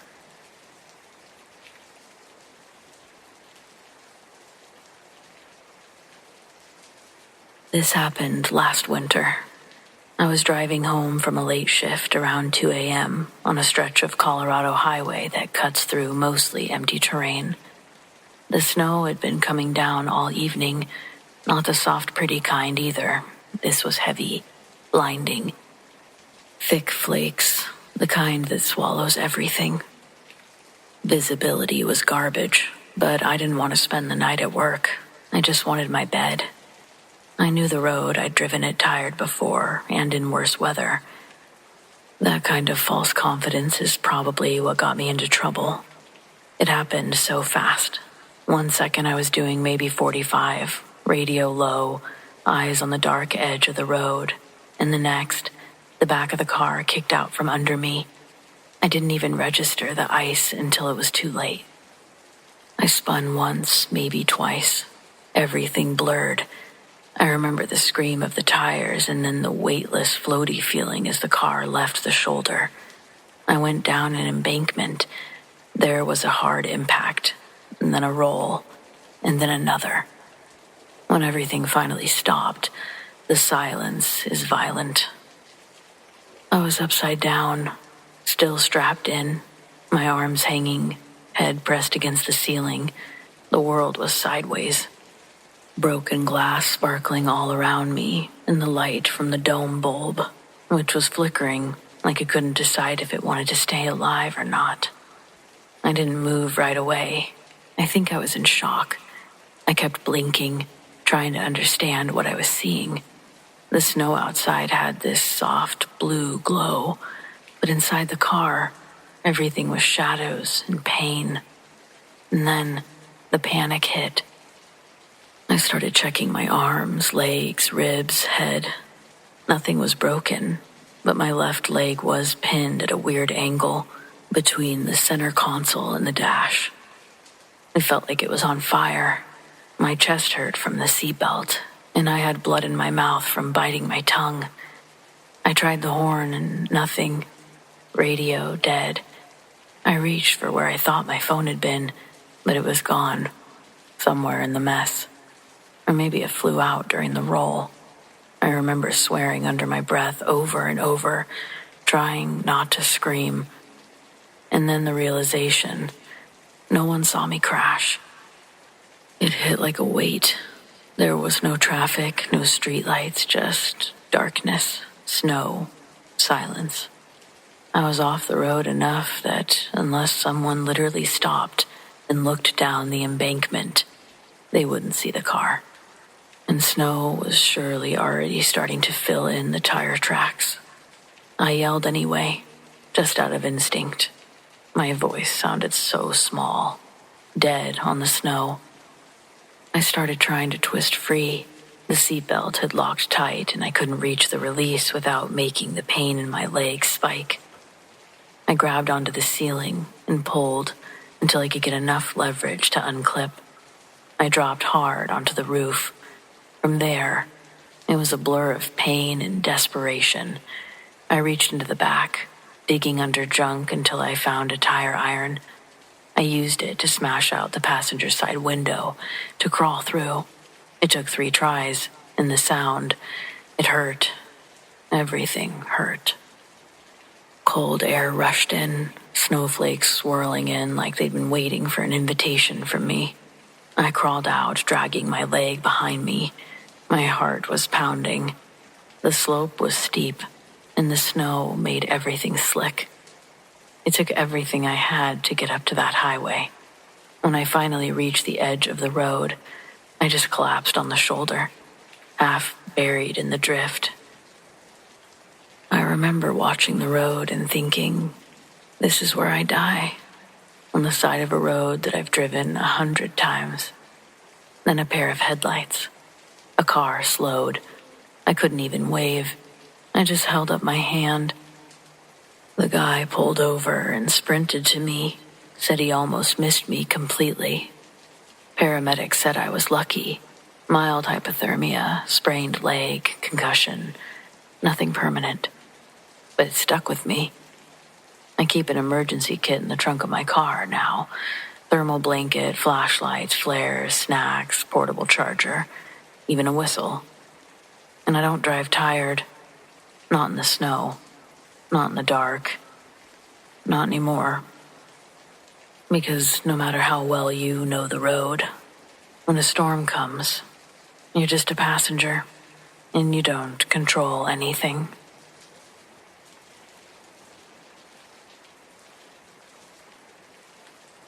My entire childhood, my father and I used to take night walks due to his insomnia from late shift work. Our neighborhood is considered very safe, and ultimately it was an urban neighborhood.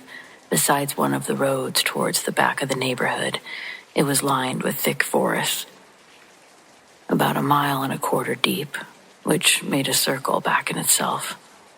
All of these walks are very dear memories of mine, except for one where it ended up being the last one.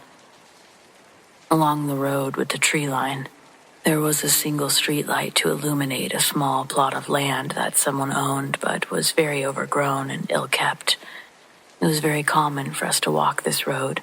We enjoyed the sounds of the forest, the lack of illumination, and also the ease of circling back. One ordinary night, we were walking, making conversation. My father abruptly stopped, pulled me close, put a hand over my mouth, crouched with me, and pointed toward the single illuminated plot, roughly 100 yards away. At first, I didn't see anything. I thought that he was pulling my leg, but just as I began to protest his grasp, I saw a small humanoid figure, roughly 3 feet in height, scrawny, with long limbs. It materialized out of the plot's brush line, and cautiously, It took in its surroundings before signaling toward the brush. After a few seconds, 2 other small humanoid figures materialize as well. After a brief moment of what looked to be a discussion, all 3 make a dash for the forest tree line. Once this happened, my father picked me up, threw me over his shoulder, and made a break for our home, which was roughly a half-mile back. Mind you, my father is 6'5", 220 pounds, and I was roughly 120 pounds at the time, and he never showed any signs of slowing down due to his fear and adrenaline. After this night, we never took those late-night walks. He installed 4 bright motion detection lights around our acre plot, brought home a dog. The few times that I've tried bringing it up, he doesn't want to discuss it. Made it clear that he never wanted to. Those figures still give me chills, and the image of the 3 of them huddled together, it's very vivid, even 15 years later.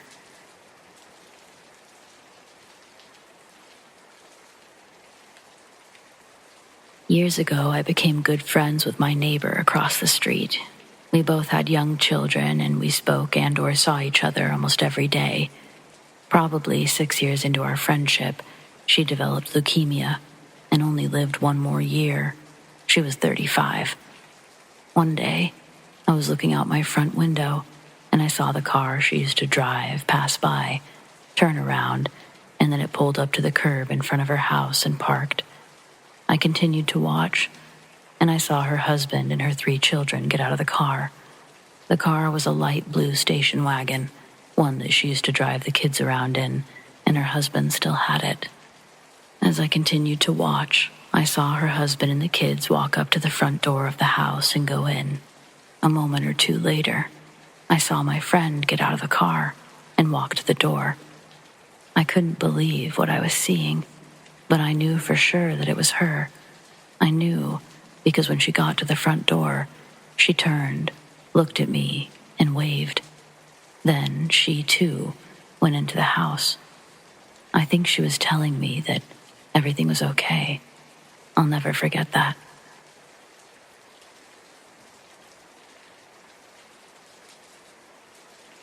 My now 10-year-old sister was born after a prophetic dream by my dying great-grandmother.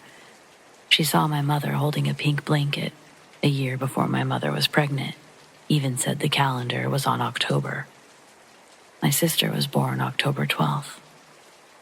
But my sister has dreams that come true. Some of you may remember a few years back, a school bus flipped and 2 kids died in the southern states of the U.S. 3 days before that happened, she woke up crying and said, "The bus crashed. 2 of the kids died, but one of them saved his friend." 3 days later, the news reported that a bus had crashed and 2 kids had died. A week later, they released the video. It clearly showed one of the kids who died grabbing his seatmate and putting his body between her and the side of the bus. When my sister was 3 and I was 18, she told me not to go to work because she had a dream that I was hit by a car. I didn't think much of it, but she got really upset, so I stayed home just to keep her calm.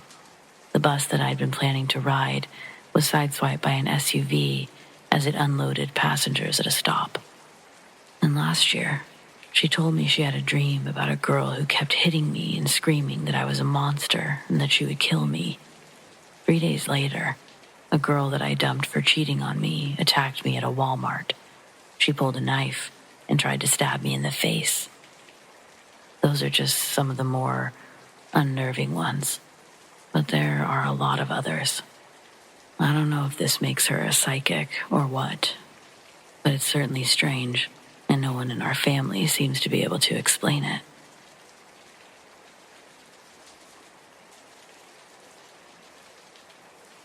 I've been commuting by train for years. Same line, same stops, same seat if I can get it. It's predictable, which I like. I usually catch the last train home from work, leaves the station at 12:22 a.m., arrives near my apartment just before 1. On this particular night, I was one of only 4 people in the car. A couple sitting near the doors, both asleep. An older man across from me reading a folded-up newspaper. The train was dead quiet. No chatter, no music, just the hum of the tracks. Then the PA cracked on. But it wasn't the usual conductor voice. No stop announcements. Just this low whisper. So faint I couldn't understand it at first. I thought maybe it was interference. Then it said clearly, "This is not your train." I looked around. Nobody else reacted. The couple kept sleeping. The man kept reading. It was like I hadn't heard it out loud, but inside my head. A few seconds later, it came on again. "Get off at the next stop." I pulled out my phone to check where we were, but the map wouldn't load. The battery was fine, but no signal. The lights in the car flickered, just once. I stood up, walked toward the doors. The man with the newspaper didn't look up at me. The train slowed down. The stop wasn't familiar.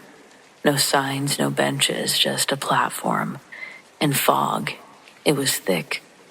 It reminded me of a dream. I stepped off. It was the last stop after all. But nobody else did. The doors closed behind me, and the train pulled away. No one else got off. Just as I was about to have a panic, everything around me changed. I was exactly where I was supposed to be, but I have no idea what happened.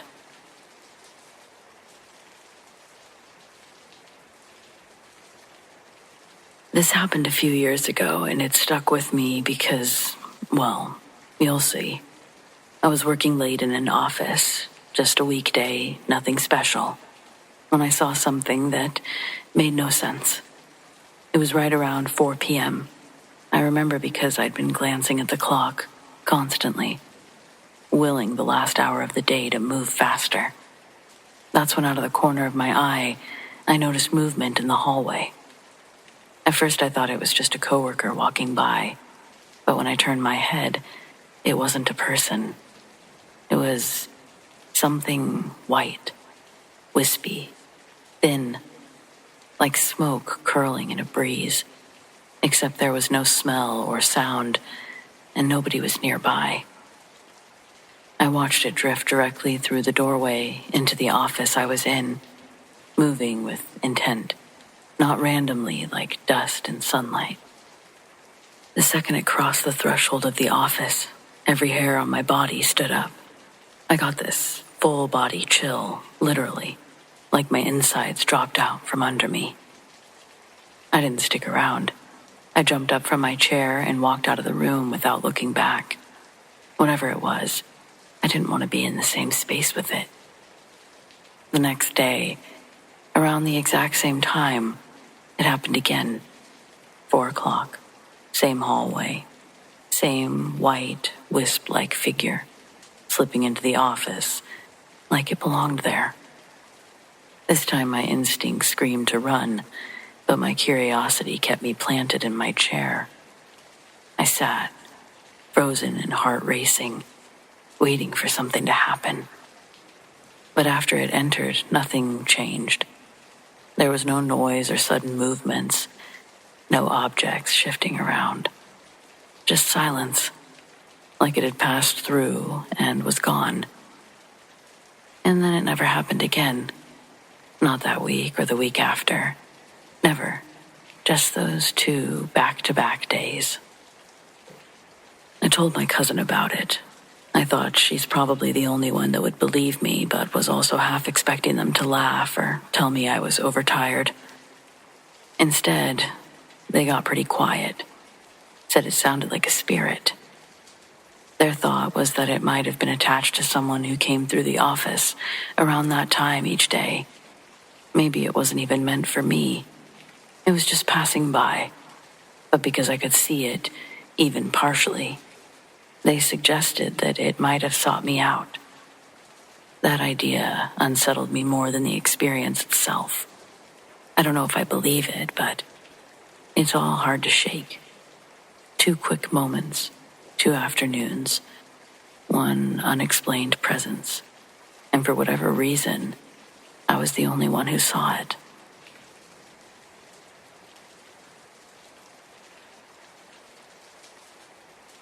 A few years back, my cousin asked me to help clean out our late uncle's farmhouse. Most of the house was cluttered with what you'd expect: boxes of old clothes, rusted tools, stacks of newspapers. But when we got up to the attic, we noticed a small hatch tucked into the corner, barely visible behind some crates. It was padlocked shut. My cousin said he'd never seen it before.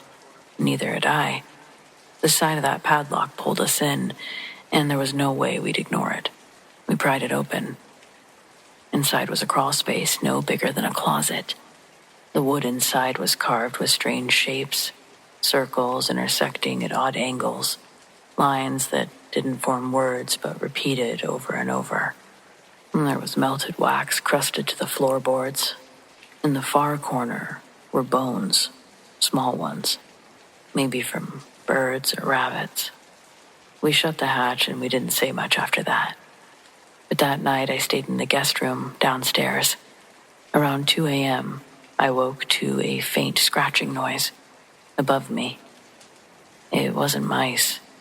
It was heavier, like something shifting its weight back and forth across the boards directly overhead. The sound went on for minutes, stopping just long enough for me to wonder if I'd imagined it before it started again. In the morning, I told my cousin. He brushed it off. Old house noises for sure, nothing more. But when we went back up to check, the hatch was slightly open. One of the boards inside had been pushed outward, like something had tried to force its way through. And what's more, scratched into the floor beneath the bed where I'd been sleeping was a single word, jagged, deep in the wood grain. Mine. My cousin swore it hadn't been there the day before, and that he wasn't messing with me. We didn't argue about it. We just avoided the attic for the rest of the weekend and finished boxing up what we needed. I left early, telling him I had to work. Even now, years later, miles away, I sometimes wake up to the sound of scratching. I really honestly wonder if something followed me sometimes, but I try not to feed into it. But my real takeaway, sometimes things are locked for a reason.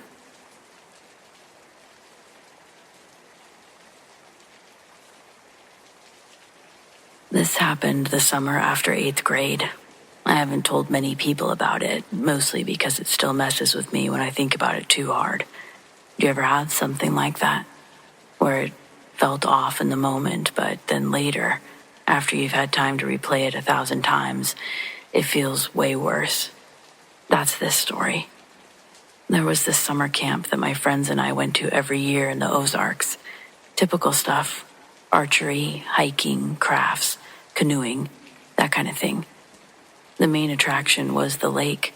It was massive, glassy, and deep as hell. Every day we'd swim and kayak and do all the dumb things that kids do. Except that year, something was different. On the first day, they told us that the lake was off limits. No swimming, no boats, nothing. They blamed it on a bacterial bloom or some environmental issue, but even at 13, I could tell they were lying. The counselors avoided answering questions, and they posted these weird handmade signs on all of the trails leading down to the water. Do not approach after dark. All caps, exclamation points. Naturally, we were idiots and took that as a dare. There were 5 of us who snuck out that night. We waited until after lights out, and then cut through the woods with flashlights and towels. It was stupid, I know, but it was hot, and we just wanted to swim once before the week ended. We made it to the lake around midnight. It was quiet. The water looked black, like oil, just sitting there without a single ripple. One of the guys, Josh, cracked a joke, about how it felt like we were breaking into a graveyard, and I laughed, but it stuck with me. We went in anyway. I stayed close to the shore, but the other four swam out farther. They were trying to outdo each other, splashing around, seeing who could hold their breath the longest. It was dark enough that they disappeared quickly into the middle of the lake. And then I heard this splash. Not a small one, huge, like someone doing a cannonball off a dock. But we were the only ones out there. I shined my flashlight across the water, caught a glimpse of something moving, big, no shape, just this ripple that moved in a perfect arch, fast and wide. I thought maybe a deer had come down to drink or something, but then I heard Logan scream. It wasn't playful. It was blood-curdling. By the time we pulled him out of the water, he was shaking so hard he couldn't talk at first. He had scratches down his side, and one of his shoes was missing. We asked him what happened, and he just kept repeating, "It touched me. It touched me." He wouldn't go back into the cabin. Slept in the mess hall with the lights on, curled up in a ball. The next morning, the staff told us that Logan had gone home sick, except we found his bunk untouched. Same clothes, same shoes. He hadn't taken anything. It was like he had vanished. Years later, one of the guys who was there that night told me that he'd gotten an email from Logan's mom. She said that they never came to pick him up. The camp called, said that he'd already been picked up. Here's the part that I think is crazy. A few summers ago, I was scrolling through local forums, looking for information on a hiking trail near that area, and I saw a comment thread about the camp. Someone said the lake was drained after a drought. They found bones in the mud, not a body. Bones, small ones, multiple sets. And no one ever talked about it. I don't swim in lakes anymore.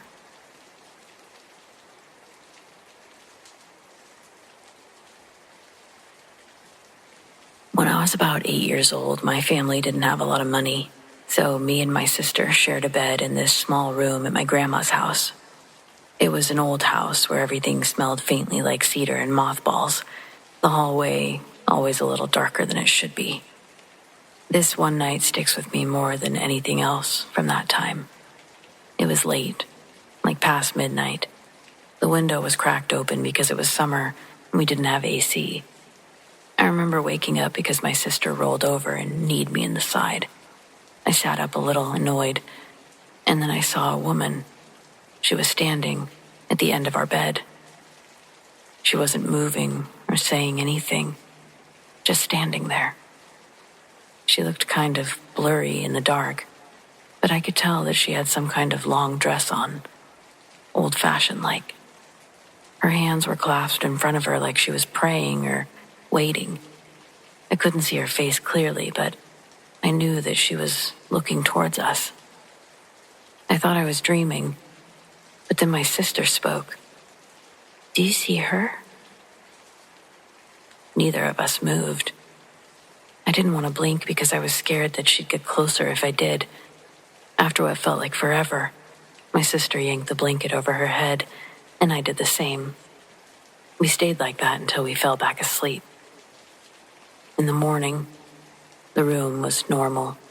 It felt silly that we were so afraid, but we were. We didn't tell anyone because we were scared they wouldn't believe us, or worse, that talking about her would make her come back. We really only talked about it years later as adults, and my sister remembers it exactly the way I do. The woman at the foot of the bed, her dress, her hands. We've never seen anything like that. Neither of us have seen anything like that since. But we've never forgotten her.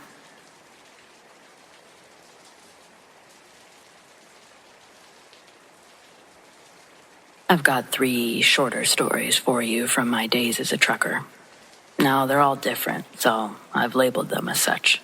The first, creepiest. Driving I-40 to I-30 through Texas and Arkansas. I would see what looked like animals or faces popping out of the bushes, but longer than a glance proved that nothing was there. They had just paved the highway. There was hardly any traffic. I was dead tired. It was super dark. Highway hypnosis, I suppose. But I've never really believed that. I guess this next one I would consider paranormal. When I switched to local driving, my route ran near an air reserve base in Indiana, so you'd see planes and helicopters pretty often. One night, about 2 a.m., I was headed to pick up another load when I saw a bright green light in the corner of my windshield. It was too low to be an aircraft. It moved pretty slowly, then darted, and I lost sight of it behind some trees that I drove by. And my last one, it's just batshit crazy, and it's the one that happened the longest time ago. Driving south on I-75 in the winter in Ohio, I witnessed a compact car like a Cobalt or something get on the on-ramp to merge into I-70 North, and they lost control.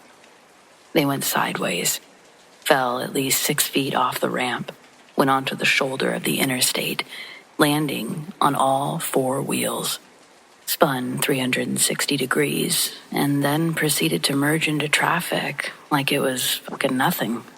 Blew my fucking mind. The CB radio was going nuts for about 5 minutes.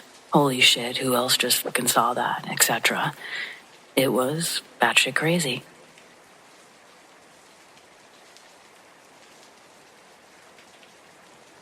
Okay, so this happened the other night, actually. And before you say it's not scary, I invite you to literally picture this happening to you. I was awake at 2 a.m. watching YouTube videos when I heard tapping behind my head. I have one window in my bedroom that happens to be right behind the headboard of my bed. I thought that it was a bug, so I was already a little freaked out. I hate bugs, but they've been getting into my room through a hole in my window screen lately. So I decided to put my computer away and go to sleep.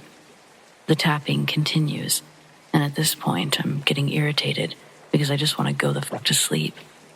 So I take a look around. It was too dark to see out my window, so I grabbed my phone to use as a light. I swear to all that is holy, I nearly had a heart attack. Right outside my window, at 2 a.m, was a fucking owl staring right at me. Despite me screaming, waving my arms, and even throwing something at the window, it just stayed, staring at me. I don't really know why, but my heart was racing. It didn't feel like an animal was looking at me. And right at my peak scaredness, it flew away. Owls, they've always creeped me out, and I've never seen one up close except for a stuffed dead owl that was on display at my old elementary school. Maybe that's why they freak me out. Either way, it was weird as fuck.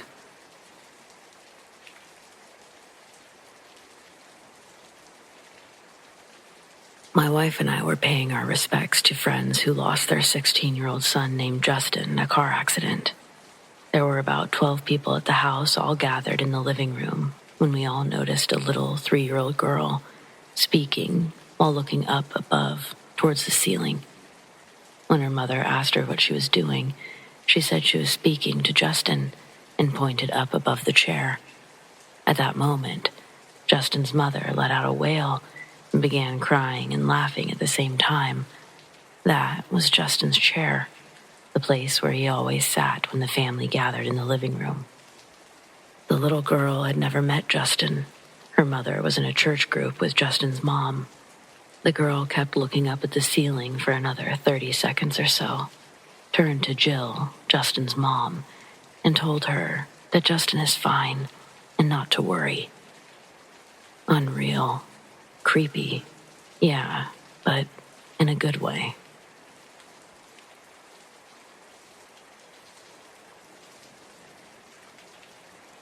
So this happened a couple years back when I was working a night shift as a security guard. It was at a historical building downtown. One night I was doing my usual rounds. It was about 2:30 a.m., dead quiet. I'm walking through one of the upper floors, the old office wing, when I stop to check one of the doors that never locks right. I'm standing there with my flashlight on the knob, and I hear, clear as day, someone whispers my name. It wasn't loud. It was just over my shoulder, like someone leaned in close to say it. I didn't even think. I just whipped around with the flashlight, fully expecting to see a coworker screwing with me. But there was nothing. The hallway was empty. I guess what stuck with me it wasn't just a whisper. It was the fact that they said my name. It wasn't like a psst or something that you could just mistake for pipes hissing or wind slipping through the window. No, it was my name. I stood there like an idiot for maybe 10 seconds, and then I just kept moving. Fast. I did the rest of my rounds in record time, and I spent the rest of the night glued to the main desk with every possible light on. I didn't hear it again. I didn't see anything. I never actually worked another night shift alone in that building, thankfully.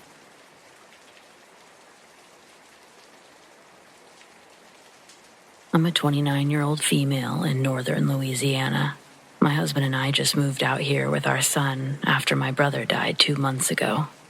He didn't have any kind of will, so everything automatically just came to me.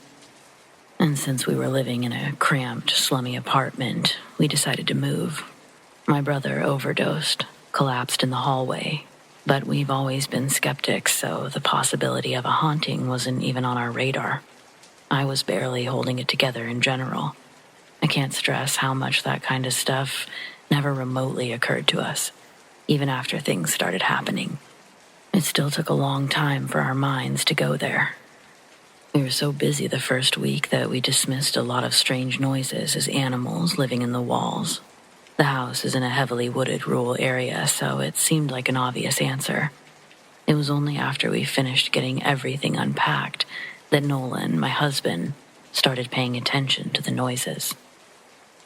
Once he pointed it out, I agreed it sounded strange, like something big is clawing at the actual wall. Any insulation between it and the animal is gone. There's more than just a squirrel or rodent running around in the crawl spaces. This is more like a huge raccoon got really pissed off and started tearing away into the home. We didn't know what to do. Our son is only 3. We didn't want to risk a possibly rabid animal getting inside, and I didn't want Nolan anywhere near it either, so we called animal control. After their second visit, they said the only thing they found was a family of squirrels, which were safely relocated. But we insisted that there had to be more. We showed them a video of a particularly intense scratching incident. It convinced them to check again, and larger traps were placed, but nothing else was captured. It got to the point that animal control recommended that we call the police in case we had a squatter. We were immediately freaked out. I'd seen body cam footage of that shit on YouTube, so we called the cops. They checked everywhere, but there was no trash or makeshift bedding like they'd usually find in those circumstances. If not for the video, I don't think they would have believed us, but they agreed the noise was concerning and asked us to call them the next time it happened. Nolan didn't tell me until later, but they were worried someone was coming in and out purely for the sake of scaring us.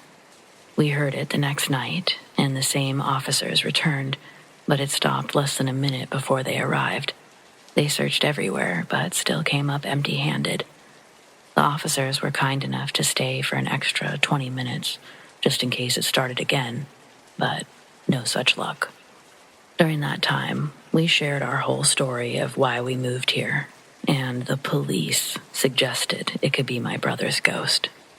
That was the last time we involved authorities, not because we were offended, but we were starting to think the same thing ourselves. The police being involved was all we had left grounding us to reality. It made it real, tangible, but after hearing them say it too, that was hard. It took close to a month for those events to play out, but that wasn't the only thing going on during that period. Our son never had a problem sleeping in his own room until we moved here. At first, we blamed the combination of animal noises on top of being in a new place, We let him stay in our room while he adjusted, but we were equally unsuccessful on this front. If the noises happened during the day, we would take Grayson to it and explain exactly how animals sometimes crawl into people's homes to build their nests. Then I found several YouTube videos of cute, fluffy raccoons being safely relocated. If anything, it worked too well. Grayson was not only no longer afraid, he was adamant that we needed to adopt the raccoons. Since he was no longer afraid of the noises, we thought that he would return to his room. But then he told a horrifying story about a man coming in and sleeping next to him. I almost fainted until he added that the man had a purple face, puffy blue lips, and a chin covered in whipped cream, like a cartoon character. We thought it must be imaginary and assumed everything traced back to the new environment. We should have explained the noises sooner. By this point, Animal Control had set the first traps, so we were thinking that it would be over any day now. Clearly, that wasn't the case, and things with the purple man continued to progress. Grayson began having nightmares that would keep us awake. So Nolan and I began taking turns sleeping in our son's room, starting with my husband, since he had to work the next morning. At breakfast, I asked how he slept, expecting the answer to be positive, but he said the noises were even louder in the back, to the point that it freaked him out a little bit. I had the same experience on my first night, but then things were quiet for a day or two. Then, on one of Nolan's turns, he randomly got in bed with us around 2 a.m. He tried not to wake me, but he was shaking like a leaf. I assumed that he must have been cold and went back to sleep. The next thing I knew, it was morning, and Nolan was still awake. He followed me into the kitchen while I made breakfast and said that he felt like he was losing his mind. The scratching had woken him up again, and he rolled over to grab his water from the nightstand. When his eyes opened, he was facing the hallway through the open door, and a man that looked like my brother walked by. Nolan jumped out of bed, chased after him, but he couldn't find any trace of the guy. He had gone out right behind him, but no one was there. I didn't know how he didn't wake up during all of this, but he peeked in on us before checking every room, but nothing was out of place. Then, when he finally got into bed, he couldn't stop listening for footsteps. At first, I thought he dreamed the whole thing, and it just scared him so badly that he woke up and thought it was all one event. But this was also the same day that Animal Control had advised speaking with the police, so we were extra freaked out by their suggestion. I admittedly panicked pretty hard at first, but after the police did their search, I began to look at everything from a calmer perspective. It just seemed too unlikely that we would happen to get some kind of invisible ninja squatter. So I stuck to my original theories and stayed in the other room as planned. As expected, the scratching noise eventually woke me up, so I looked around but saw nothing and no one. I quickly fell back asleep, and even with that one interruption, it was the most sleep I'd gotten since this all started. The next night, however, is what did me in. When the scratching noise came, I just laid there waiting for it to stop, and it did. But then someone sat at the foot of the bed, and my heart stopped. When I opened my eyes, the weight vanished, but it didn't feel like anyone stood up. It was just there 1 second and gone the next. I almost retreated into the master bedroom, but the longer I was awake, the more I began to doubt myself. Obviously, no one could have sat on the bed and vanished into thin air, so I calmed down enough to fall back asleep, and that's when I had an incredibly vivid dream of my brother standing over me during the night. He didn't look normal. He was dead. His face was almost purple. His lips were blue. And there was something off-white, kind of like vomit, around his mouth and down his chin. Suddenly, that description didn't sound like a cartoon anymore. I told a friend what was going on, and she fully believes my brother is haunting us. But I don't want to believe that. Not because I'm a skeptic, but because I can't cope with the fact that my brother could be trapped in that state for, ever?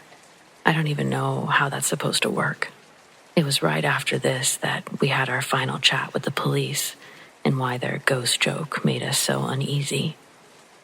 Unfortunately, my son never got to meet his uncle, but I set out a handful of pictures in front of Grayson, and I asked, do any of them resemble the scary man?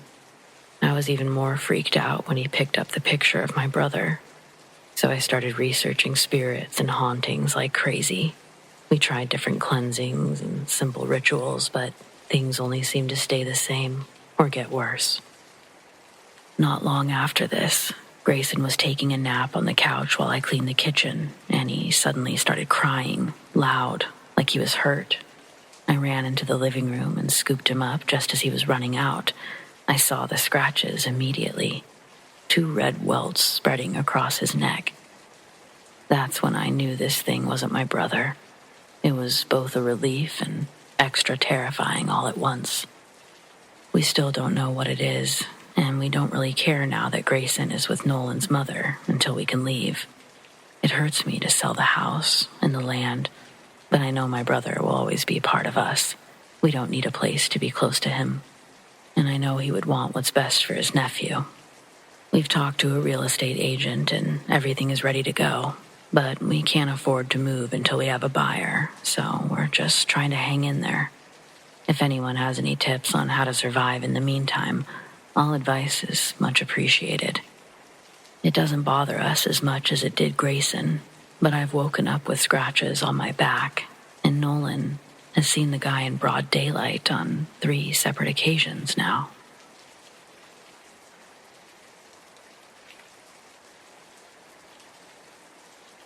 When I was 17, my dad was the manager of a movie theater, and I worked for him during my summer break. This was back in the 80s when people still got paper checks, and I would sometimes hand them out. During my first time doing this, I had one left over. It was for an old man that retired the previous week, and he had had some health problems, so Dad asked me to run it by the guy's house to save him the bus trip. It got me off work a little early, and he lived close by, so that was fine with me. I got there and knocked on each door for a solid 5 minutes, but no one answered.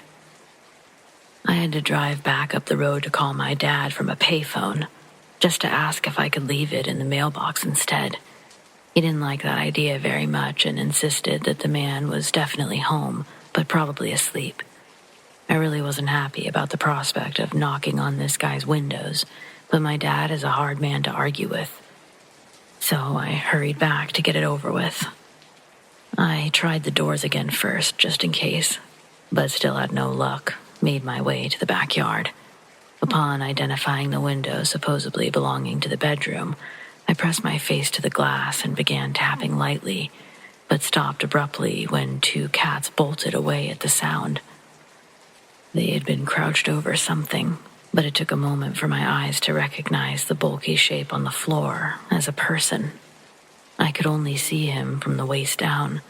He wasn't moving. Thinking he must have fallen recently, I tried the window, and it opened easily beneath my hands. That's when the smell hit me. There's nothing in the world like it. It's kind of sweet, but rotten at the same time, and I mean sweet in the worst way possible, for sure. Using my shirt to cover my mouth and nose, I stuck my head in just far enough to confirm what I already knew. The old man was dead. But not only that, the cats had begun eating away at his face. His lips, nose, and ears, they'd been gnawed away to the bone. I couldn't get away fast enough, slamming the window shut. I raced back to the payphone to call the police, and then my dad. He got there a few minutes after the ambulance, and I went home. I had seen and smelled more than enough for a lifetime. We later learned that the man died of a stroke, either the same night or the morning after his retirement gathering, so he'd been there for a solid 6 days.